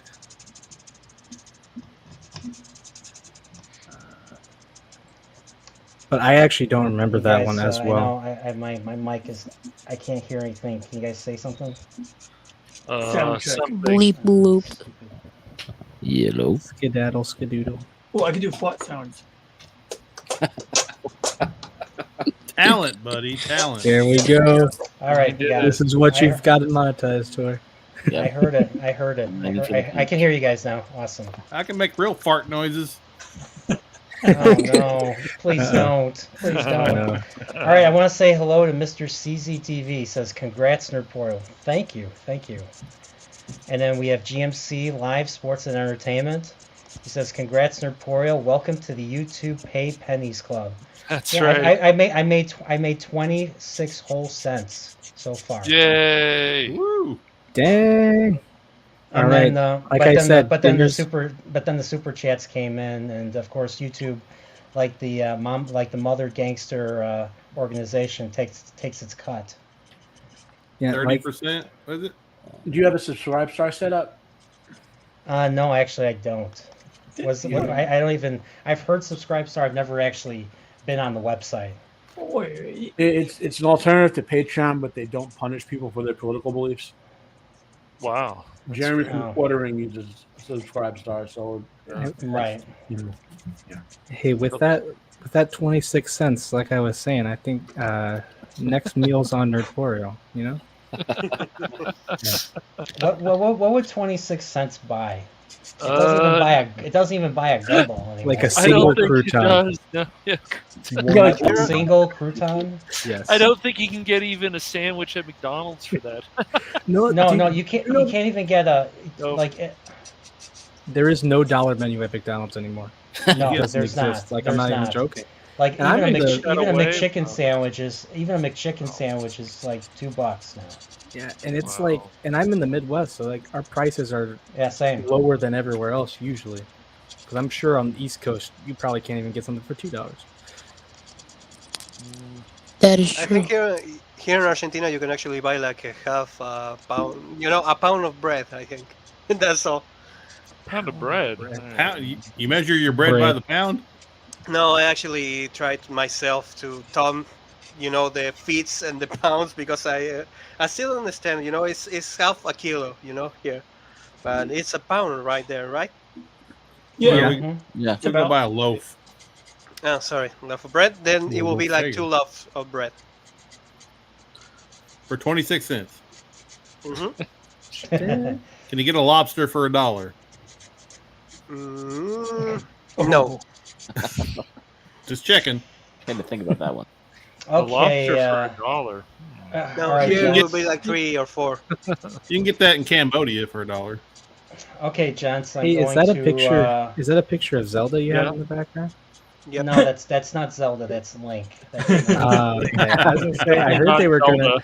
I heard they were gonna Trick gender question. swap Zelda to a girl. I don't know. No. Well, they thoughts of did. that. They created for Yeah. Hyrule Warriors. They created Linkle as a result. Oh yeah, that's and then right. AG. And what's Uh-huh. funny was AG Onuma basically trolled everyone, saying maybe we should just use Linkle from now on. No. He said that. I was like, okay, I know you're full of crap. But that was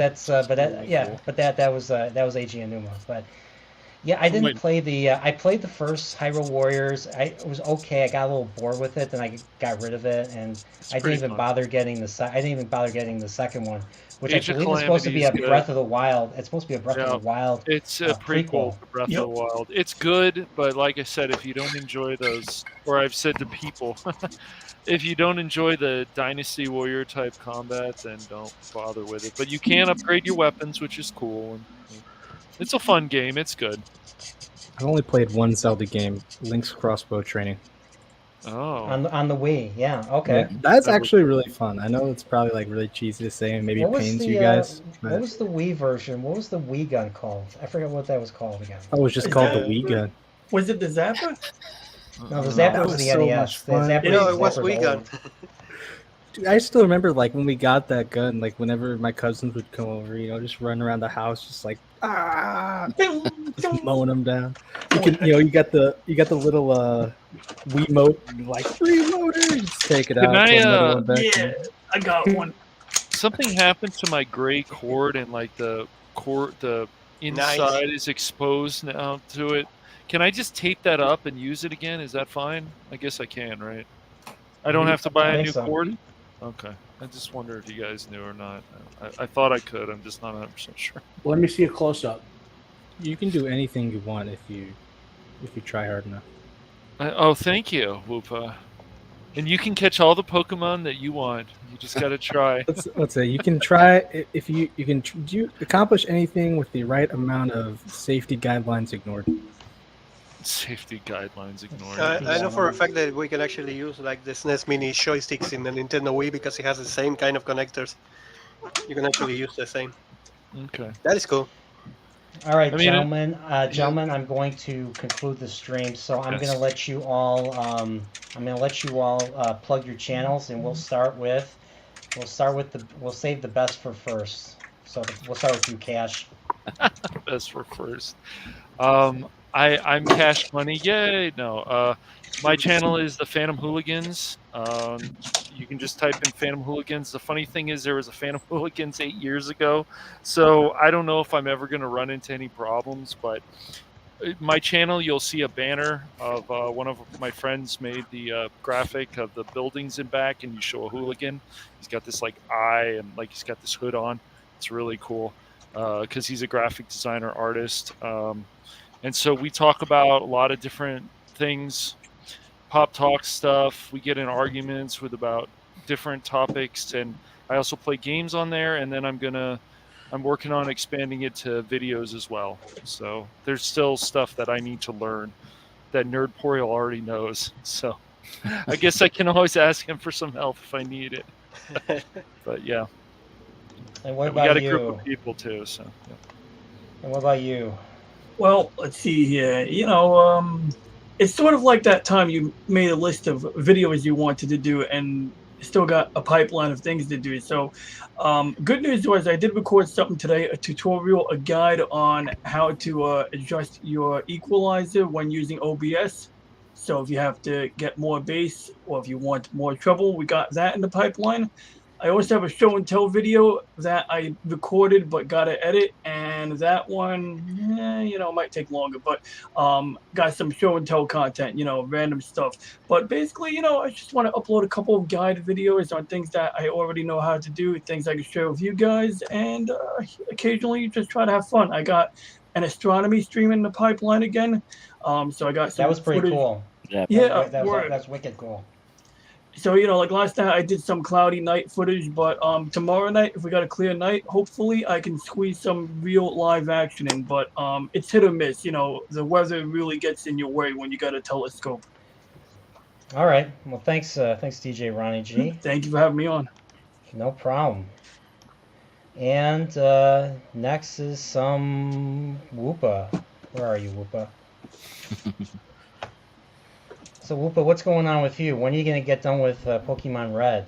And when are you going to start that retrospective? No pressure. No pressure. Hi, sorry, my breaking out. Literally, you said it, and next we have, and then everything froze. I'm like, oh, great. So did you? So do you want me to repeat what I said? I'm a Pokemon.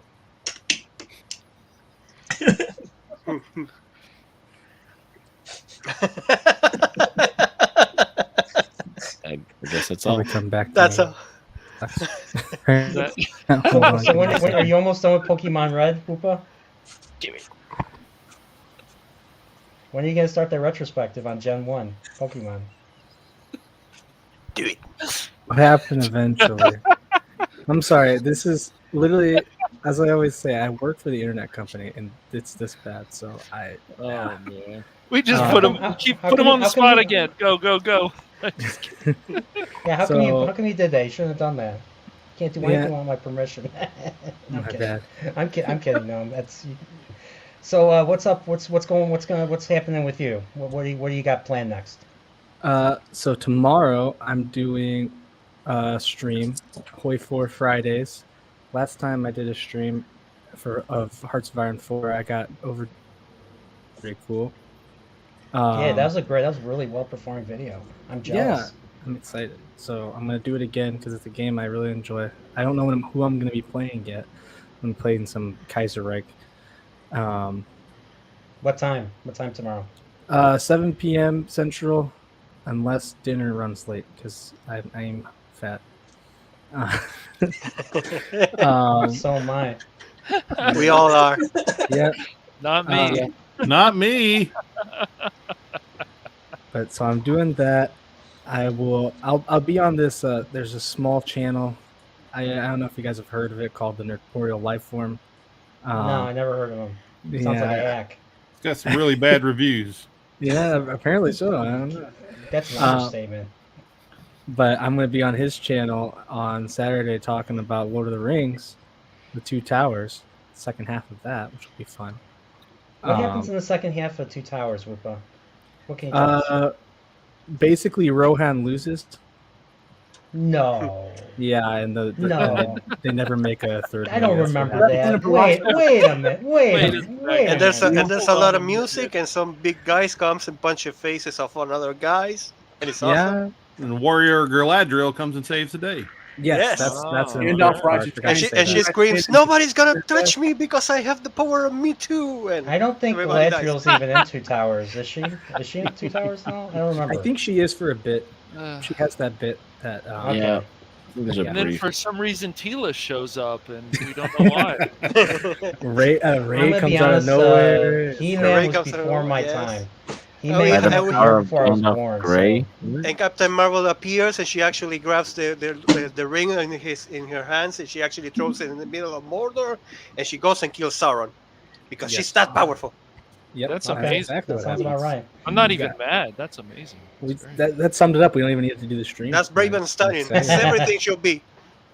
All right, so okay. But yeah, so we've got that, and on Tuesday I got my new Troopa Tuesday stream, which is just a Oh. chill.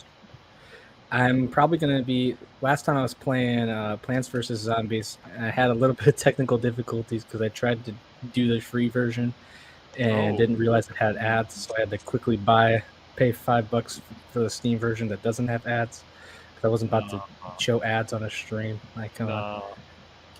I'm not even getting paid for these ads, so yeah, I'm what the heck? continuing that playthrough. I got through the day and the night levels. I'm on the backyard levels. It's gonna be a lot of fun. So come by So, for those. I mean, how long are you going to be playing this really violent game? I mean, plants killing zombies like that, like decapitating zombies. I mean, come on. Yes, Well, apparently it's too violent for- that's too violent The for zombies people. shouldn't be attacking the plants, so the plants Right. have to defend themselves. Plants We have all the have to Second tell Amendment it. rights as well. Zombies have rights. Zombies No, have they're rights. zombies. Plants have rights. No, zombies do. Plants have rights.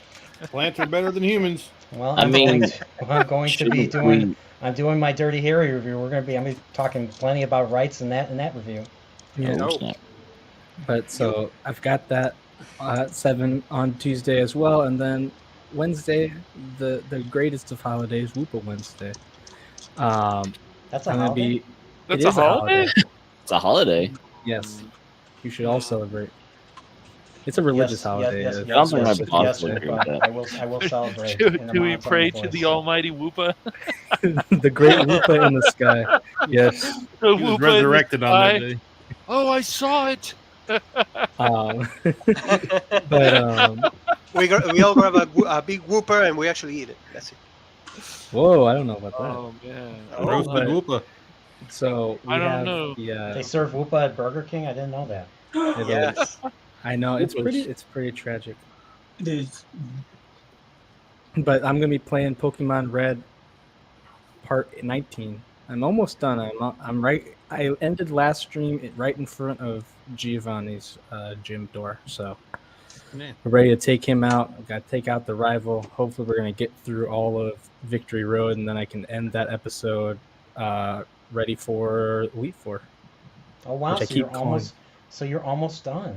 I am almost done. I know. I know. Nice. I've been taking a while, but I'm I trying know. to I've get been everything, asking. you know? Like how much? I'm like, how much longer? I'm like the Like, kid yep. in the back seat of the car. I'm like, are we there yet? Are we there yet? Yeah, I just enjoy Pokemon so much. I've been doing max battles so I can get like the full experience. But also, you guys in the chat keep distracting me. I can't help it. I gotta Also, keep. I'm a wrangler, you know? it's my fault. Okay. It is your I'll fault, take that. Nerdporeal. I'll take that. I'll Just- take the responsibility. All right. So, all right. Thanks, Whoopa. Okay. Thanks, Whoopa. Let's go on to Zan Zoltan. You have anything coming up? No. Okay, I'm gonna be completely honest. Most of the time, I just do streams because I like it, because I want to say something and I just say it. I don't know. Mas actually came to the last one because we were talking about retro games and what makes a game retro, and we actually ended up talking about ended up talking about my lifelong living, like in my school, the disaster that we actually had, and how Will Smith's slap is gonna end his career. So it's funny, and that's how my streams go. We start with an idea and then we go from another. So I will probably do a stream tomorrow because I had the idea of making what does that's funny because I was actually having that playing the Hack Shoe game. What really makes a remaster good? Because sometimes you don't realize when a remaster changes the story, changes everything, and destroys it, and it will be a stream. So I will probably do a video. Just all these streams, I try to like invite any kind of person that wants to join me because I want to try to take a lot of discussions and ideas and all that. Because eventually I'm gonna do some video someday, and I need to like get information from different points of view because sometimes only my view will be boring in some point, and only my view will be completely wrong. Let's be honest. So I tried to do those streams before. So yeah. And nothing like that. My channel, that's funny. I'm the only Sansultan in the world. If you actually look for Sansultan, be it on games, online, or something like that, you will find me.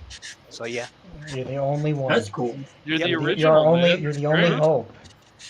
Yep. Yeah. So that's funny because most of the people told me like, have you put Sultan because of the Dudes Where's My Car movie? Because they actually call them Sultan is like a new alien or something like that.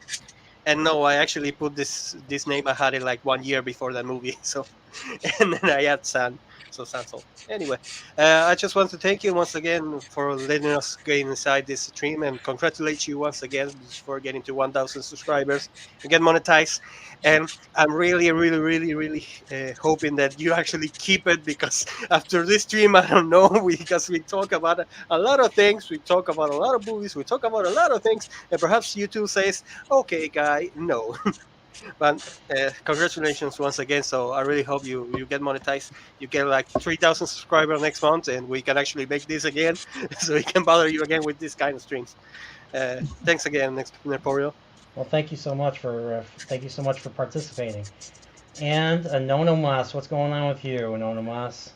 Oh well, not much. I'm working on a series of like Disney comic strip drawing things. It's like a 1-minute video. I just put one up not too long ago, like a few days ago, and I'm working on another one now. Just kind of making fun of Disney and like everything they do. Other than that, I'll make a video making fun of stuff, and just go check it out. I don't do live streams that much. I don't mind getting on with other people, but I'm not a talker, as it were. So yeah, same here. Like, it took me a while to kind of develop this. I'm still struggling in some ways. Yeah, it's hard, and especially if you don't have the gift of gab. But I forget more things. My brain gets constipated, and Words are hard. Yeah, words are hard. I'm not good with words. Brains to patient. So yeah, check my channel out. I try to put out a video. Well, I was trying to put out a video once a week, but I found that just why bother? I'm never going to get monetized, so I'm not going to be like balls to the wall and trying to get it just stuff out all the time. You never know. I might hit a viral video and get a 70,000 views on it or something, but yeah, it's kind of out of it. Other than that, yeah, just check it out, and anytime y'all want me on or something, I'm glad to come on. I don't care. All right, well, thank you so much. Yeah, and congratulations, man. You worked hard. I'm proud of you. Thank you. And about you, Matt, what's going on with you? Let's see. Got a whole bunch of reviews that I really want to get to from a lot of with all the streaming services now. A lot of older content's being remastered in high def. So, like for example, there's an Italian horror movie from the '70s called Holocaust 2000 that stars Kirk Douglas. Holocaust It's really called Holocaust 2000. Well, that's the name. It was called some biblical name. It is a biblical horror movie, but it was just called Holocaust 2000, and like that's a literal translation of the Italian name. And I didn't see it in English the first time. My grandmother got me into all this stuff when I was like a kid, and we watched it on like Italian public television. I had no idea what they were saying, but I really like Argento movies. Oh god, like the Giallos. I watched not too long ago. I watched Deep Red or Profondo Rosso, I think is the Italian name.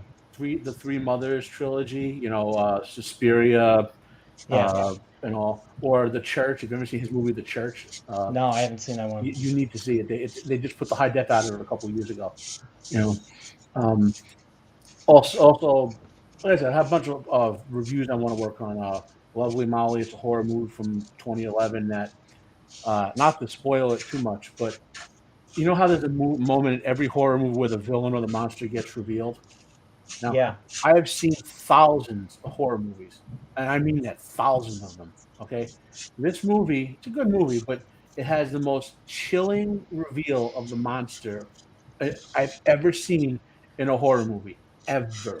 And this is called The Church? No, the movie from Lovely Molly from 2011. The Church is just a classic Dario Argento Italian horror film. That's another one I recommend. But what was the name of that movie again? Lovely. Can you write it in the chat so we can see it? Because I would love to see that movie. Okay, so this is the one from 2011, the one with the most chilling monster reveal.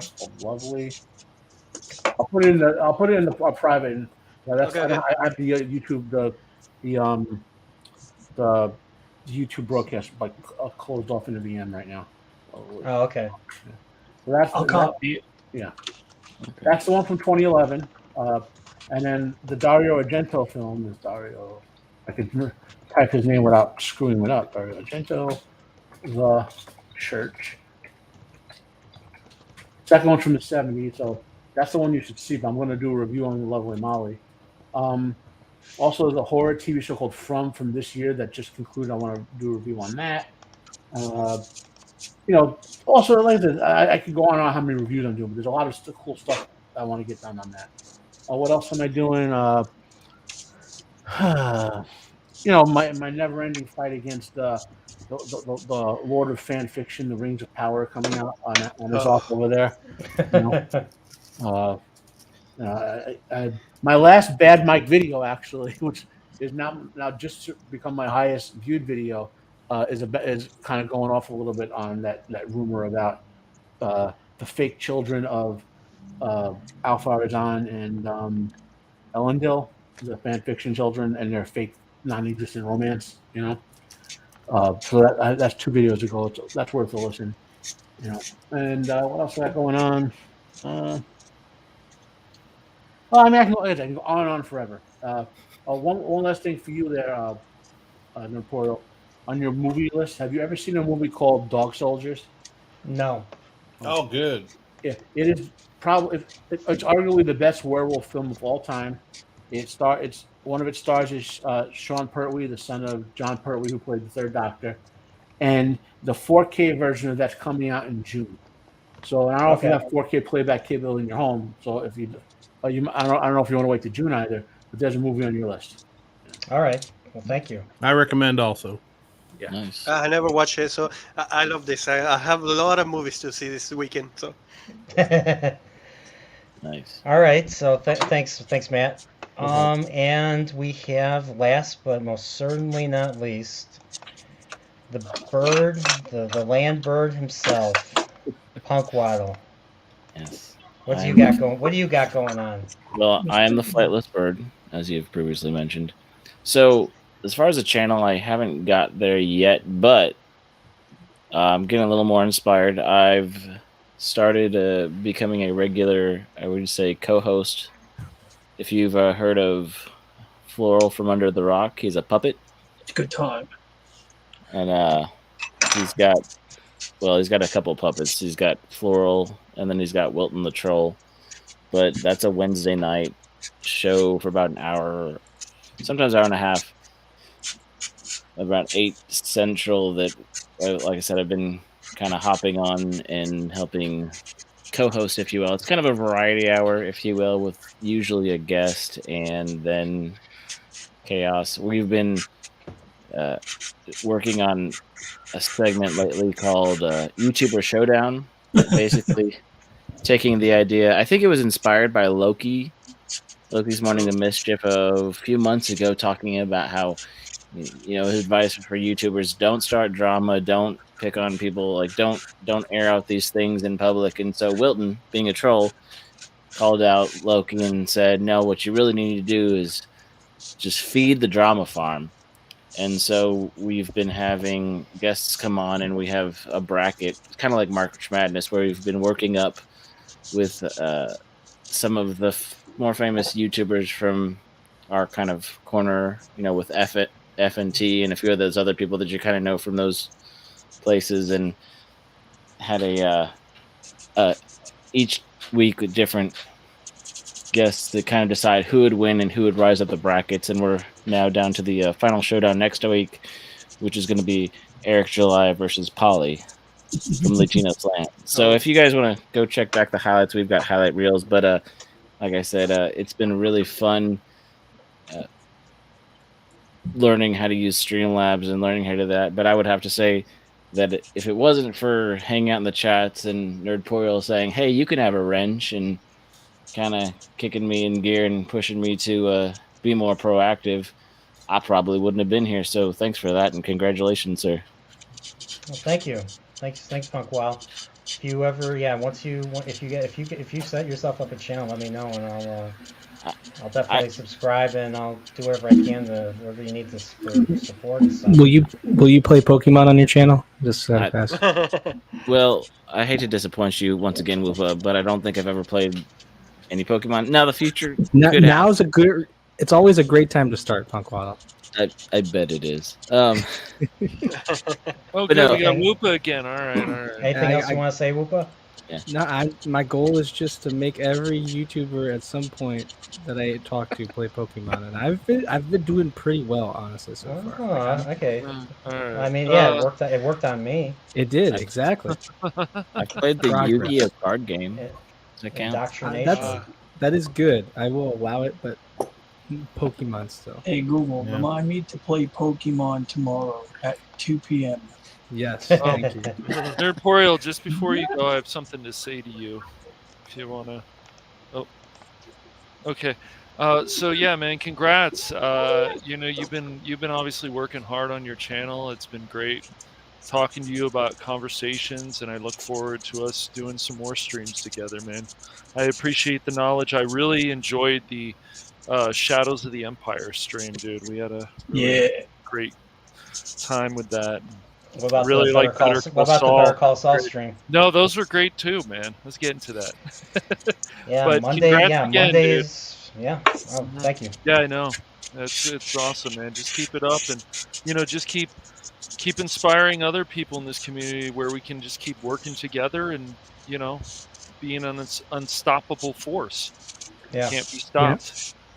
Mr. Nerdporeal is why I have a channel, so I'm definitely grateful for that. He helped push me, made me make my video before last Thanksgiving, and here I am now. So I got a channel because of Nerdrotic and Brightest Day, but Same. I'm sure you inspired a lot of other people.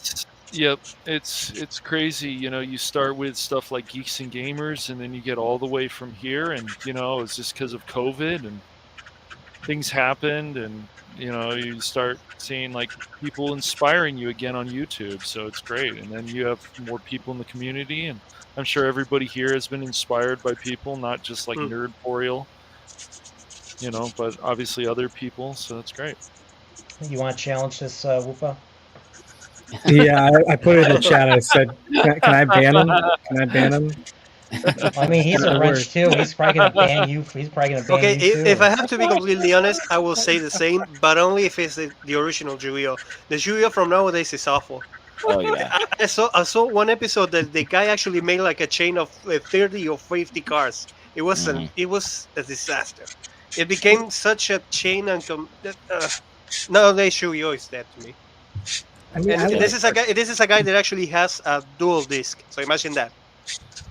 I mean, I like the first 3 seasons the are card bust on game Yu-Gi-Oh better than Pokemon. I don't know if that's like, No. I still shocking think to that say. Pokemon is better. But honestly, my only opinion is that Digimon is better than Pokemon. Should I? Oh, yeah, Digimon Adventure. Let the battle begin. Digimon Adventure is Digimon versus Pokemon. Digimon Adventure. The first two no. seasons of Digimon No, I'm was not- what helped get me into anime in the first place. I mean, it's something I would definitely mention in my upcoming anime, how I got into anime retrospective. So It's great. The opening is great. The Japanese original opening, sure. But no, I'm saying the games actually, because the anime it's the same to me. Pokemon and Digimon, the anime is kind of the same because they actually have like the Pokemon is kind of weird because always is Pikachu versus Team Rocket in the beginning. In Digimon, it's like, okay, who's gonna Digi-evolve today? The episodes are like that. I'll be honest, I was disappointed when it was only the two of the two main guys. So like, there's eight children. There's 8 Digi-destined, 8 children, or in the Japanese they just call them the chosen children. But only 2 of them were able to go all the way to the Mega level to But warp it was Digivolve. It was and back stuff, and then. If you see the second and the third and the fourth is actually kind of weird, but it's awesome.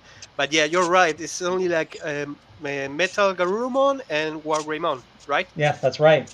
And I think the new series, which of course they're remaking Digimon Adventure. I think they're basically doing everybody this time.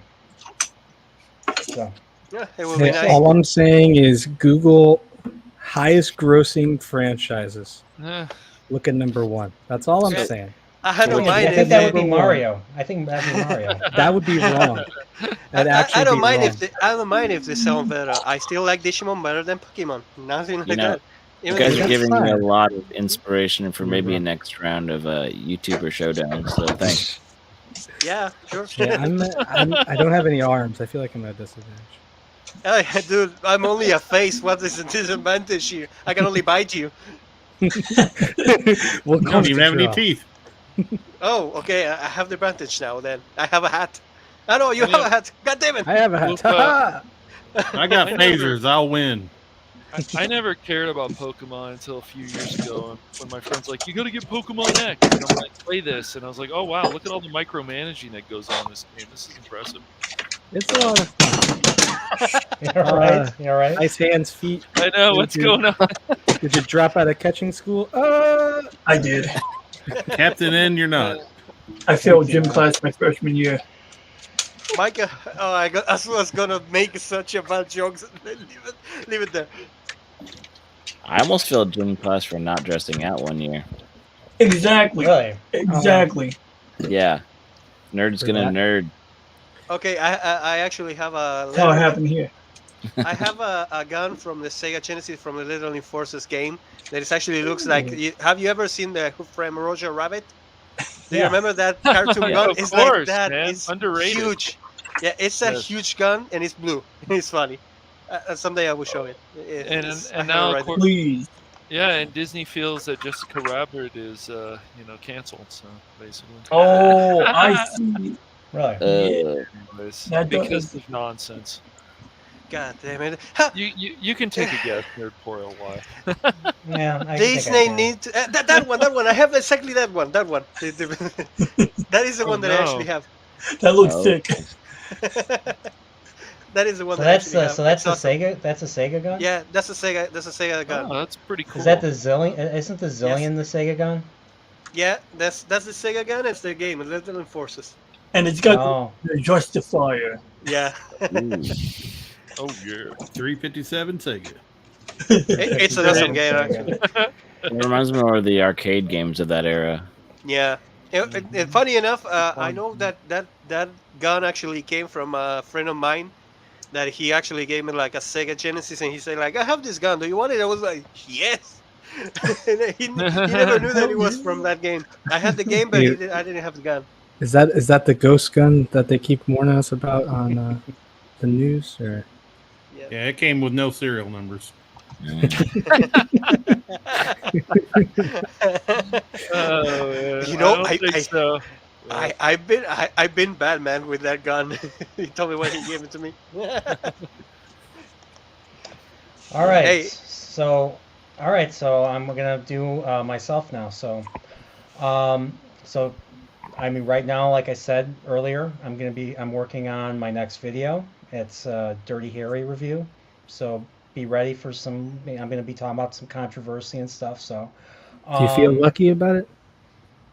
I do, punk. I do. No, I'm kidding. Yeah, I'm a punk. Go ahead, make my day. That's Sudden Impact. That's movie 4. That's yeah. And you know, it's funny. President Reagan said that in a speech once. He said, he said that once. Go did. ahead, make my day. Awesome. But yeah. So that's my next video project I'm doing, and then Saturday, like Whoopa and like he said, Lord of the Rings, Two Towers, Part 2. We're gonna conclude that on Saturday, and then Monday. For me, Monday, I'm going to be reacting. This is going to be probably at 10:30, so it's going to be late. I'm going to be reacting to episodes 1 and 2 of season 6 of Better Call Saul. Very good. So nice. that's what's coming up for me. So I'll have to figure out Nerdporeal. Hopefully I get Nerdporeal will come back pretty soon. The following Saturday, so not this Saturday, but the Saturday after, I'm not going to be around. So there's going to be no Lord of the Rings that week and stuff. So I haven't figured out that far ahead, but yeah. So yeah, once again, guys, thanks for coming by the channel. I figured this would be the perfect time to reveal my face and you get to see my my shelf right there, and yeah. So I'm grateful that you guys came. It was cool having this nice, almost 5 hour discussion. Yes. And I am looking forward to all the things that was recommended to me. Now the question is, will I ever get through it? I don't know. I don't know. Luck. But yeah, there's so much I haven't seen. So At least you wrote it down. Yeah, you have a year Yeah. to actually watch all that or play some of those games. So yeah, yeah, for especially watch Top Secret. and especially in time of the second anniversary. Mm-hmm. Yeah. So. Oh, yeah. So all right then. Other than that, other than I have to figure out how to do the join thing for the memberships and stuff. That's the thing I got to work on next too. Besides that, so if you have any ideas for what I should name the memberships, let me know, and I'll just have to look at other people's channels and memberships themselves and see what they have. So It's the highest paid one. You need to name it Full Retard. full retard. Sounds problematic. But could we have I feel like this video is gonna get demonetized. Yeah. Yeah, I think that's what's going to happen. I've noticed some of my other streams ever since I clicked on monetize, I get the yellow dollar, which basically says limited or no monetization, because things that were said, probably not by me, but probably by other panelists, like my alien stream. I don't know what happened with my alien stream. So. Man. Do they not So- tell you? Because usually No. they'll throw up the video part. Like I got flagged on some videos, and they'll just throw up in the editor, where it was. Well, is that with a con? Sorry, What? cut off. Oh, is that with a copyright claim? Because it shows you with the copyright claim. There's Monetized monetization, and there's the yellow dollar. You have the green dollar, which is good, and then you have the yellow dollar, which says limited or none. Yeah, we don't know these things because we're not monetized. Yeah, I actually know. The yellow dollar means that they can actually put us. I guess I'm part of that club then. I guess Yeah, I'm you're part of you're that. the club. We're still outside. I'm up here now. I'm up here. You guys are all. I'm kidding. Dude, somebody knock at the door. No, just kidding. Yeah. But yeah, that's what's going on with me. And once again, thank you all for coming. I really appreciate it. Just don't tie all your humbled. monetization up with My pleasure. YouTube. Like get the subscribe star going or something. You know what I mean? Don't Yeah, get. I'll look into it. I've been looking. I have to. There's also Patreon. Didn't you and have a stuff, donation too. link? Don't you have a donation? Don't you have a donation link already somewhere? Yeah, on Streamlabs. I have Stream Elements. I have one directly to PayPal, and of course, the 30% off super chats. Oh yeah. But they're pretty. They're pretty colors. Dude, Yeah. dude, It's convenient. if I have a super chat, YouTube gets us 30%, and my country gets another 30%. Oh my god! Imagine that. Yeah, that happens. Argentina. Oh my- Yes, Argentina actually has a That tax for sounds every kind of dollar that corrupt, comes here. man. That seems South- corrupt to me. South Yeah, it's America. completely South corrupt. America. That's messed I'm up. kidding. I I'm would, kidding. dude. I would leave this country in 5 seconds if I could. You could actually throw me with a goddamn catapult. I don't care. I don't get like That's this awesome. country. All right. I'll be honest. I'd love to visit Brazil, and I'd love to visit Rio, and I'd love to visit Buenos Aires. I'd still love to show up and live there. Don't. You're gonna get robbed. Okay, now the bigger question is by who? By the criminals or by the police? Both. And if you visit Zan Sultan, you'll get robbed by him. Yeah, I'm gonna go to your place, man. They'll be like fresh meat. Who is this guy? He's like, I'm Nerdporeal. I got a channel on YouTube. I don't care. I know him, Rob. Yeah, I'll just walk around and say, "Hey, I'm Nerdporeal." Like, Yeah, you'll never you leave that don't even place. have 1,200 subs yet. I'm 5 away though. I'm 5 away from 1,200. So, all right, but everybody, once again, thanks for coming. Thank you all, whoever donated or stuff. Thank you so much for that. I don't expect donations, so really, from the bottom of my heart, thank you. So, other than that, I'm going to close this one out, and looks like we got a squeaking mouse kind of, kind of scurried in here. Hey, What's up? Squeaka. Just say hi, Squeaka. How you doing? But yeah, other than that, everybody take care. Stay Nerdporeal. May the wings of Nerdporeals carry you all to monetization. Take There care. you go. See you guys. Bye. Adios, amigos. See ya, everybody.